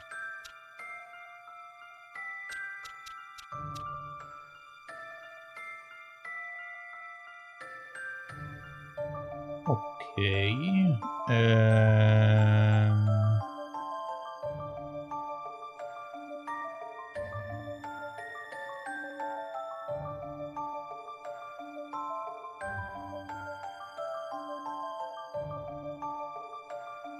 If I cut it there, it won't give me anything. If I do that, it won't give me anything.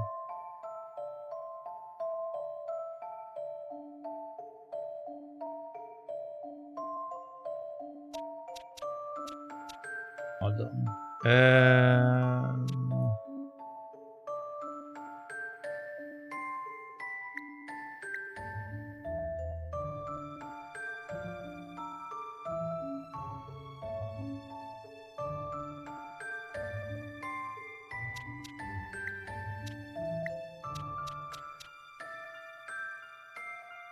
Okay.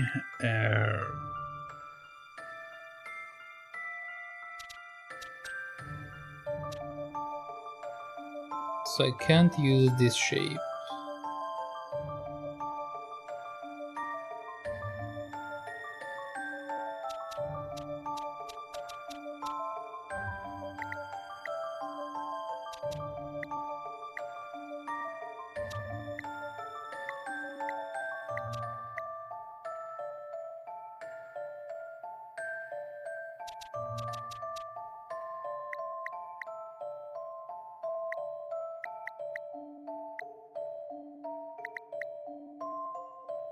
Okay, slightly longer. Does it change anything?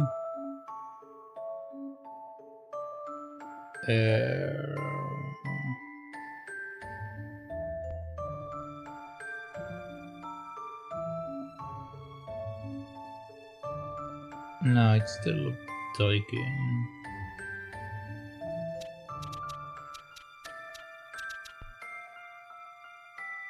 Still a bit tricky. What if I do something like that?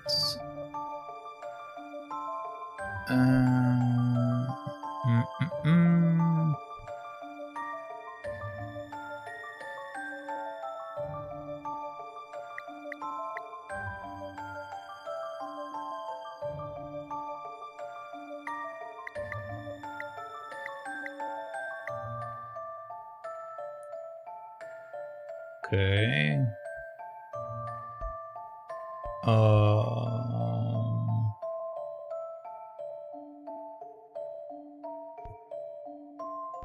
Can I create this shape also with this one?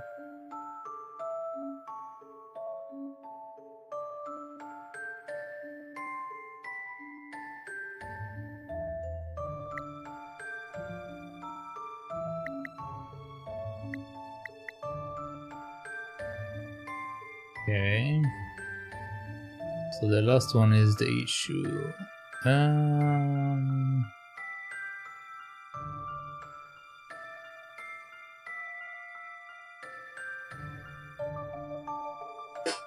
Is there any way to achieve this shape without messing anything up?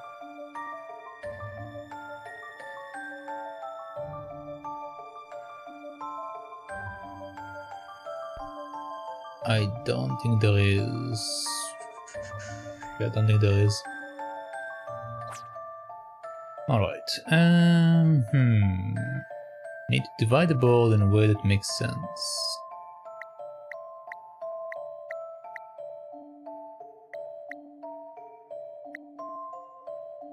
Okay, what if I make it into these shapes?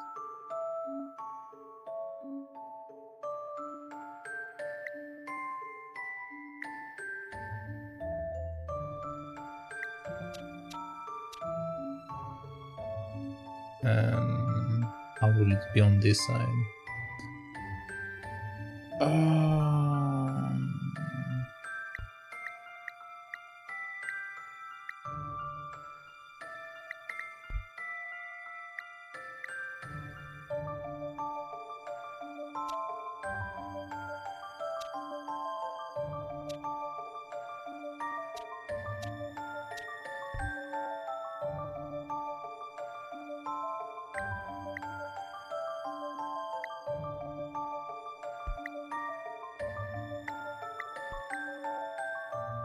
Maybe a cross?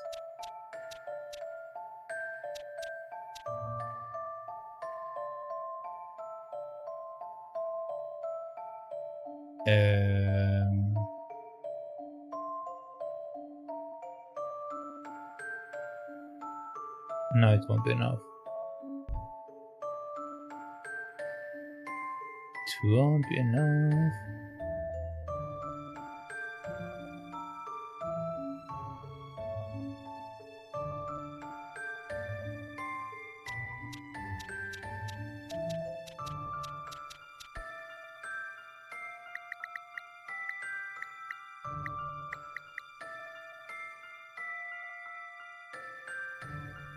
Okay, if I do it like that.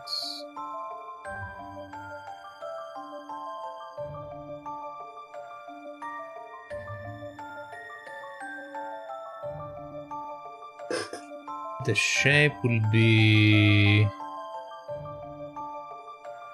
beaten correct, I think. Because this is one shorter or...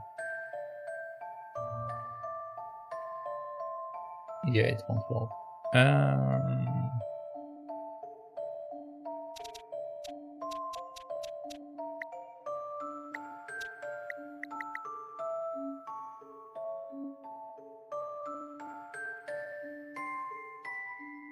I can just take an entire row with the other one.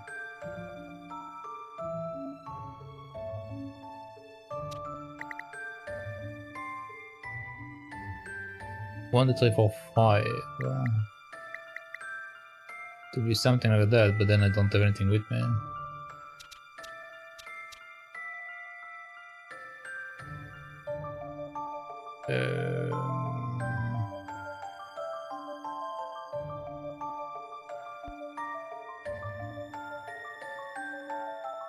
No, that's too much. That's too much, man.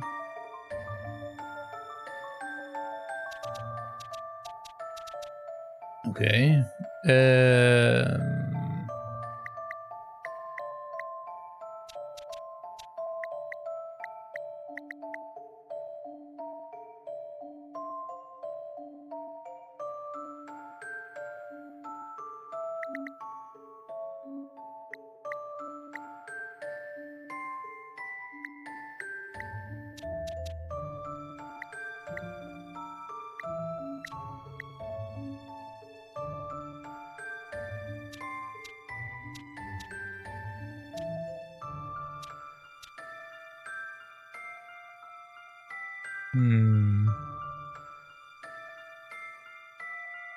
What am I missing here? 1, 2, 3, 2, 1. 1, 2, 3.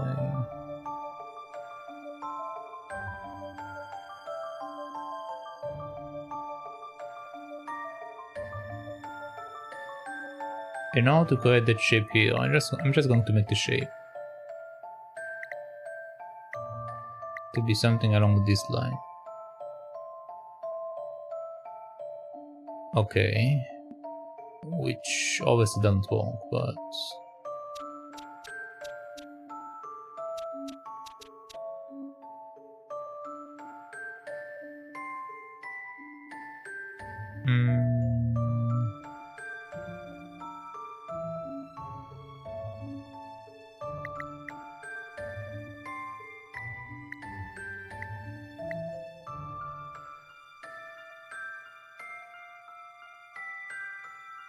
okay.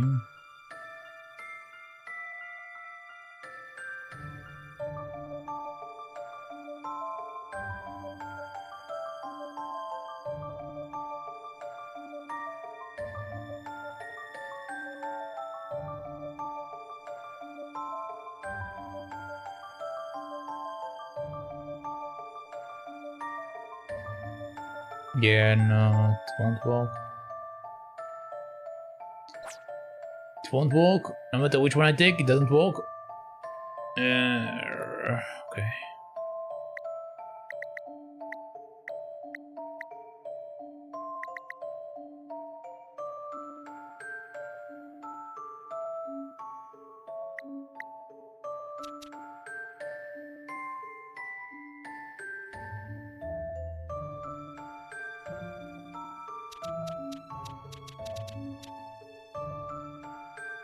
There must be something else I can do.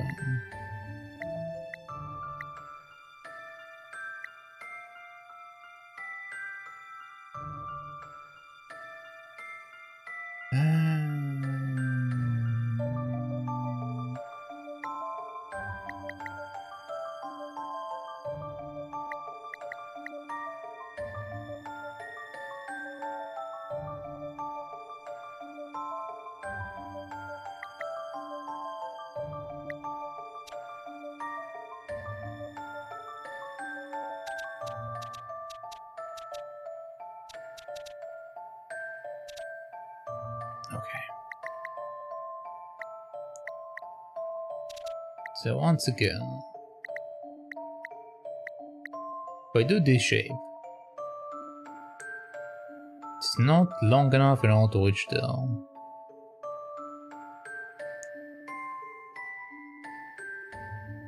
Which is why earlier I came up with the other shape. I think that's...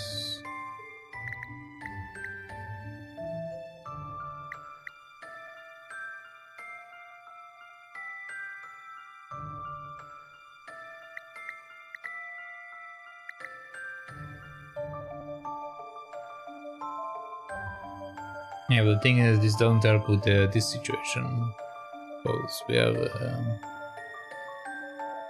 a messy situation with this one. Okay.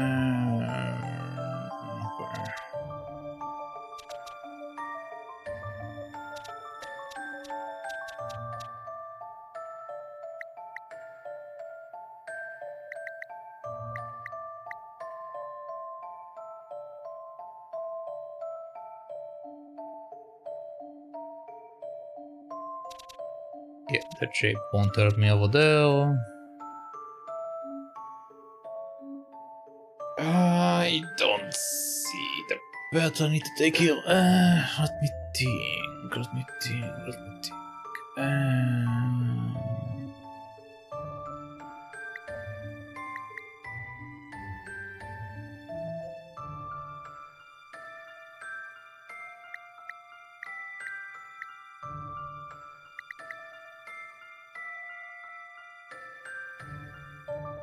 That just makes it terrible.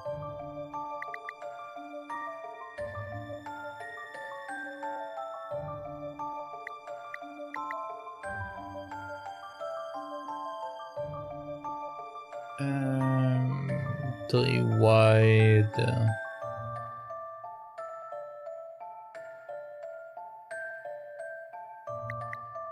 Which gives this shape there.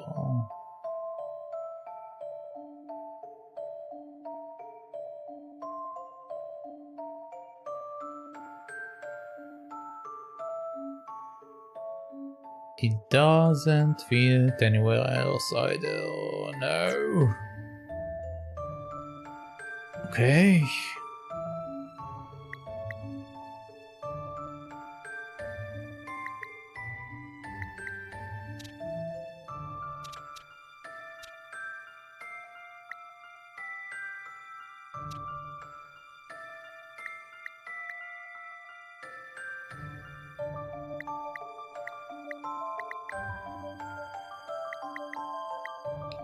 Can't do something like that because it's messing up the other guys.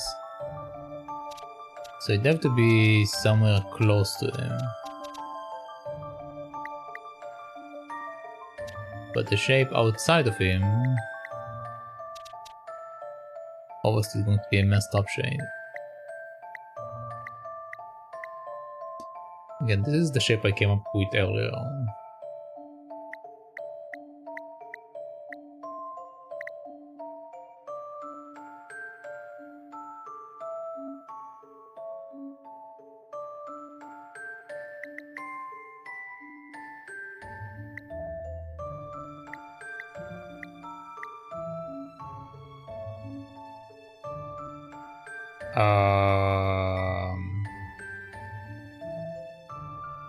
Correct. Correct. Correct. The last one is incorrect. The shape is being made over there is flipped over. Can I spin it around to work? So let's see.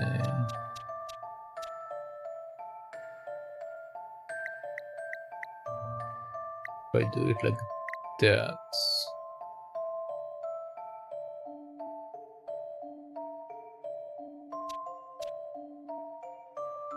Okay, let's see. So now I have it like that. I can spin it like that. I can spin that like that. This one is that. Okay, I think this is correct. Looks like I messed up, but I think this is correct. Just a dash of puzzle solving here. What do you mean? Well, that won't do at all. Start from somewhere you know will have to be cut.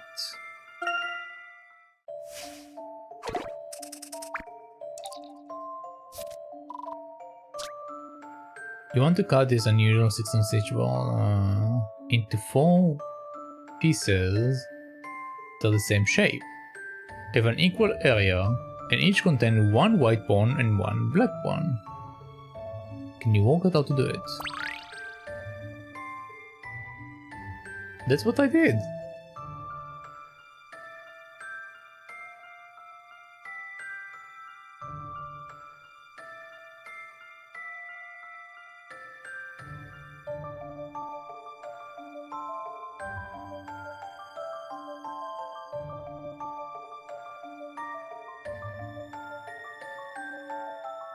I'm looking at the shape, it's correct.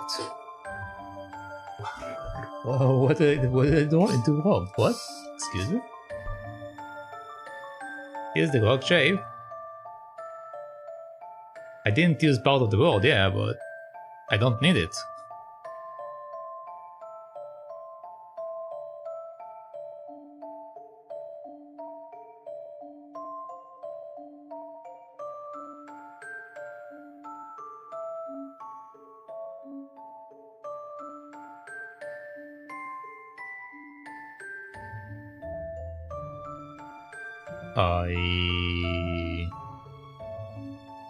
I'm going to take in, because it doesn't make sense to me. Look at the 4 white pawns in the center of the board. One of these will have to go into each of the 4 separate pieces. So you can draw a course to cut between them. Extend that course so that the whole board is divided into quarters. You will see where the top left section doesn't have a black pawn in it. What can you do to fix that?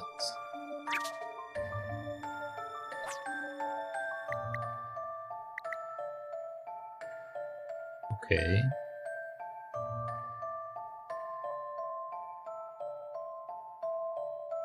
I can make the shape that I did earlier. The shape that makes sense.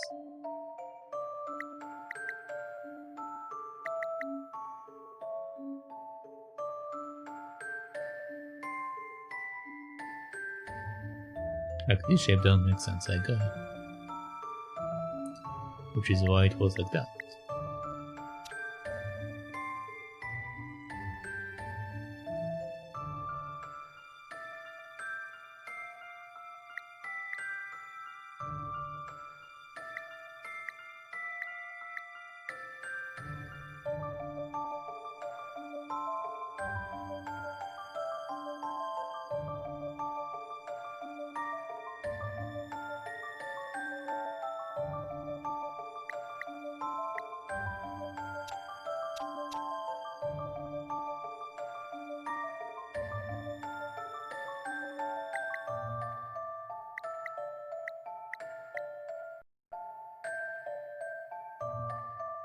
Again, this is the same thing I did earlier.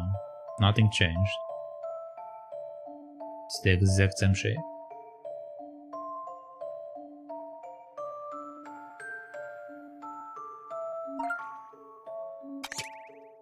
Continuing from hint 1, let's try to make the top left section include a black pawn. Draw lines so that the top left quarter includes the squares A4, A5 and B5. Now that section has a black pawn, but the shapes are off. Continuing from hint 1, let's try to make the top left section include a black pawn. Draw a line so that the top left quarter includes the square A4, A5, B5.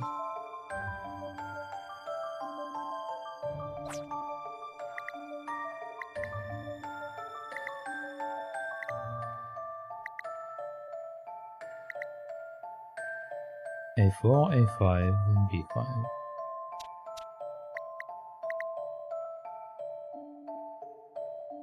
Okay.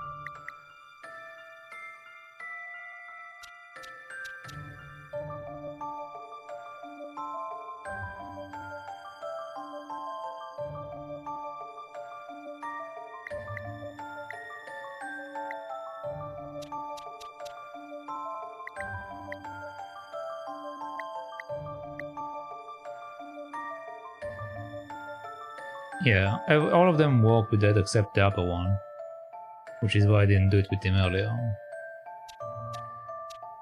Again, I don't know why the shape that I made is incorrect. The thing don't make sense. But yeah, okay, they told me to include A5, A4 and whatever, but the shape is wrong, yes. Now try to change the shape of the other sections to match that of the section you adjusted in hint 2. Draw lines so that the bottom left square, including the square D6, E6, and E5. Bottom left quarter includes D6, E6, E5. D6, E6, E5.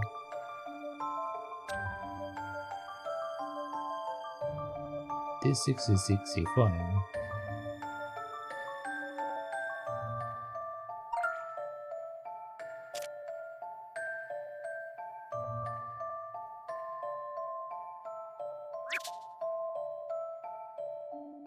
They are literally making the same shapes that I made. I don't get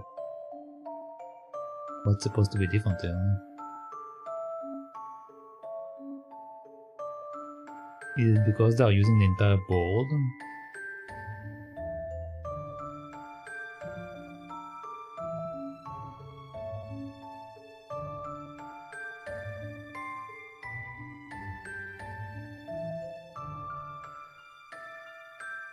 But even then... Okay, so if we are copying the shape, it will be like that, then 3, then that, I guess.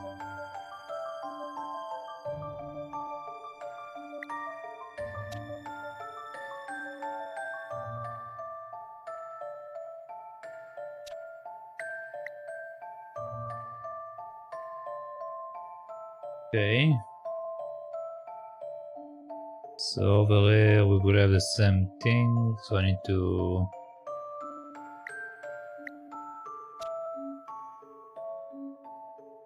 do that. 1, 2, 1 there. Then 1.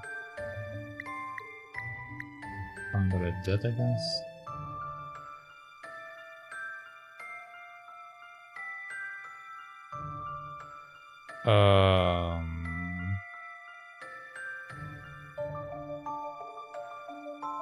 That seems incorrect.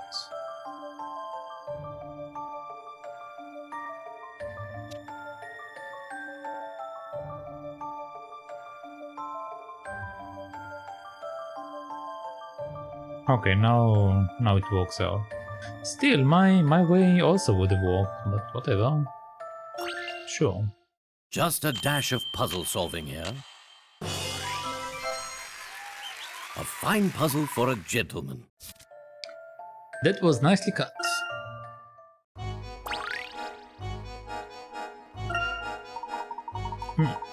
Everything seems to be in order, I suppose. Try to look less suspicious next time. Yes, well, I think we will be on our way. Yes, move along, will you? I can't do my job properly with here with you tourists hanging around. Wonder. Professor, that lady over there, don't we know her? Can't you just let me go inside for a second? Oh, Gorowski, how well the neon lights of Monte do emphasize your resolute jaw. And the way the desert sun brings the flash of sweat to your bare arm, it's almost too much to bear. Oh, sorry, didn't see you there. I'm Anna, president and sole member of the Clampets. Would you like to join? Hello, Anna. I thought I might see you sooner or later. Where Clamp goes, I will always follow. I've barely seen him though. he's been busy with police work the whole time. So you had to come all the way from London for nothing. So you had to come all the way from London for nothing. Nothing.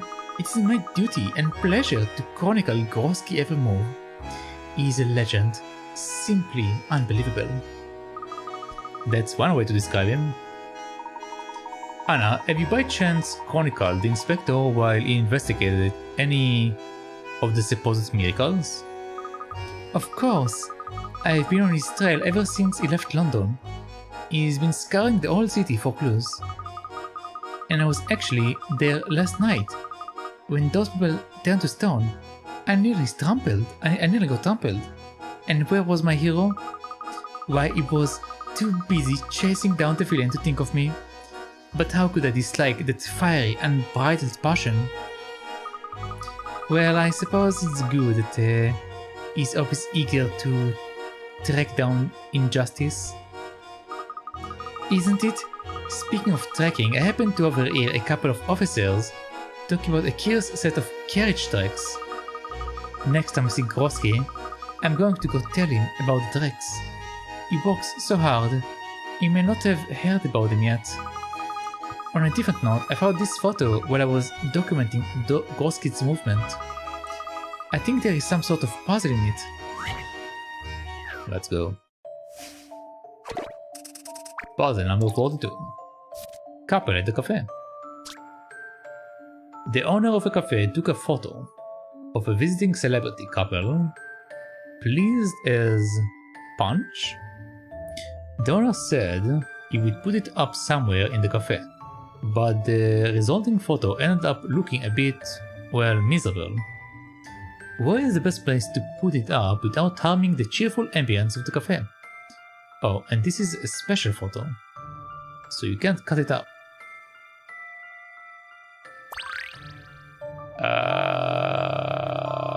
Where should the photo go?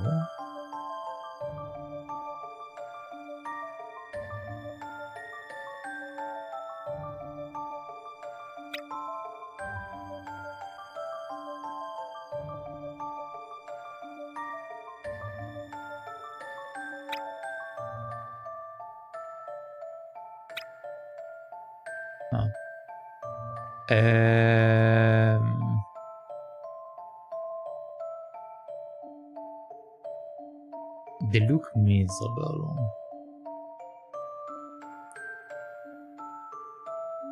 So, where should the photo go in order to not reduce the feeling from the cafe?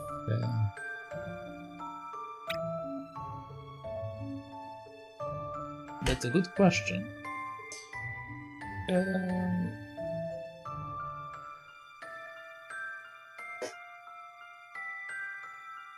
If I place it over there,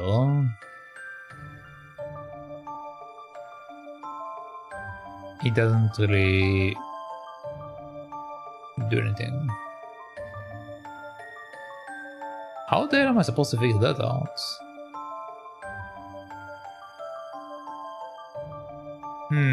If I put it on the window,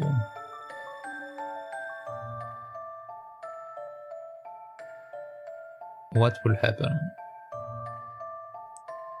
There will be lights from the window, they will be cut into 4 parts. She doesn't really do anything for me.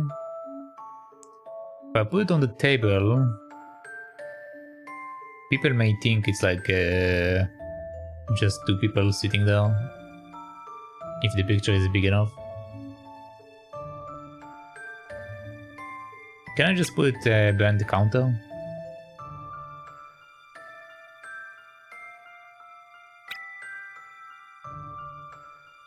What's that?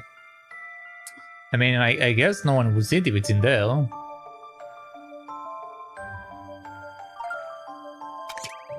But the photo is managed to get it, so that the couple are right on the far edges of from each other. They even got their backs turned. Maybe the photo would be a bit more cheery if they were facing someone. Yeah, I think this thing, because then if we like set it on this thing, they will be facing each other on the other side, right? At least if it's set properly. Yeah, I'm just gonna submit it. Please, allow me. No. Okay, the photo Maybe isn't I've big met enough. my match. It looks as if this calls for a rather unusual way of putting the photo up.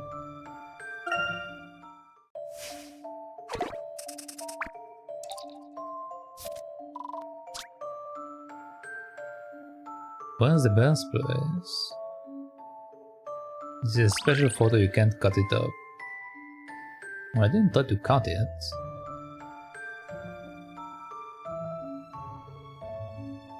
Can I put it on the pool? I can. Alright, that should work then This is instead how of this it's thing. done. Okay. All in a day's work. Okay, wrong object, but same idea. Correct. Well, would you look at that? By wrapping it around the column, the photo is transformed into one depicting an amicable toast.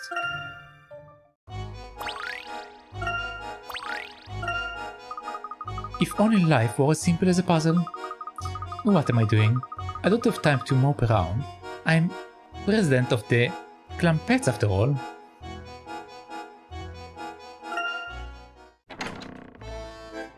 Alright.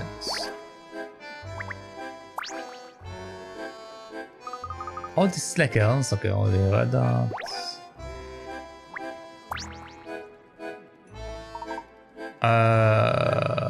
Okay, we'll do red dots.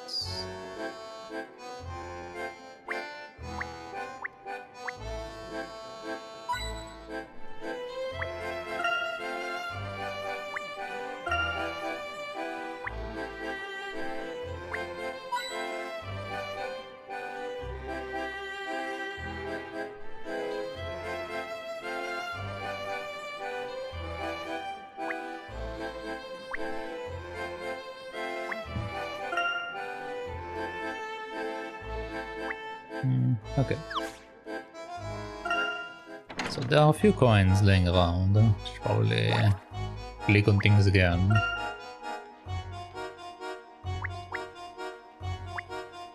Come on.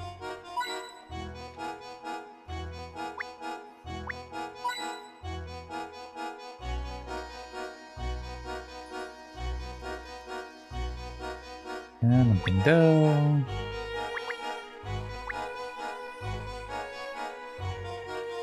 Okay, let's move on. I don't think I need to speak to you, but I'm going to just do it anyway. I don't need to speak to you.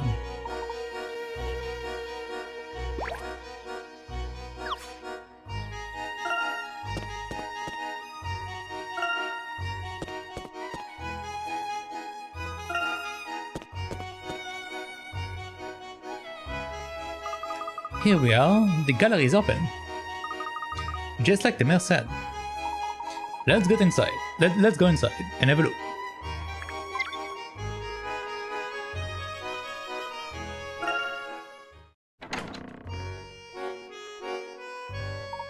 Ah, this is the fine gallery. Fine, it's magnificent.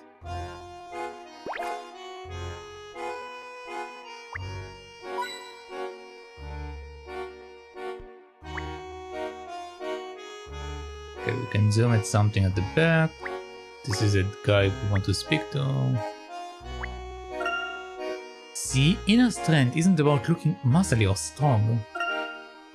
Looks calm and confident, just like you, Professor. The title reads Mourn of Melancholy. Not as uplifting as I had hoped. Alright.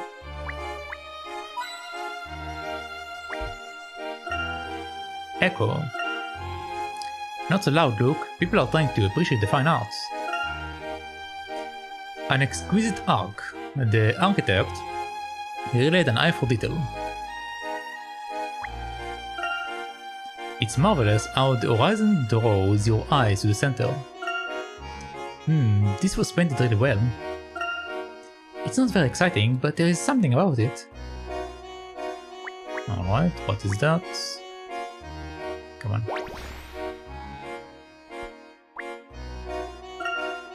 I've seen this before, it's quite a famous piece.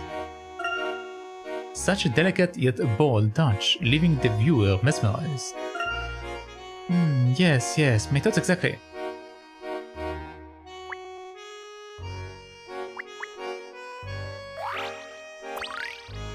Glossy skull. A daring sculpture, it almost reaches out to grab the viewer. You could probably sit in it if you wanted. That's all very well, but what does this mean?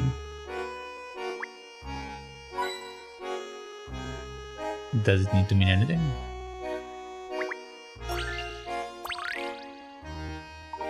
A hidden puzzle, if I'm not mistaken. Ooh, hello. From left to right. The museum had received a letter from a mysterious artif. It reads, "Your precious queen is all mine."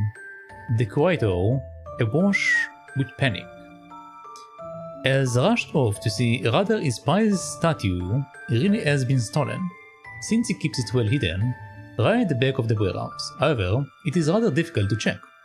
Move the crates around so as to open up a path, and get the statue from the far left to the exit on the right. Okay.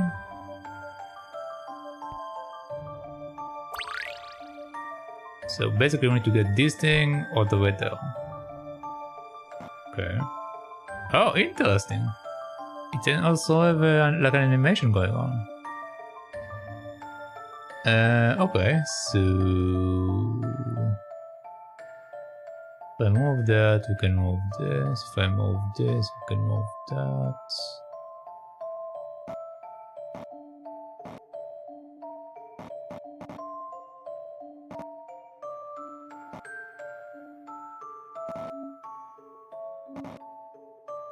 Yeah, okay.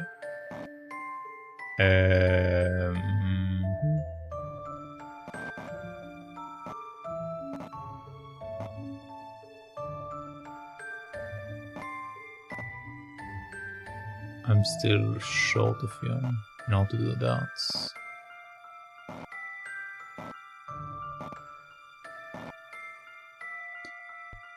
Okay.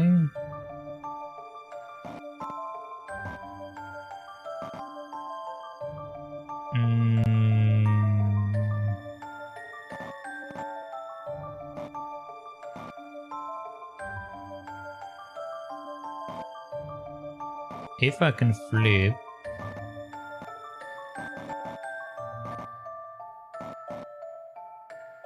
Okay.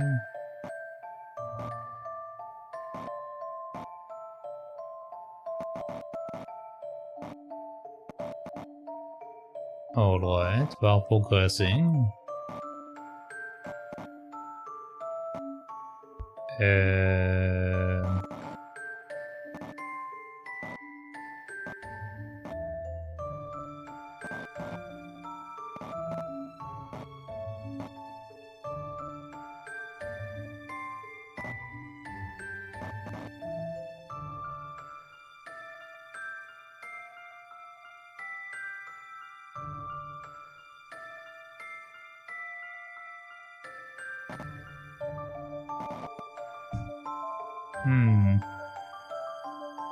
Okay.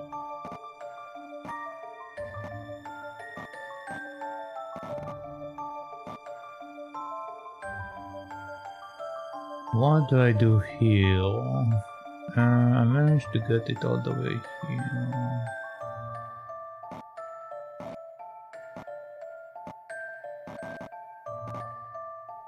Okay.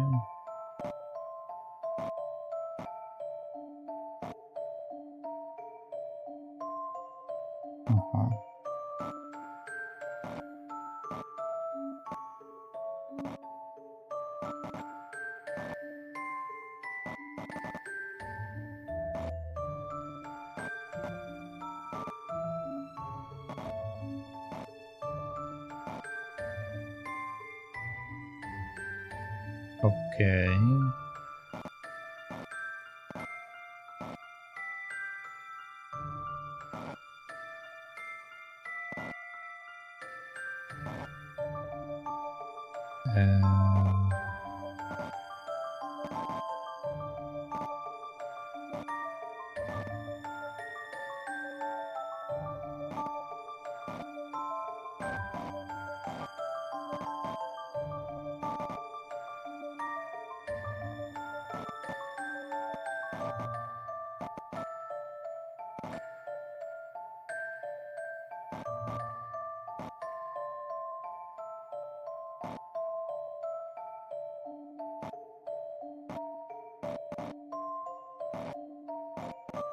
Okay.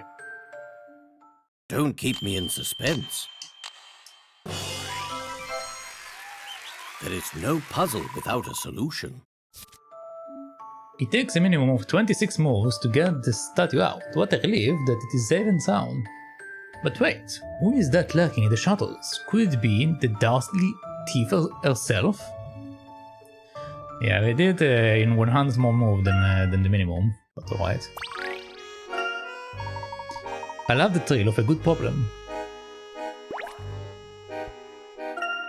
How does anyone have the patience to paint something this big? Now here's a classic. Is it supposed to be a depiction of London? Yes, I think a painting like this is in my office will do nicely.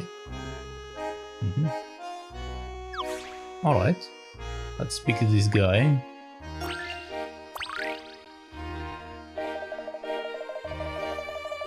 I cannot tell you how satisfying it is to share our gift of fine art with people again. I'm told we have you to thank for our grand reopening. It is great pleasure to meet you. My name is Beaufort. Professor Layton, I gather you are the curator here. Would you mind if I asked you about the recent miracle? Not at all, but I'm afraid you may be disappointed. I didn't see anyone or anything suspicious. Why are you sweating so much then? We'll be inspecting anonymous donations much more carefully from now on, though. I don't imagine the masked gentleman will be making any more donations here. I certainly hope not. However, I rather enjoy the puzzle included with the paintings. Care to try? Show me the puzzle. Topping up. Okay. A renowned but clumsy chef prepared this mouth-watering margarita pizza and cut it into 8 slices. Unfortunately, he somehow managed to flip all but one of them over in the process. He has tried his best to flip the slices back up, but the cheese is spread so thick that every piece he flipped, that every time he flips one, the adjacent slices turn over with it. Can you find a way to flip the slices so they all face the right way up? Touch and rotate the spatula on the touch screen. Oh, I see. Move the spatula beneath the slices you want to flip. To flip a slice, touch the touch screen. The slices on either side of the slice will flip as well. Flip the slices so that all the slices are all the way right up. Okay, how many do we have?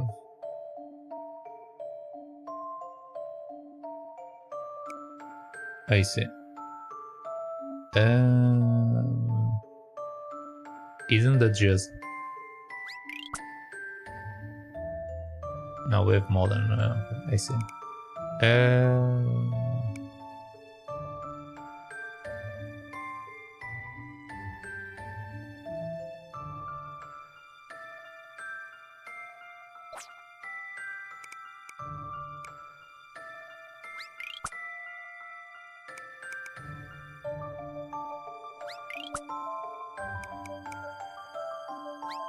There we go. I believe I have this one.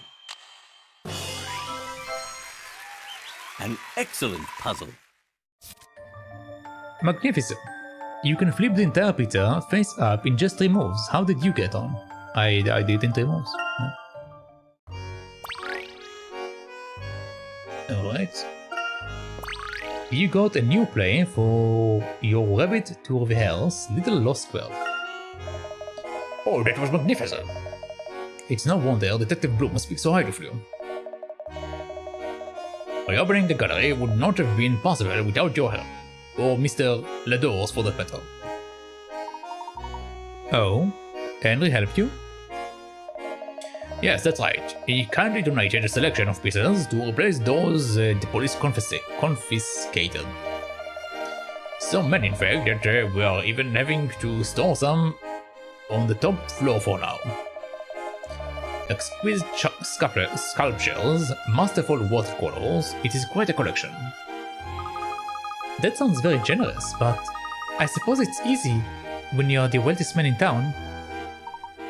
Indeed. You know, I'm not much for small talk. If you really want information, you should pay a visit to the custom boutique. The owner has lived here for a long time, and she knows everything about everyone. He must be talking about Ludmilla. Yes, it might be a good idea for us to speak to her again.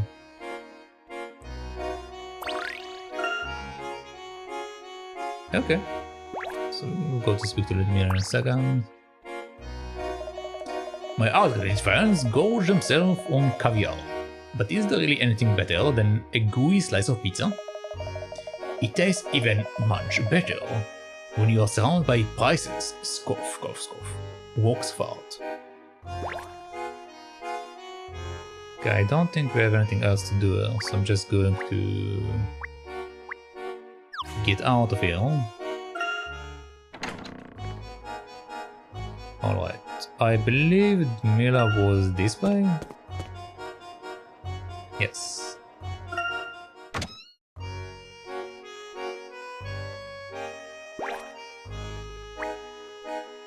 I already went over everything earlier, so I'm just going to speak to her. Hello there, finally decided to choose a costume then? Not this time, I'm afraid. We were hoping you could tell us a little more about Monte. The investigation going slowly, is it? No wonder you've come back to see me then. Getting solid information in Monte is like gathering sand with a sieve. There are plenty of tourists coming and going, but it's hard to find people who really know the town. Yes, we've noticed that many of the people we've talked to are somewhat uninformed. See, I knew you were observant. Madam, I have a question about the local police force. Not so fast. Do you think information grows on trees?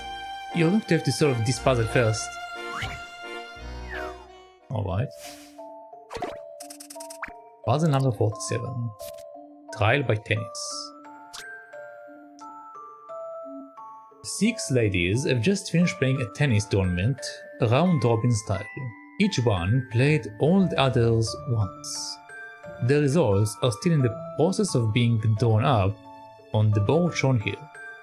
But you know that only 2 of the matches ran out of time and ended in draws. Much to our surprise, E managed to win a match despite being a tennis rookie. Can you work out who she defeated?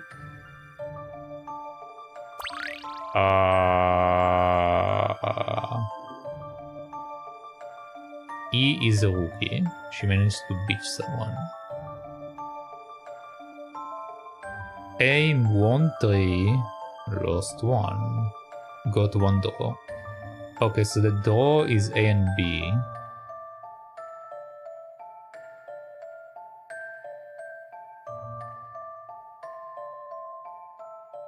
It looks like B won eventually? Question mark? Probably.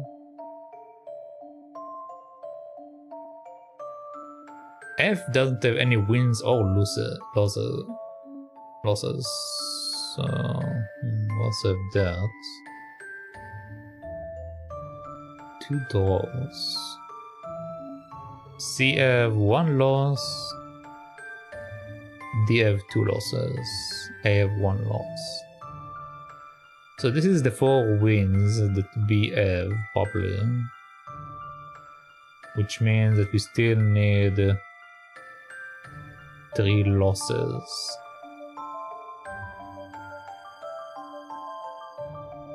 Okay, hold on. D have 2 losses. These 2 losses needs to be from 2 people. So there should be a loss from A, B, E, and F in order to fit the rest of the losses, basically. It also says that C got 2 draws.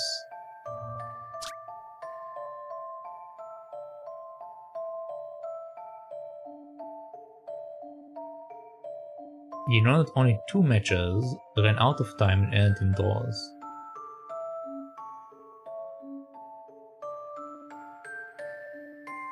Only 2 matches, which means that the losses that C have is not from A or B. Since C have 2 draws and A and B have only 1, which means that they both fought C and they couldn't beat C. Which means that the loss that C have is either D wins, E wins, or F, which we don't know. We do know that E is a rookie and she managed to win against someone that is not a rookie, probably. So thinking about like someone that is very tired is a possibility. So like C fought E after her 2 draws and also after her 2 wins. So this way she was like extremely tired when she fought E, which is a possibility.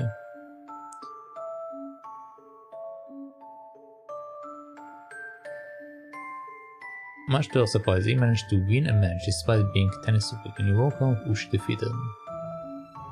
I'm pretty sure she defeated C. Pretty sure.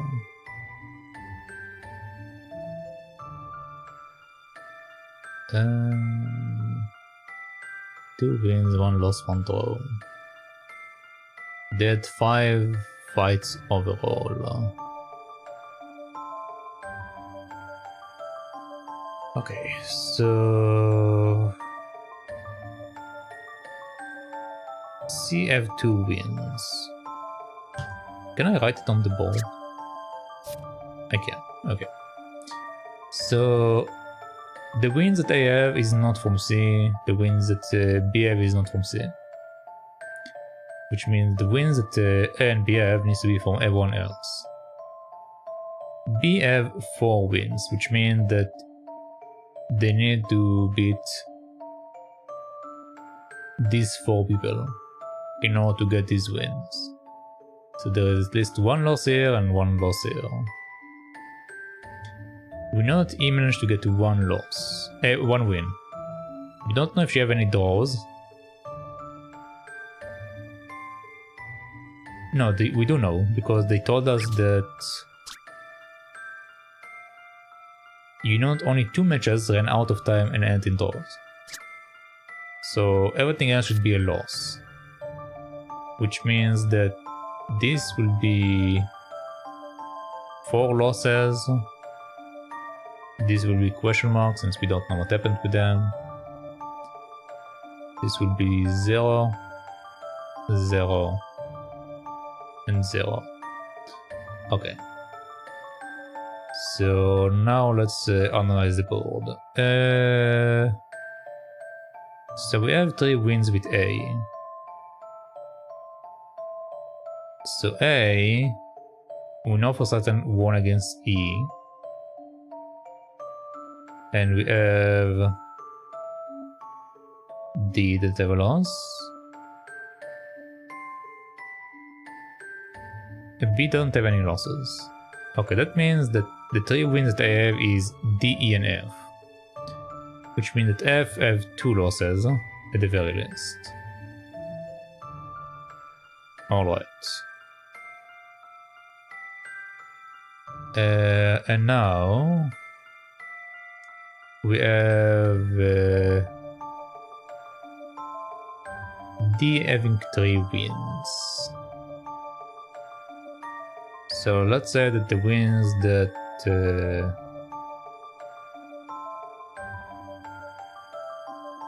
1, 2, 3, 4, 5, 6. Oh. because there are 6 of them, there should be 6 rounds. But they show only 5. Well, like, I mean, I guess you're fighting 5 people, but there are 6 people in total. So I see. Okay. But then that means that no, that's still correct for the lower part, because it's still 4 losses since we fought 5 people. Okay. But the only difference is that it's possible that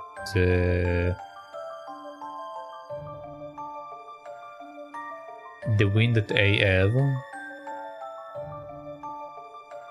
No, the win that I have should be between the 3 of them, the bottom 3. The wins that the 4 have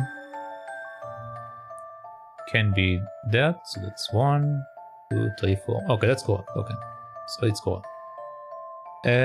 Alright, so we have... We already know A, we already know B. So now we have C and D to work out. So we know that C have 2 wins, which means that they got the 2 wins from the bottom 3. From someone. And we know that D have 3 wins. And these 3 wins should also come from the bottom 3. Because I only lost 1 time and I lost to B, not to have the 4 over there. So D losses will be... D wins will be... C, E, and F. Which also means that F had 3 over here. Okay. So that gives us that setup.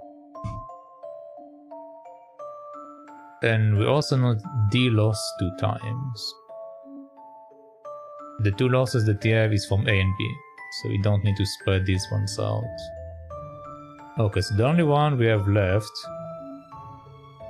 is to get another game from F. So that means that the person that they beat should be F. So F lost to E. I believe I have this one. There we go. Solving puzzles is truly a pleasure. Correct. F was the one who lost to E. The completed scoreboards tell the whole story. Poor F lost all of her matches. Don't let it get you down, F. Onwards and upwards.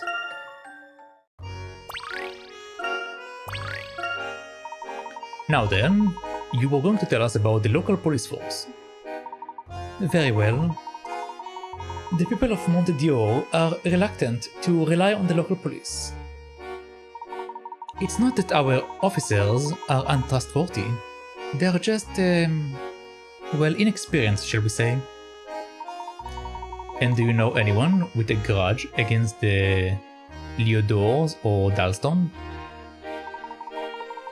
Well, I imagine there are hundreds who are known to please about losing all their savings in the casinos. But whoever pulling off these flashy stunts doesn't seem short of cash. That's a good point. Of course, tell you what though, that circus out by Dawson's place must have cash to spare.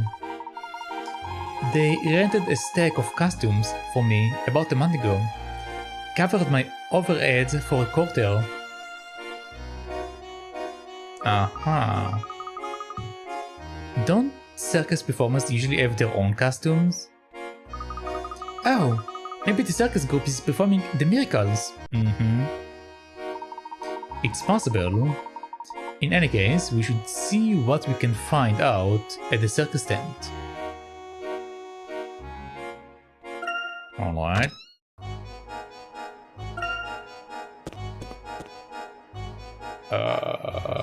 Which way was it?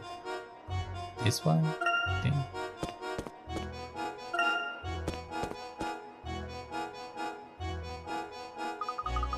I haven't been to a circus for ages, let's go!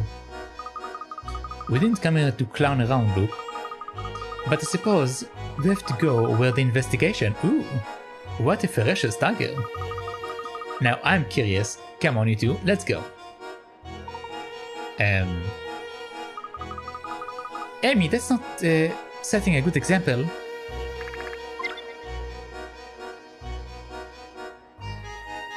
Okay, let's go.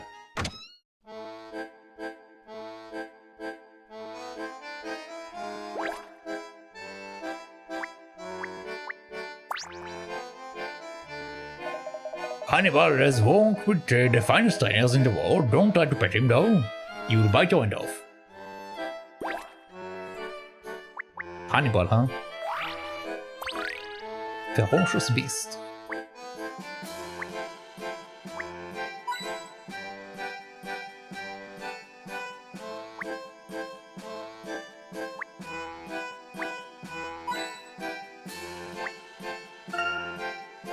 Acrobats or bureaucracy? Bureaucracy. Basically politicians. Maintain balance is never an easy task. Bureaucrat, there you go, bureaucrat, that's right, bureaucrat. But the clowns make it look like a piece of cake. Balancing on a ball, it's easy once you get used to it.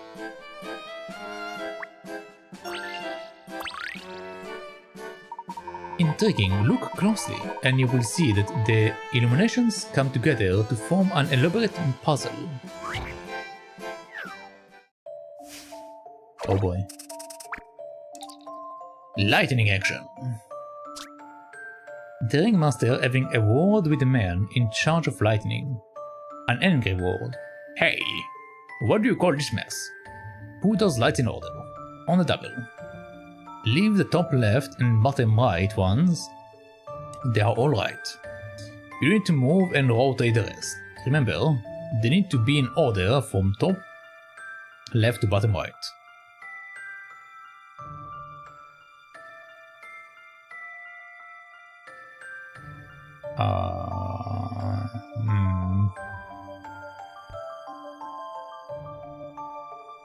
Put the lights in order on the double. Leave the top left and bottom right ones. They are all right. Okay, so top left and bottom right is fine. You need to move and rotate the rest. Remember, they need to be in order from top left to bottom right. Okay, so these ones are the ones that are telling me they are correct.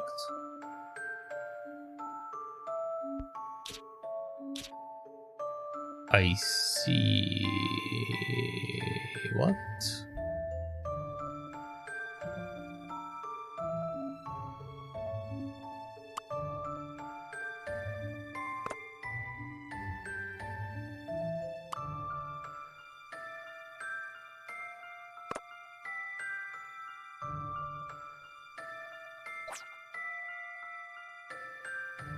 If the order they are going is from top left to bottom right, and it says that it's correct when it doesn't have any lights in here, and it's literally have only one row, and the last one have an 8,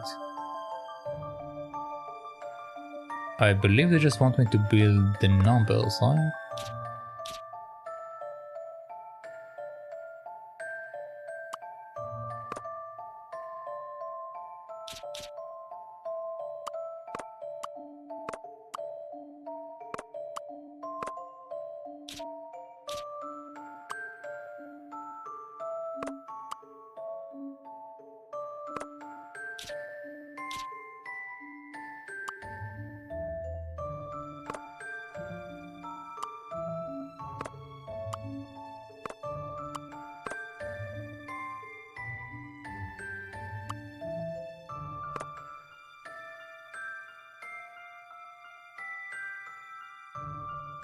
Okay.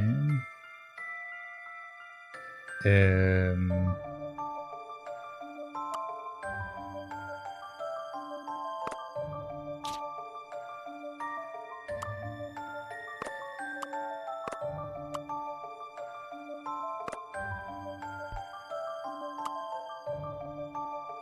don't know what I'm supposed to do with the extra blue, so right now I'm just going to chuck them in the corner.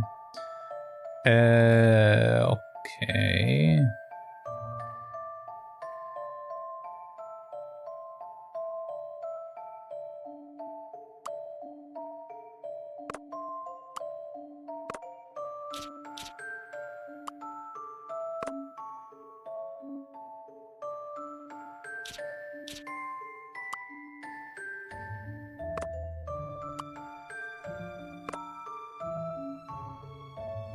That's a 6. That's a 7 probably.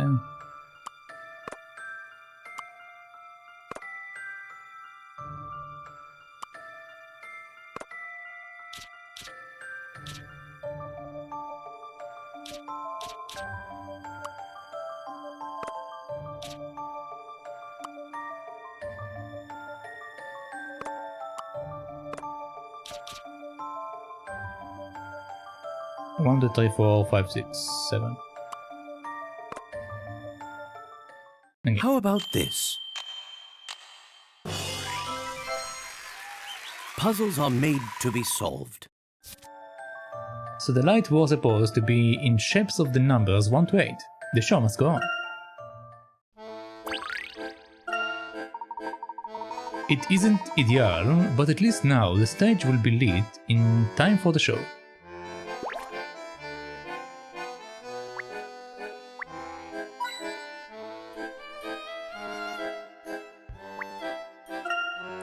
Ooh, a ring of fire. They must pull the oil here. May I? You can do it, Amy, as long as your hair doesn't catch fire. The courage required for such a feat must be tremendous.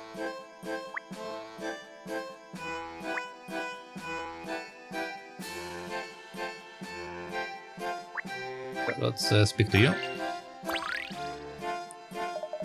Ladies and gentlemen, children of all ages, welcome to the Stellar Circus. Hello, Ringmaster. The rabbit you gave us is doing well. Oh, that catcher. I forgot about that. And that's cause business is booming. Mr. Dalson hired us about a month ago. And we've been sold out every night. Even as we speak, our star performer is out before a packed crowd. I really can't thank Mr. Dalson enough for his investment. He even offered us this prime location. Ringmaster, I'm told that you recently rented a large quantity of costumes from a local boutique. Looking around your establishment, it's clear you already have more than enough. Why did you need to hire more?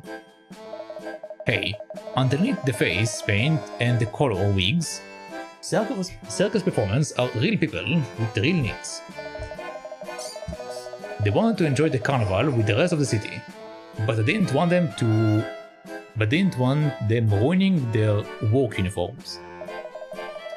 So I hired them a bunch of carnival costumes the locals and tourists usually wear. Is that a problem? No, of course not. That was very kind of you. I like to think so. I also like to think that I'm smart enough to solve puzzles, but I'm stumped by this one. Can you help? Let me see. Oh my god, that's a lot of numbers. A Winger's Tale. What is a Winger? Miss A is complaining about the seat she had for last night's play. Can you work out where she was sitting? The 5 of us sat in a row, with me in the middle. Talk about a fifth wheel. Okay. Miss A complaining about the seat she had for last night's play. Can you work out where she was sitting? Okay, so Miss A sat in the middle.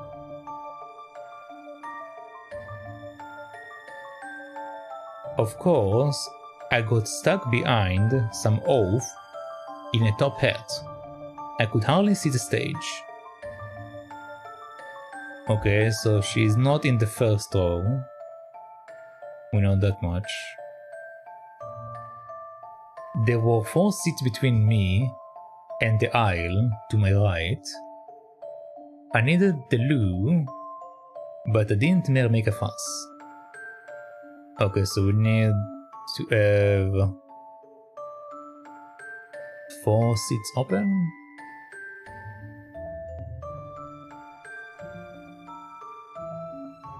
Okay, so if she is in the middle of the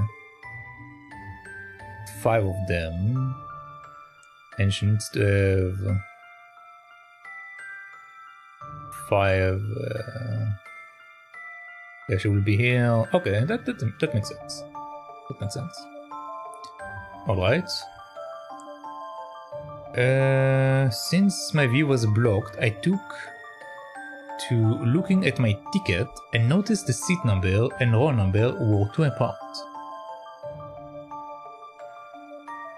Since my view was blocked, I took to looking at my ticket and noticed the seat number and row number were 2 apart.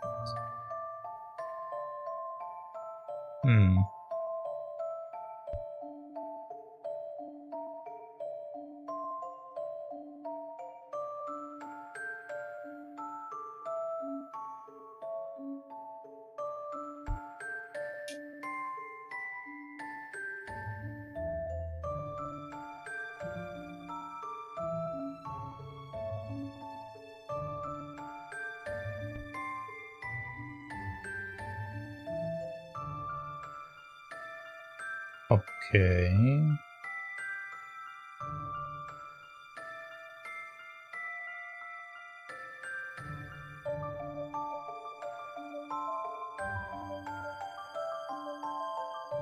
I'm not sure.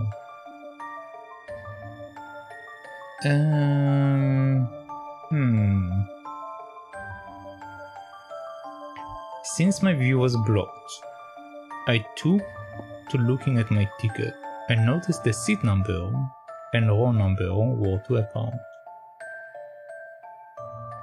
Okay. She was in the middle of 5 and her seat number was 2 apart from the row number. So it can be the last row, it can be the 5th row. If we are looking at the 4th row, she will have to be number 10, for example.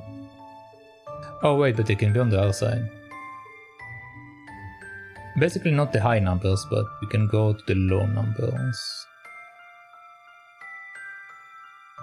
Which means that she's set on the left side. And not the right side. Okay, so she's set on the left side. And she says, what again about the seats? There were 4 seats between me and the aisle to the right. Okay, so she should be in the middle between these guys.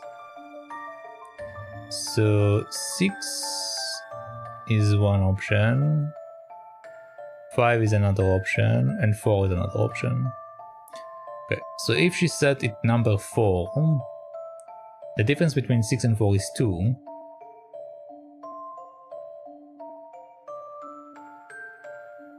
It says 2 apart, but doesn't tell us if it's plus or minus 4.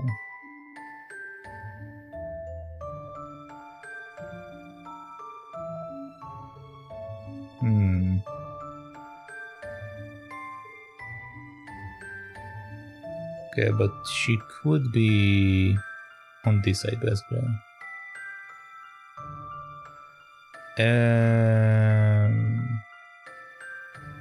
There were 4 seats between me and the aisle to the right. Okay, if it's 4, there are 4 seats to the right. Can I note it down? Okay, if she sits here, 6 minus 4 is 2, and there are 4 over here, so that's correct, technically speaking. So that might just be the answer. but let's make sure. So, in order to have a difference between 5 and 2, she will either need to be sitting at number 3 or at number 7. 7 is impossible, so number 3. But number 3 is incorrect. So she didn't sit at number 5. So this row is out of the options. Yes. Okay, so row number 4. If she sat at number 4, she should either be at 6 or 2, which neither are a good option for us. If she sat at number 3, she should be either 5 or 1. She can be 5 because there isn't enough seats, so that's also out of the question. If we are at number 2, it should be either... it should be 4. Which again is impossible, so this is also out of the question. And row number 1... if it's plus 2, it will be 3. Which is possible, but it's impossible because she needs someone to be in front of her, which means that this is the correct one. Enter a row and a seat. So 6 and 4.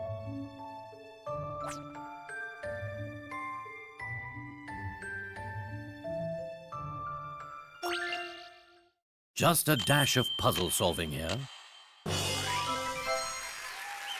fine puzzle for a gentleman. Alright. Correct. Miss A was in row 6, seat 4. Right at the back. Oh dear. At first she seems very fussy. But anyone would complain about that seat.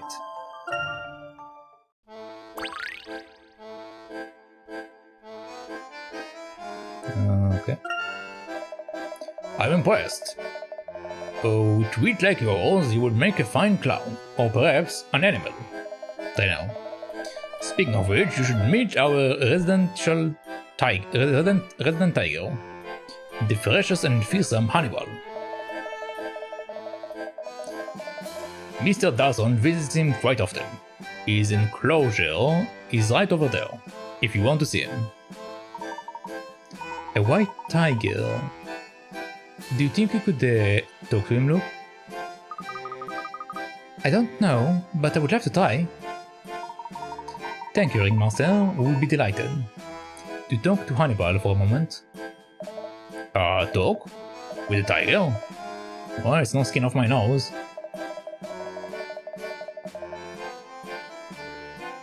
Careful now.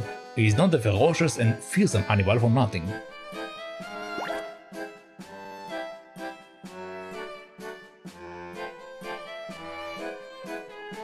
Okay, so let's try to speak to you. Go! Go, go! Oh my, he's certainly talkative. According to the Ringmaster, he's quite fearsome. And ferocious.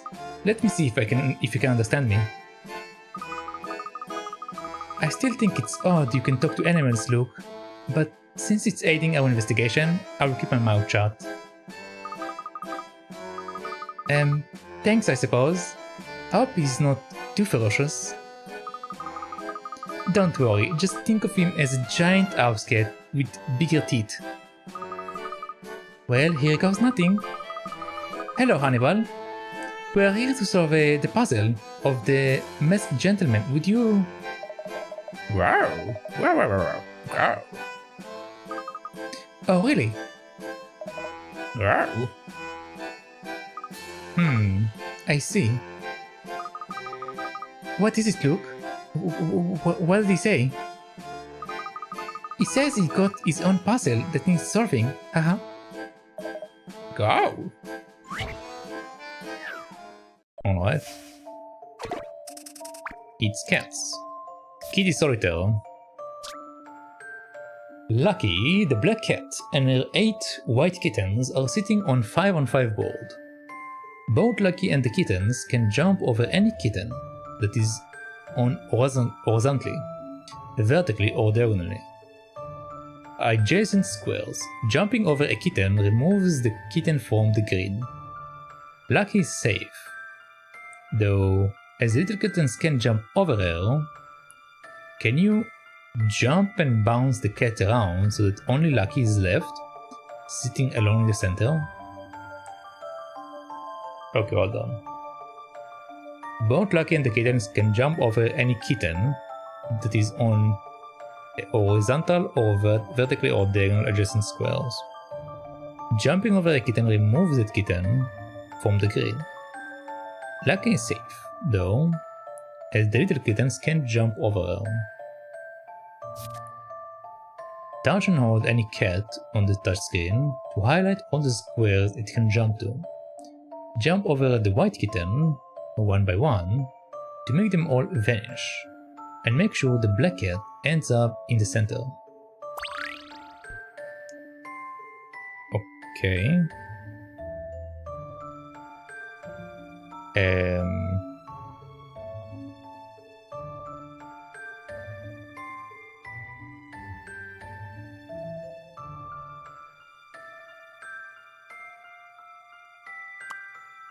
I see. I see. And she can jump over anyone. I see. Okay. Thankfully that will be like this. Okay.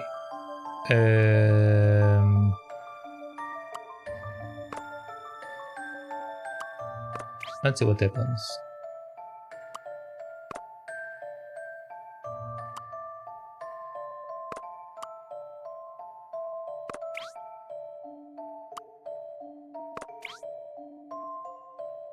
Okay.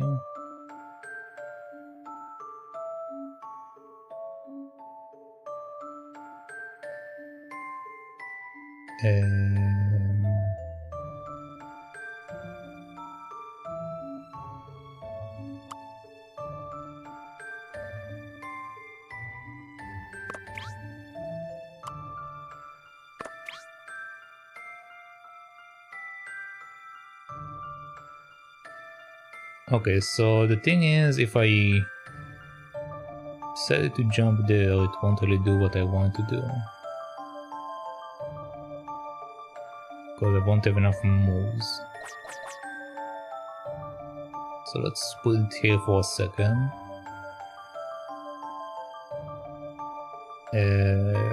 Okay.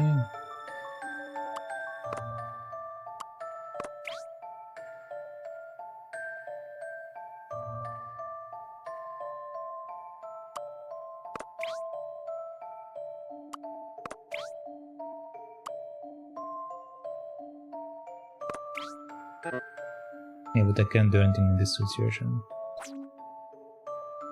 Alright, let's see again. So,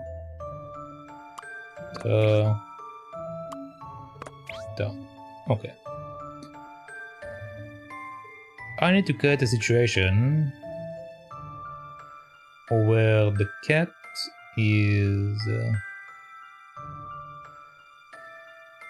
in a position that allows me to jump back if I'm going to use the black cat, and which I don't need to use it then. So there need to be at least 2 cats left in order for me to do what I need to do. And their position needs to be one right next to the square and another one not necessarily right next to the square.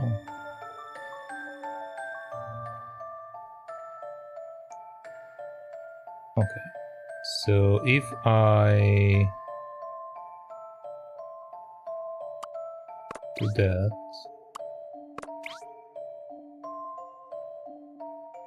it won't work. If I do this,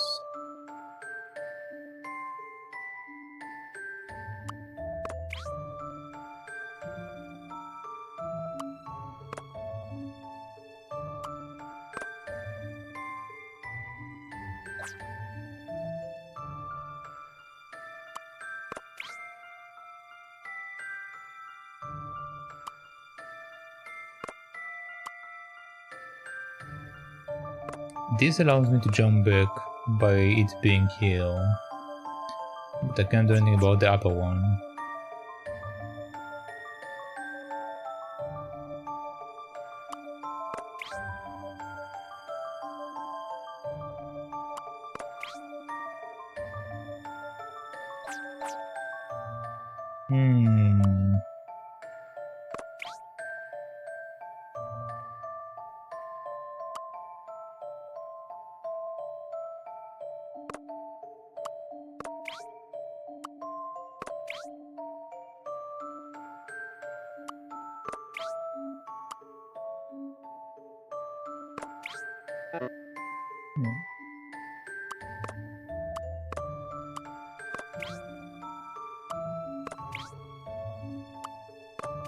Okay, back to this condition. So now we have it over here. I need to set it in the similar way, but also a way that like aims it to the center.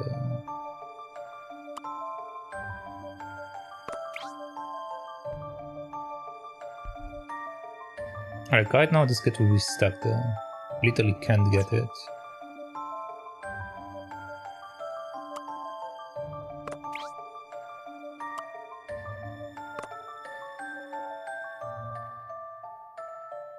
That won't help me with anything.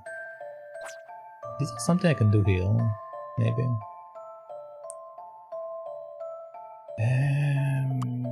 Let's see. If I do this, you can go there, capture this one, but then it's missing something here. Could come back up here.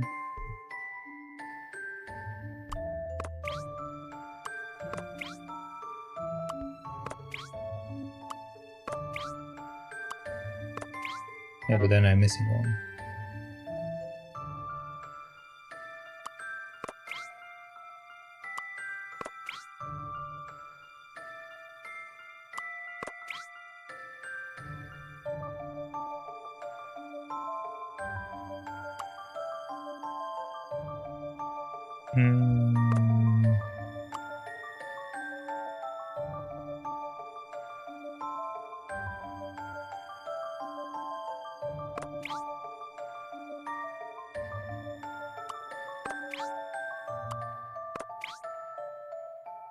Yeah, but this one is far away.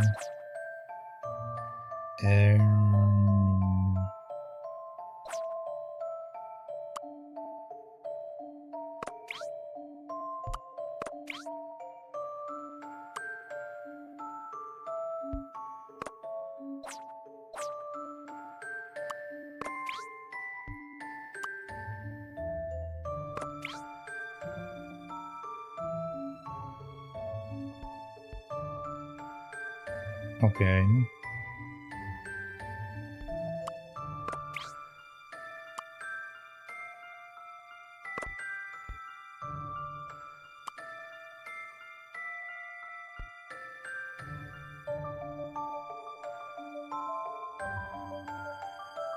That won't help me either.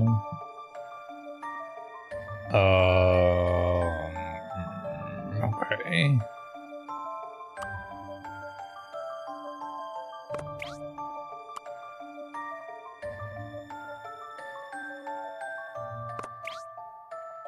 Again, being stuck there don't help me.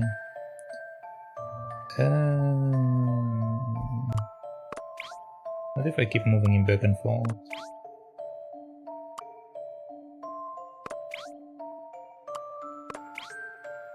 That creates a circle. Not circle, a triangle again. Which is the situation I didn't really like from earlier.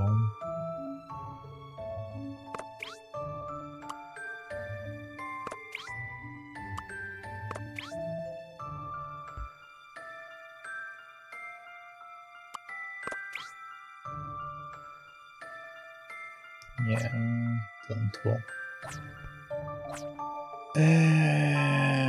Okay.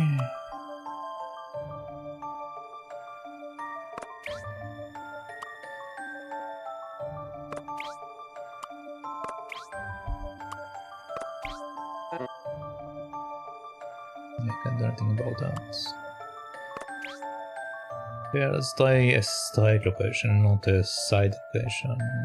So I have that. So either I capture that, he sits next to me.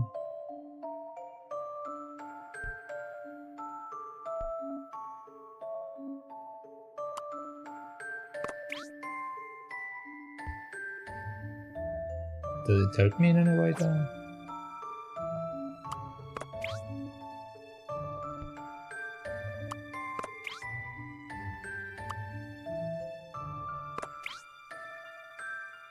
I can capture one of them, but it doesn't do anything for me.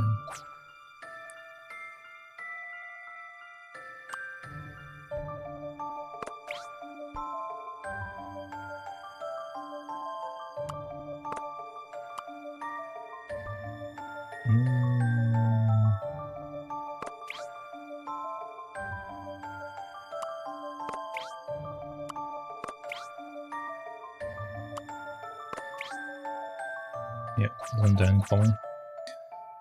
Okay, so what is it that I'm missing here?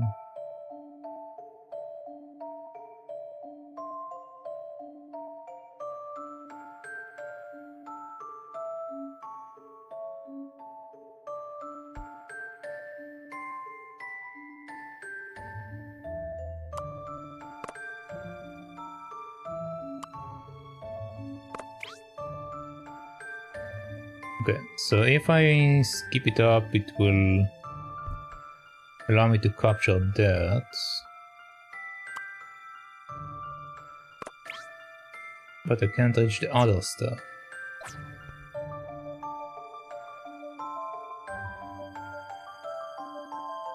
Man, that's a pain.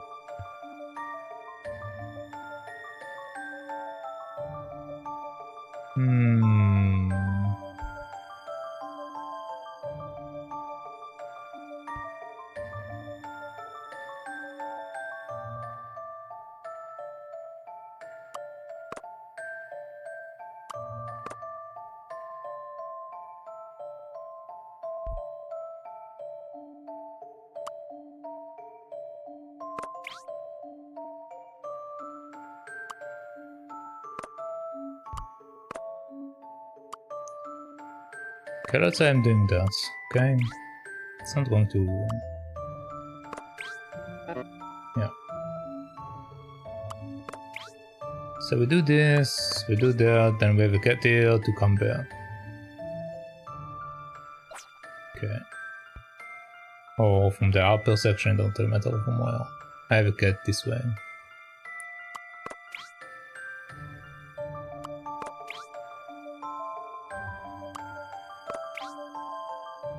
Okay. So if I make him jump I will have that, but then we have the cat here, which I can't do anything about. I can do this, for example, and capture that, capture this, but then the last one will be stuck there. Oh. Okay.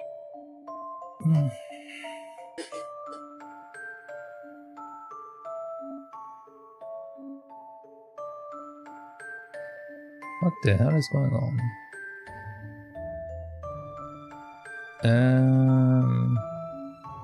Give me a moment.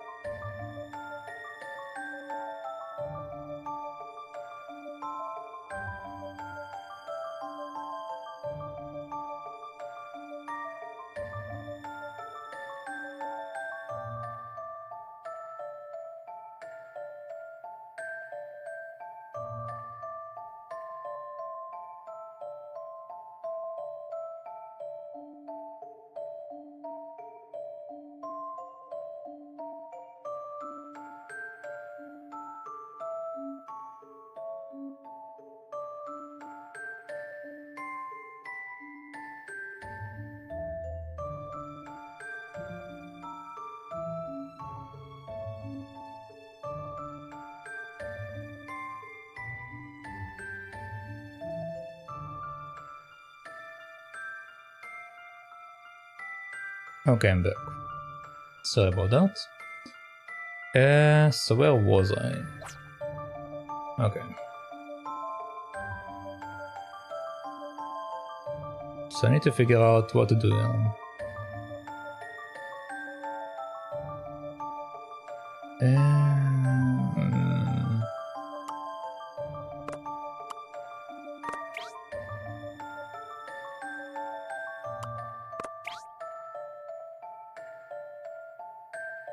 Okay.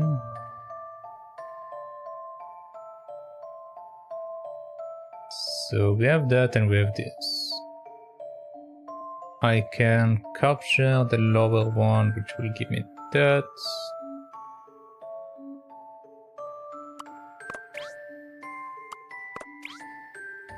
Then I bring them back up. The issue is what's come after that.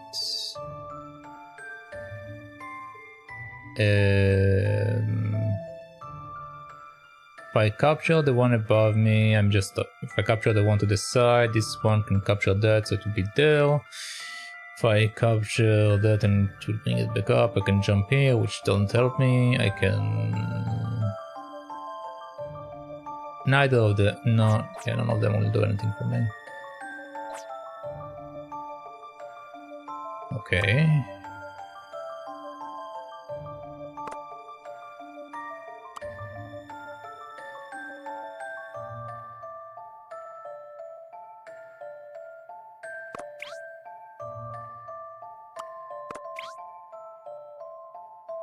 Okay. So right now I can capture that, and capture that. I can capture all these three and do it all without any problems. The problem is coming back. I can do that right now as well.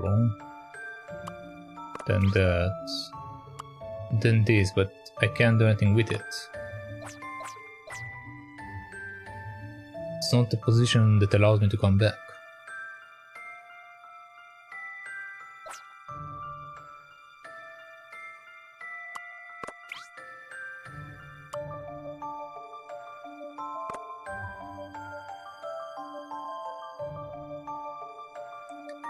If I capture that, I can put a unit here.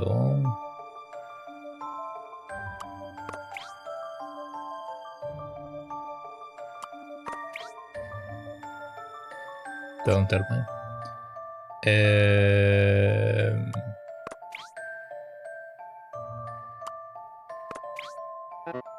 Don't tell me.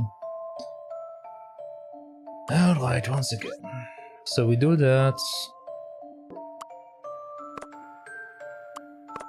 We do this. Okay.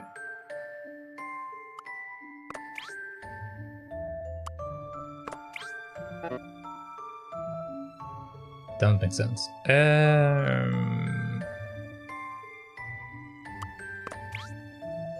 that.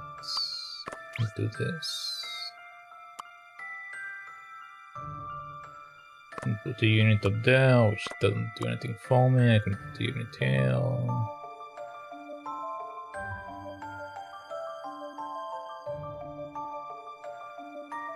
Which won't really help with anything.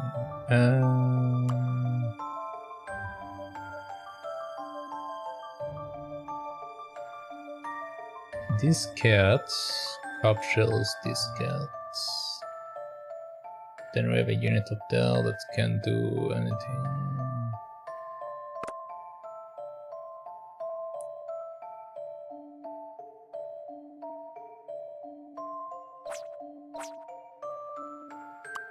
Okay, you get out of the way for a second.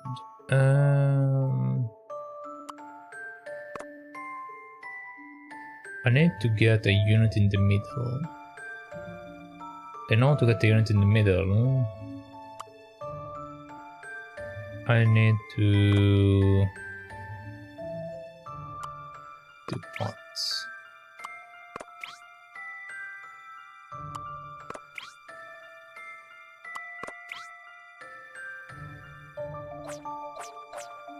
Can I not get any units in the middle?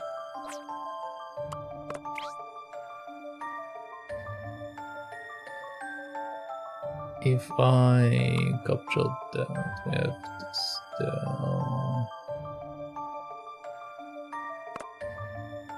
But it won't get me to the middle.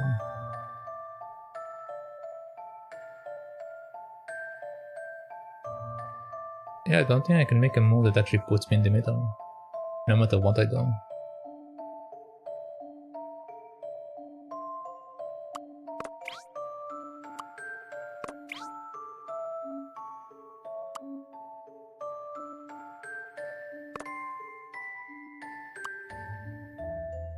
So let's say that I do this, this will be taken away, capture that, capture that. But this is still a problem over there.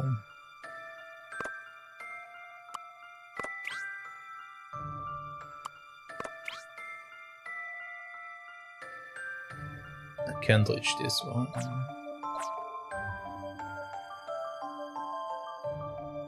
Ay ay ay ay ay ay ay ay ay. Again, I can do that, but it doesn't do anything for me. I can come there, I can come here. Oh, doesn't do anything. I can do that, it doesn't do anything.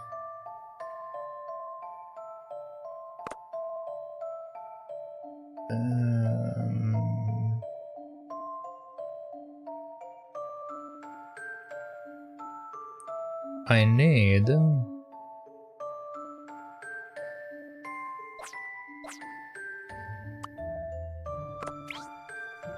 I need to position him in a way that allows me to come back in one way or another, but also capture everything on the way. So I remove this one. But let's ignore him for a second. I just want to try to see if I can get to a condition that puts me with 0, basically.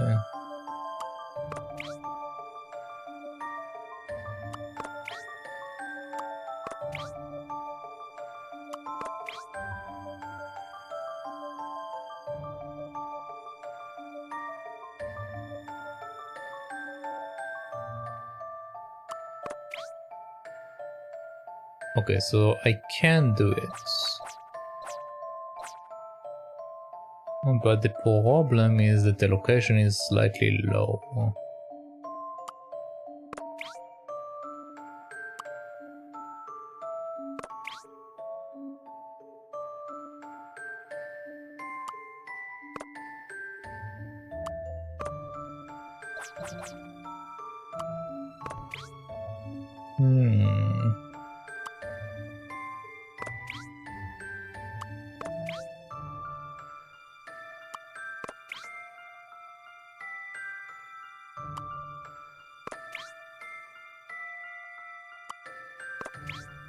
Again, I can come back, but we have an extra one.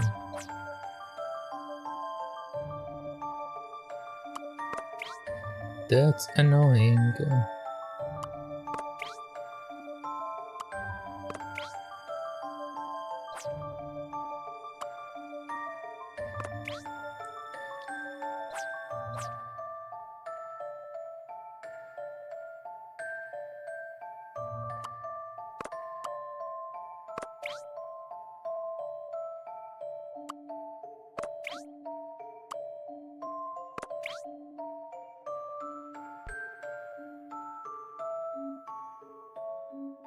This could have worked if it was in a slightly lower location.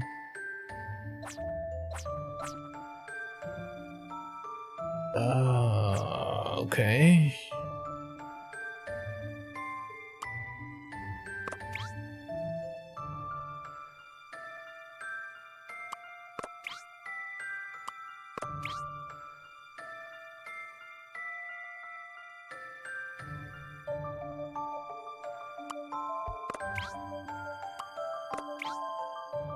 Again, I'm left with one. No!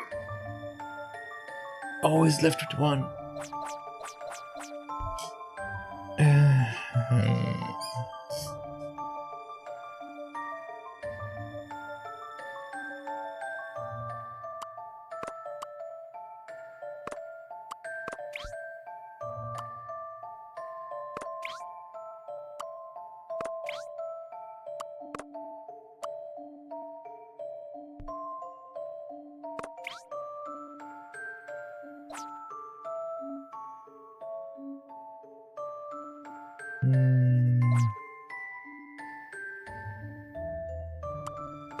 What if I move him out again?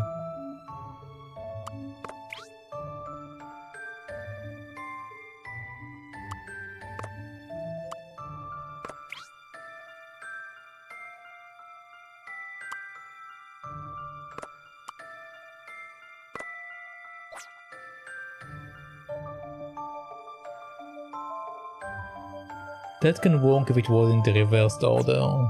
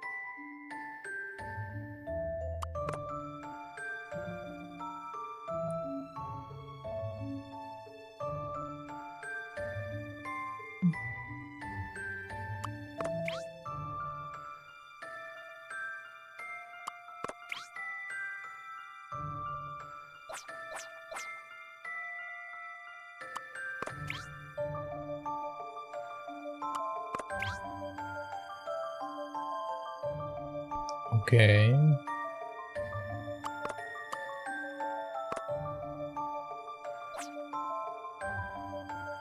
If I do that,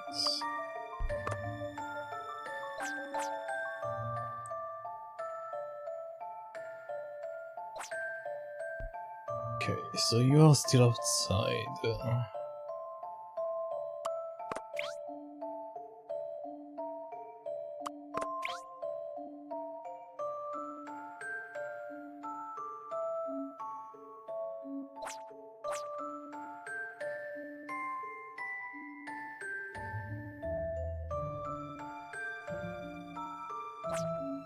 Okay, you come here,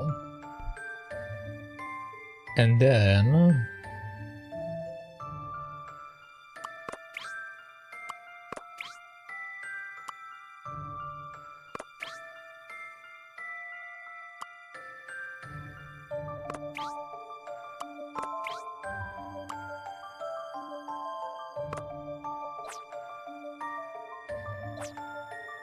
yeah,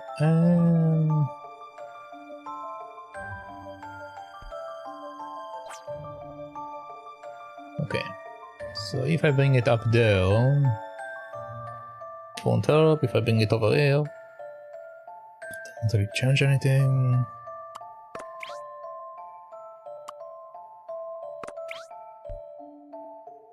Yeah, still the same problem.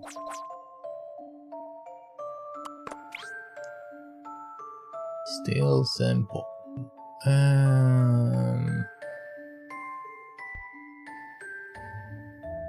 If I bring him up there, it will be over here. Which then means what to me?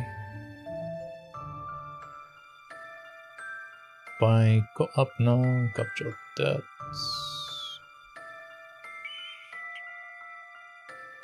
I can come back down, but it won't help me. I can bring it up. Bring him here. Jump here. There is one left. Jump up. Puts him there.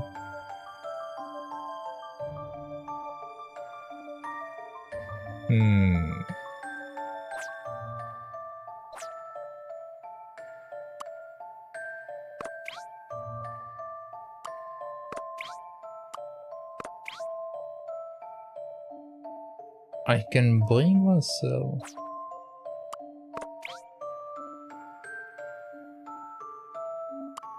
That could have been nice if the angle was better.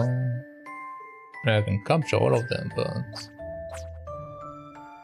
it needs to be in middle location for me to be able to use it.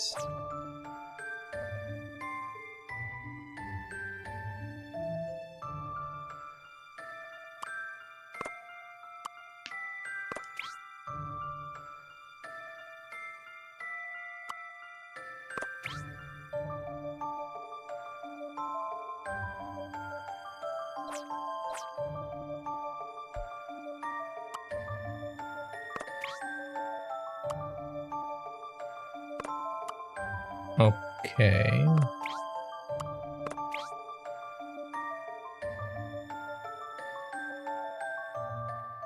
Right now I can go back, but I don't that I can't do anything.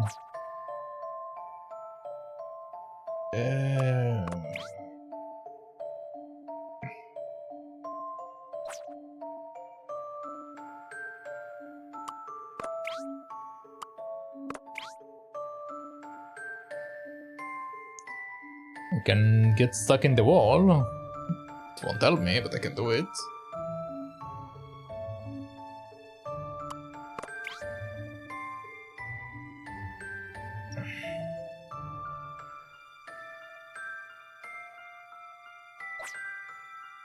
Alright, again. Doing that, doing this.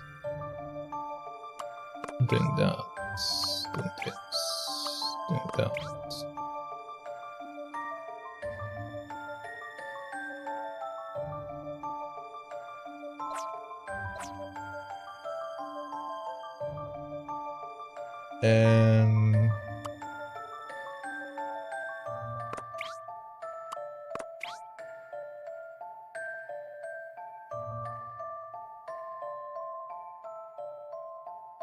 Nope.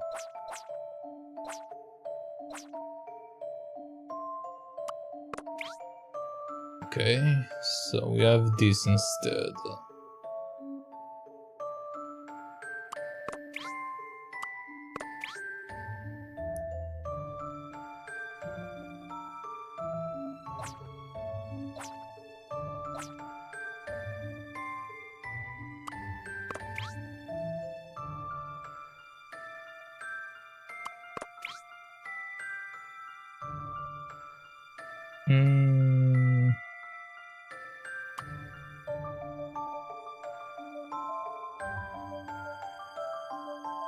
That's one.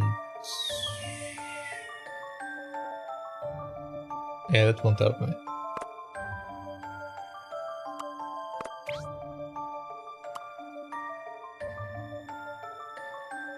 Same for that.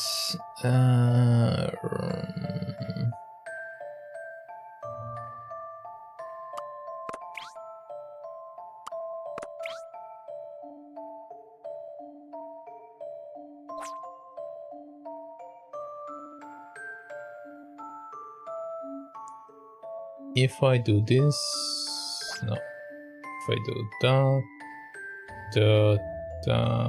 no. If I do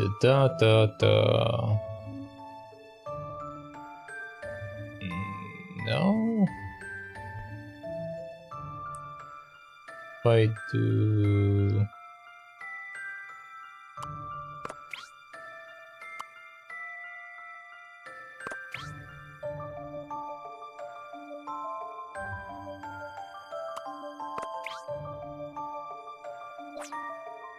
I need to be able to get back to it though, which I can't right now.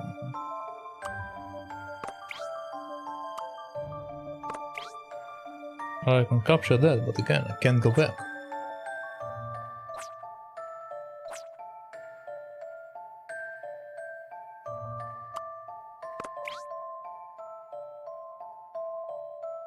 I need to have this location.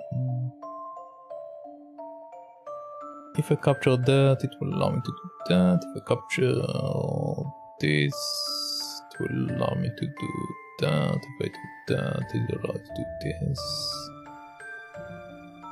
All options terrible.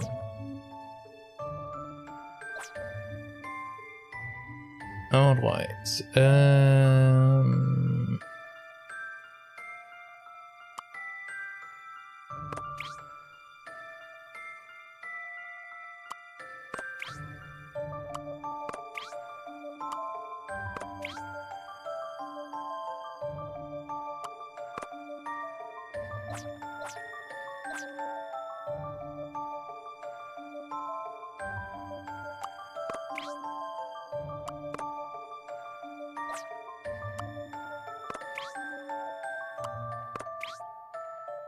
Okay.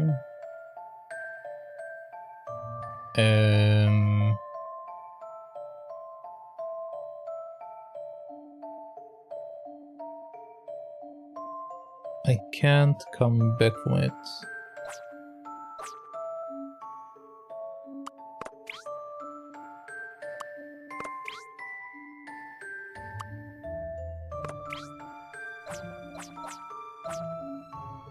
Yeah.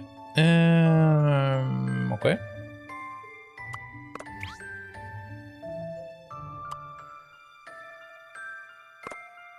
So if that goes there, that goes here.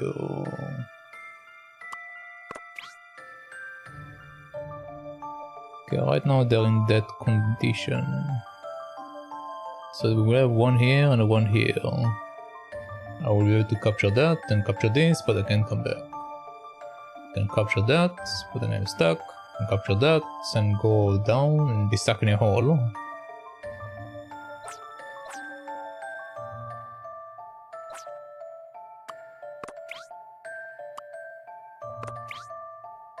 Okay.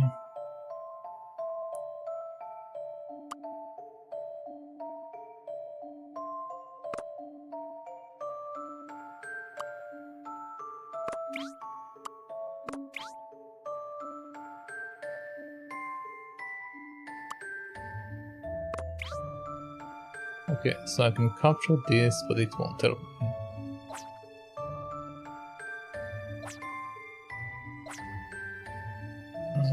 This structure is not that great. Yeah, it's not that great. Yeah. Okay.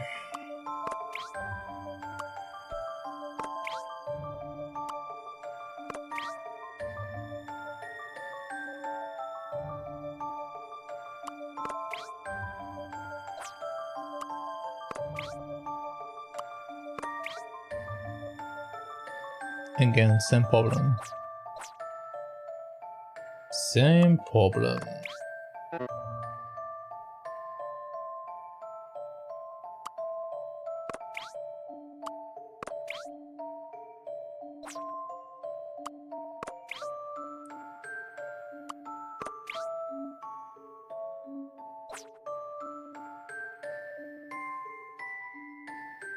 Okay.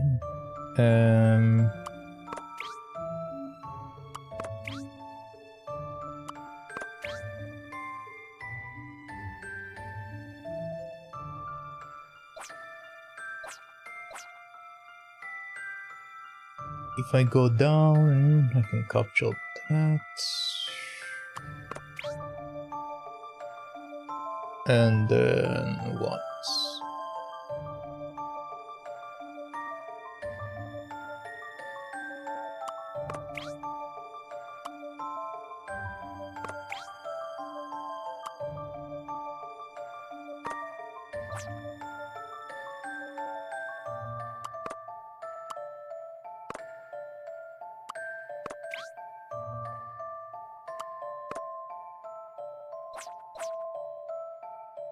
Okay. So if I go down, this guy will stay here. If I go there, this guy will stay there.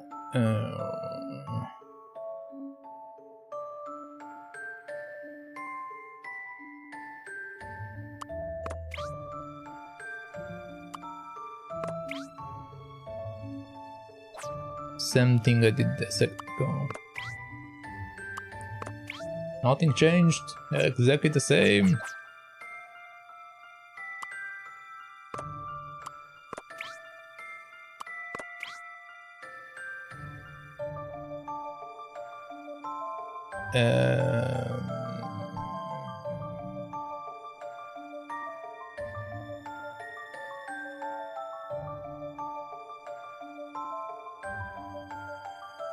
That won't help me, that won't help me.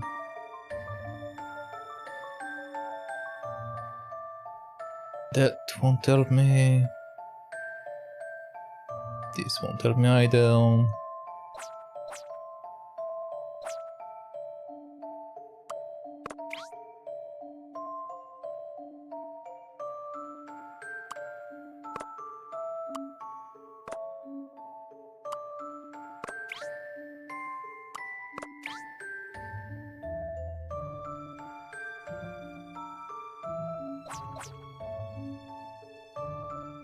Ah, okay.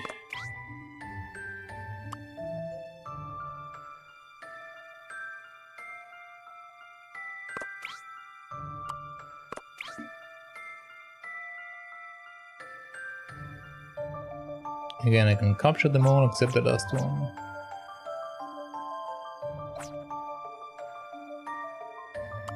That last one is a pain.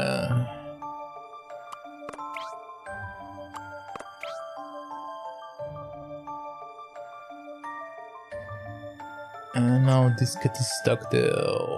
Why?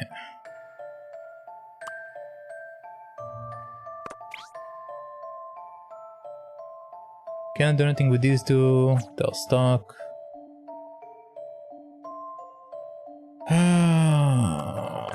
Okay, can capture that. But then we again have an issue with the lower cats.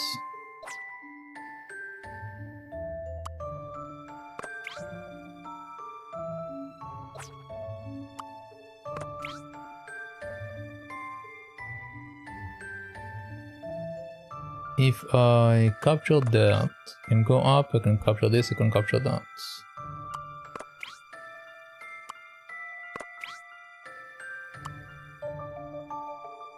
I can go here, but then I can't do anything else. If I do this and that, I can go back, but I can't do anything else. Always the same problem. Always the same problem.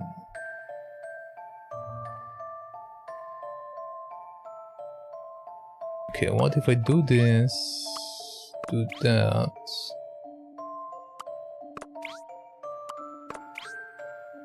I can capture that, but I can't get back up down.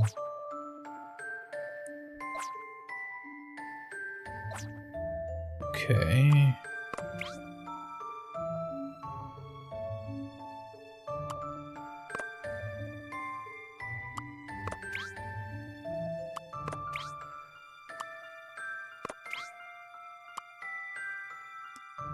Again, I can go down, I can do what I want though. I just want to be able to go in, you know.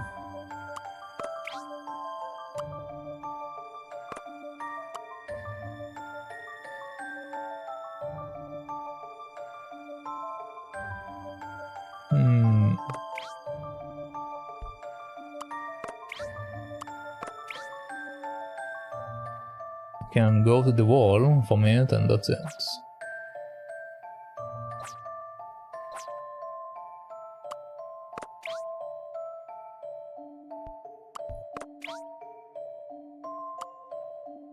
Can capture this or I can capture that, neither will help me. I can...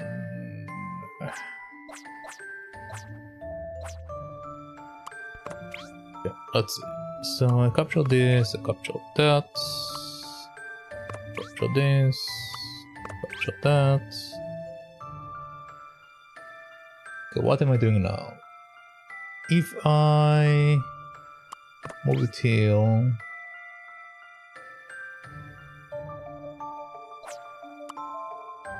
if I move it here, I'm going to capture the one below, but I can't capture the one here.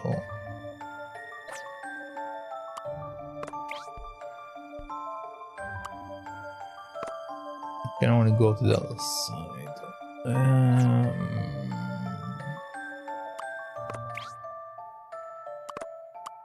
Can I bring it down? Which doesn't actually do anything for me.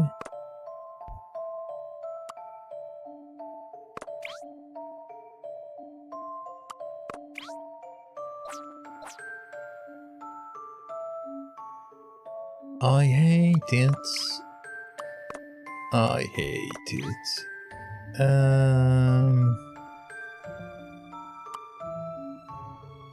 Capture that and then that will be it. Okay, I'm gonna take it. It's important to consider the first move. You may feel safer leaving Lucky in the middle, but you're going to have to move her to solve this. In fact, the first step is to make a jump 4 times in a row. 4 times in a row.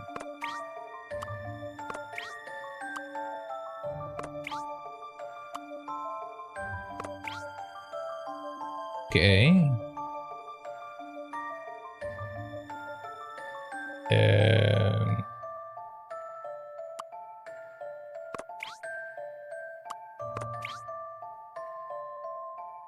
No.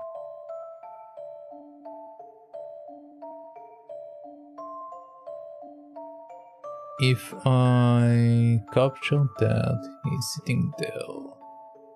Capture that to capture this.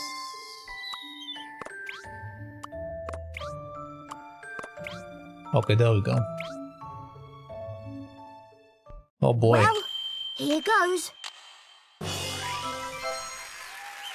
That's a relief. Correct, you managed to get all the kittens off the board and leave only Lucky in the middle. Do you think she is glad to get some peace and quiet? I know that I am.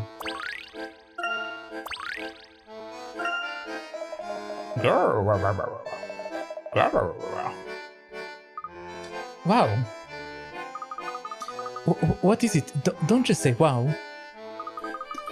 Hannibal is friends with Mr. Dalston. And he's not ferocious or fearsome at all, he's just a cub. He says Mr. Dalston bring him treats and scratches him behind the ears. He also said that the last night, after the circus finished, Mr. Dalston brought him a treat and played with him. Wow, who would have guessed? He rarely shows it, but Mr. Dalston has always loved animals. So if the circus had a show last night, the circus members couldn't have been helping the masked gentleman. As for Dalston, well, I doubt he would want to upstage the circus he himself hired. And anyway, Professor, if he was with Hannibal, he can't be the culprit, can he? Not according to our evidence so far. So we are back to square one.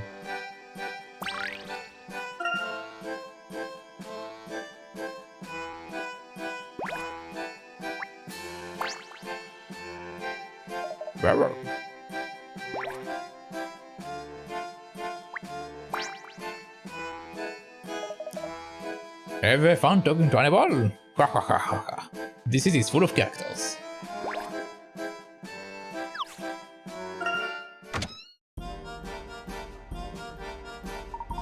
My, it's already getting late. Professor, the masked gentleman's warning said that his next miracle happens tonight. We better hurry to the Gallery Plaza.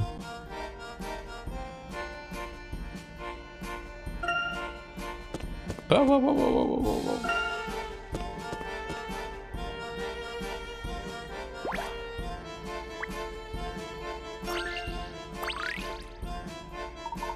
Stellar Circus! Stellar Circus! Come one, come all! To the Stellar Circus! Of my favorite visitors! Would you like a flyer? And while you are at it, want to see my bear sticker collection? I just finished arranging them on my break. There. Look how sweet they are. With their little heads and eek! Where is the last one?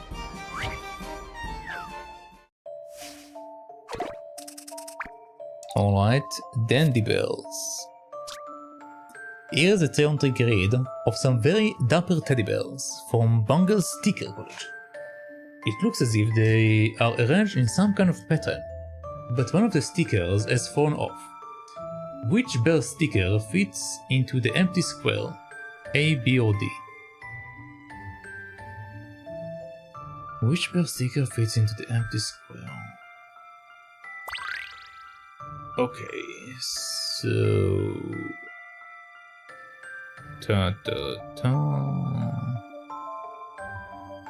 And then we have this. Okay.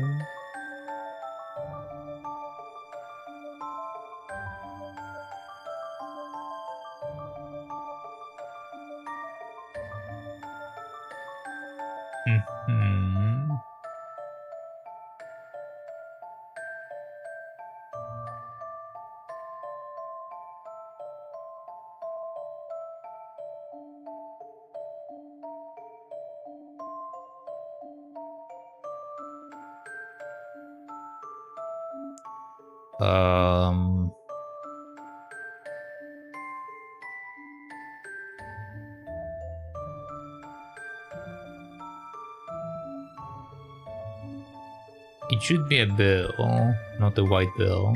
Okay, all of them are normal bells, okay.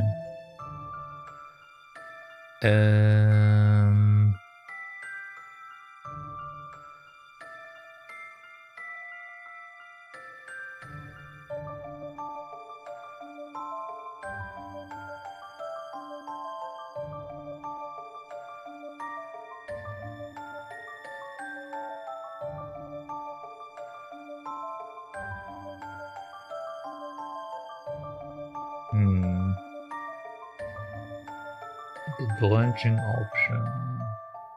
Still same glasses. Always there is something that it is the same. Same glasses in this case. Then head and body is the same. Then the last one. Same head and same body. No, this pattern is not correct. What is the pattern here?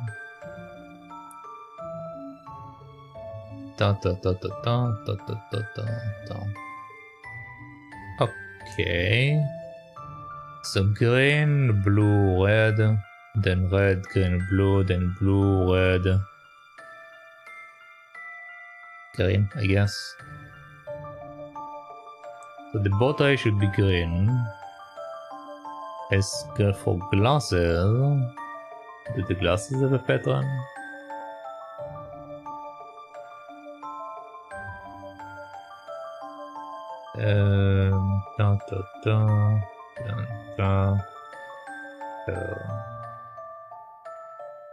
Glasses, glasses, no glasses, glasses, no glasses, glasses. After a bear with sunglasses is a bear without sunglasses. After that again a bear with the sunglasses. So once again there was a bear without sunglasses. But then there is a bear with normal glasses. If it follows the same pattern it shouldn't have glasses, but that wouldn't fit any of them. Okay, that's not the right pattern.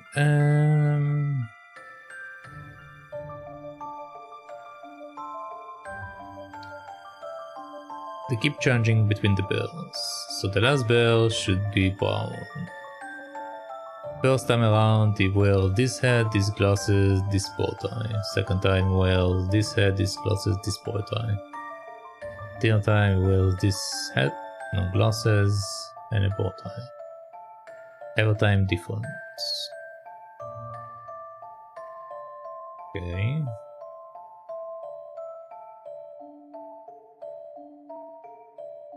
So this one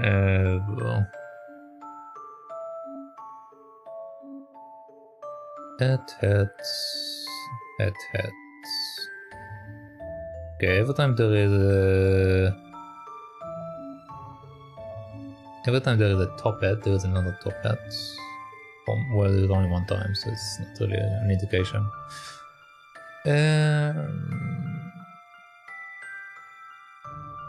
Yeah, it's not an indication. If I had to guess, I would say it's C, but I don't have proof. If anything, the proof will be that it's like not that.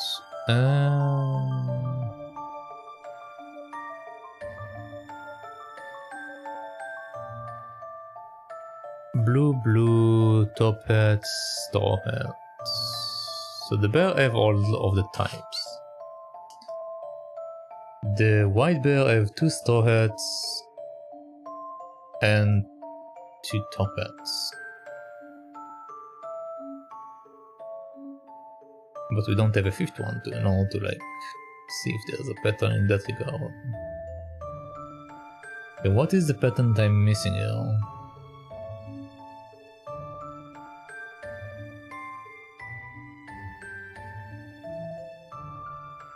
Red, blue, blue, red, blue, green, green, red, blue. Which means that this bota is that much I already know. Top hats, store hats. Okay, so after the store it should be this hat. Okay, so that's the pattern for that. So it's actually not, it's either C or it's either B or D. Glasses, we have normal glasses, sunglasses, no glasses. Sunglasses, no glasses, normal glasses. So it should be sunglasses. It should be D. Don't keep me in suspense. Okay. There is no puzzle without a solution. Very good. The answer is teddy bear D. Those crafty dentils have been arranged so that two bears in the same row or columns are wearing the same, but no two bears in the same row or column are wearing the same hat, glasses or ribbon.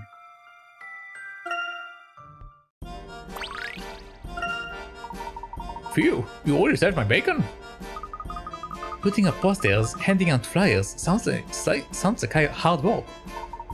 Oh, it's very demanding. But what else can I tell people about the circus? Ooh, actually, I've had a fantastic idea. If I could fly like the masked gentleman, I could hand out flyers from the sky. I would be the first ever flying flyer. Imagine the crowds I will bring in. The tent would be choke-a-bloke. It would be like a dream. I would be happy as a lark. Oh, it's too much to think about. That's an interesting plan, but how are you going to fly? Well, I haven't got that far yet, but if you run into the masked gentleman, can you ask him about it for me? That seems like an unnecessary, dangerous way to end flyers. I recommend sticking to the ground. Yeah, I just remember that I'm terrified of heights anyway. Mind you, I'm always terrified at ground level too.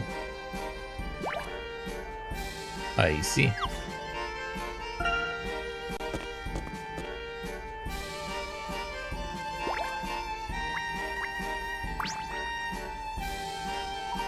Professor, we should get a move on. The masked gentleman due to show any moment now. Yes, we are on our way to the plaza now. The chief inspector has tightened security. The masked gentleman may find his movement severely hampered. Hampered is the word alright. The chiefs identified the culprit. We are bringing him tonight. The culprit, you know who it is? I don't know the details, sorry. But the task force is mobilizing in the plaza as we speak. I have a bad feeling about this. Yep.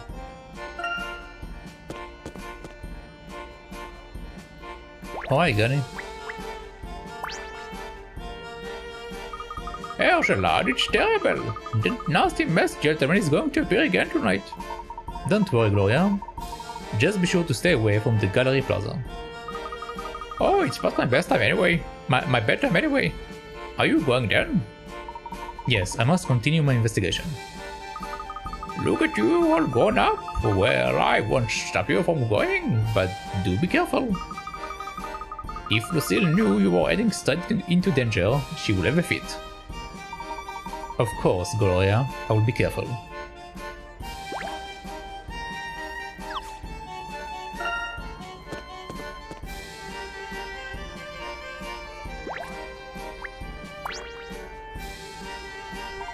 Haha, behold the play of these neon lights upon my elegant form. See how they emphasize its perfection. I'm sorry, what was that? Don't you appreciate the fine art when you see it? Just look at my flawless nose, my glorious chin, my effortless smirk. Now that you mention it, your face does remind me of a puzzle. Careful, Professor, not everything is a puzzle. Oh, I'm sorry. I could have sworn there was a puzzle here, my mistake. Let's just move on.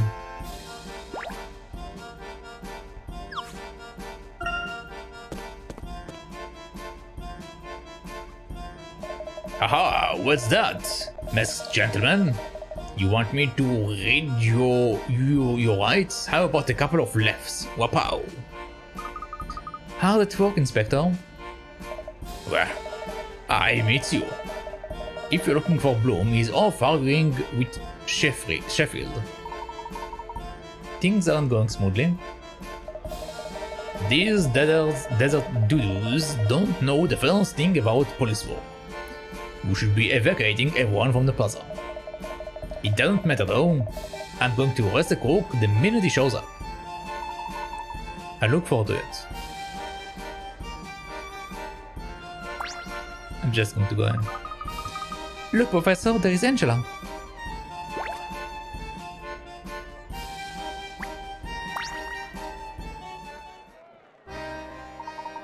Angela, I didn't expect to see you here. I had to come, Herschel. I'm worried about the town. But it is dangerous here. The masked gentleman could appear any minute now. Yes, we received a letter too. It said that Henry and I had to come tonight, so you see, we have no choice. But why are all these tourists here? Don't they realize they're in danger? Unfortunately, curiosity tends to be stronger than fear. I wonder what's going to happen. Huh? Huh? Professor, look up there! Huh? Huh? 5, 6, 7, 8. No one can escape their fate. Huh? He's walking on air! How is that possible? What in the world? It can't be! What is he doing up there? Is this really some type of magic? Ladies and gentlemen, your eyes do not deceive you. Leave the deception to your local leaders.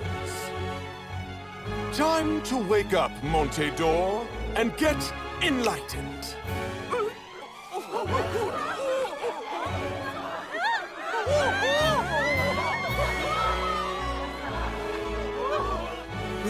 They disappeared.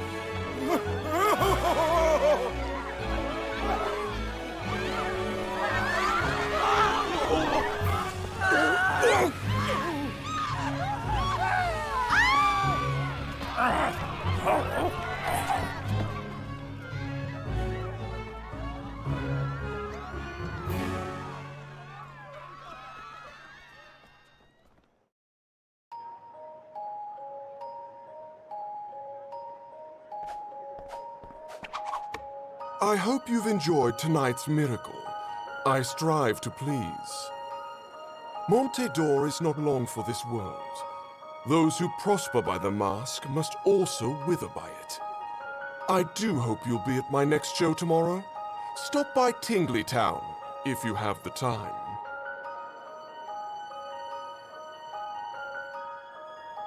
Tingley Town? That's the amusement park here, right? I believe so. And with that, we have advance warning of the masked gentleman's next move. Ah, and look! It's the beautiful wife of the richest man in town. Say hello to Mrs. Angela Lador. Mrs. Lador, please grace us with your presence tomorrow. I suppose you can bring Mr. Lador, if you must. How does he know me? Oh, and don't forget to tell the tourists that the town is cursed. Sorry I didn't mention that earlier. Those who stay jeopardize their lives, but those who leave risk missing the greatest show ever. My curse can be lifted if someone brings forth something to oppose my power. Perhaps another mask? But the Mask of Order is another tale of woe, isn't it? Until we meet again!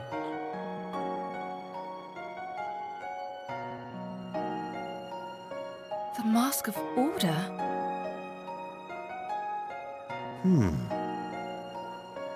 The Mask of Order? What's that? Is it some sort of compliment to the Mask of Chaos? Could that mean... So, if we can get that mask, then we can stop the Masked Gentleman. Well, that's not going to be an easy task. The existence of the mask has never been verified. Is this true, Herschel? Can this other mask stop this madness?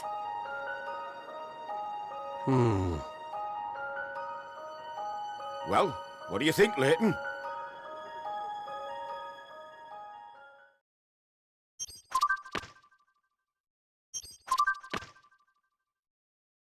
Okay.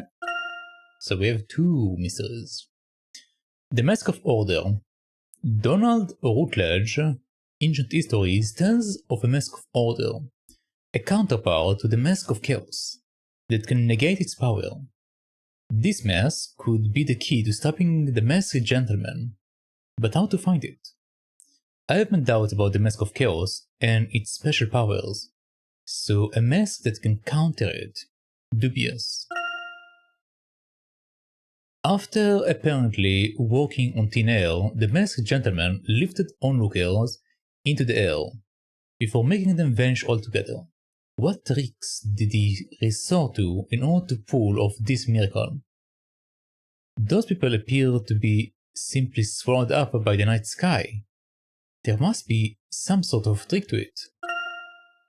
All the incidents so far have involved a fair number of accomplices. This one is surely no different.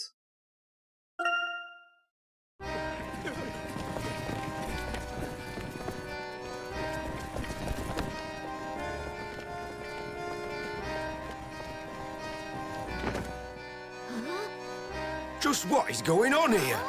Alphonse Dalston. What? You are suspected of crimes against the city of Monte. We'd like you to come with us. You can't do this, Sheffield. I have my rights.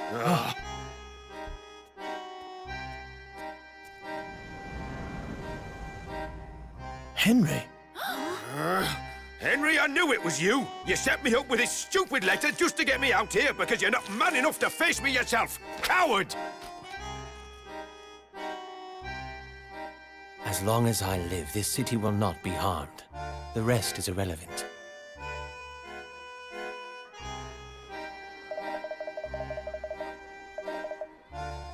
I'm not letting that masked miscreant get away. For the art.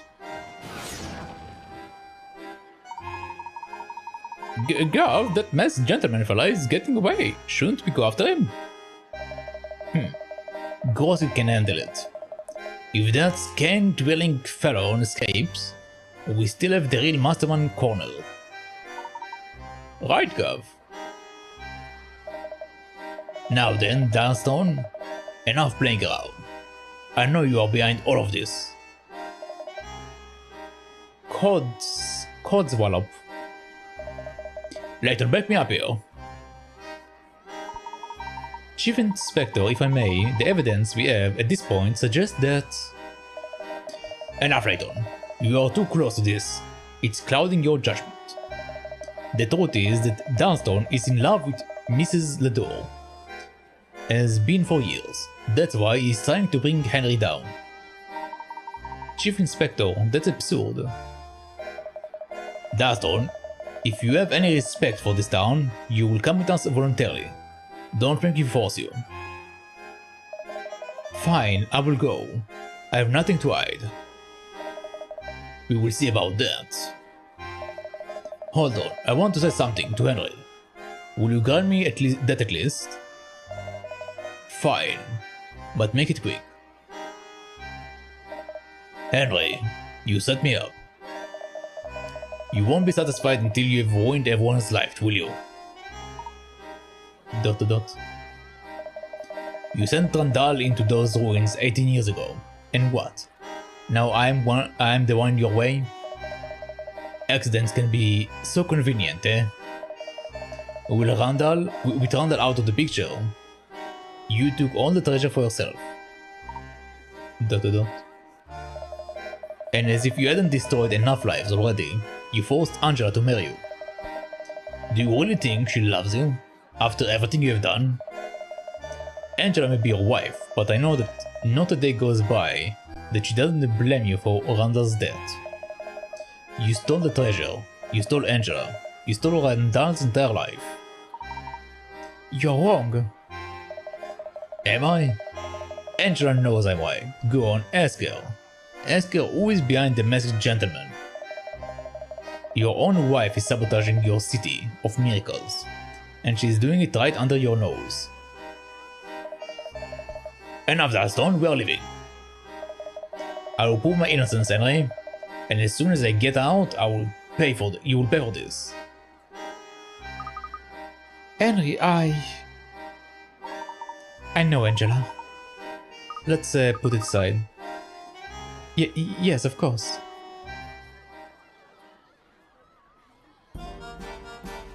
It's still going?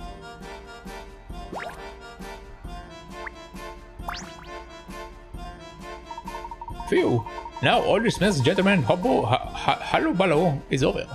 I might see about getting a day off.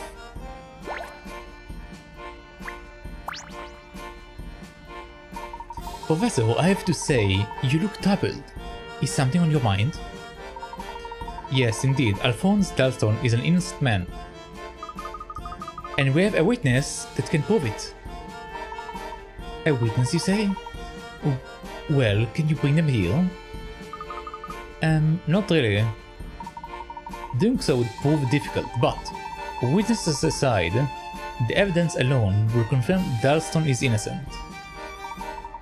Sorry to burst your bubble, Professor, but I doubt Sheffield is going to be interested in what you have to say right now. However, consider this. If Dalton really is innocent, the true perpetrator is still out there. So if another miracle happens while Dalton is behind bars, we will know we've got the wrong man. Anyway, Dalton interrogation is tomorrow. I urge you to get some sleep and join us then. Good night. It seems we don't have much choice. Let's retire to the hotel for the night. Poor Mr. Dalton.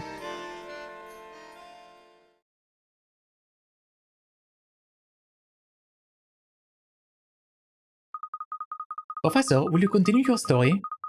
We might be able to learn something about the mask. Very well.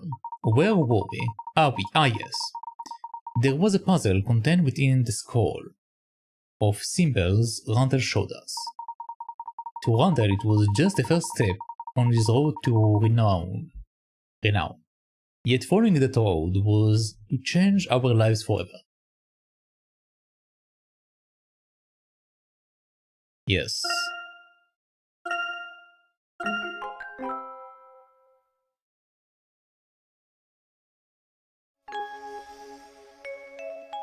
Chapter 4 Angela's Tears.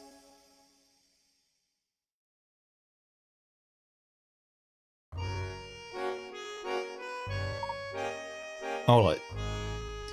That's actually where we're going to wrap up. I was planning to finish actually way earlier. But man, this chapter was very long, I have to say. I enjoyed it very much, but man, this chapter was long. Anyway, let's wrap it up. Alright. So, thank you for watching, thank you for hanging out, and thank you for keeping company. But that shall be it for today. If you liked what you've seen here, make sure to drop a follow.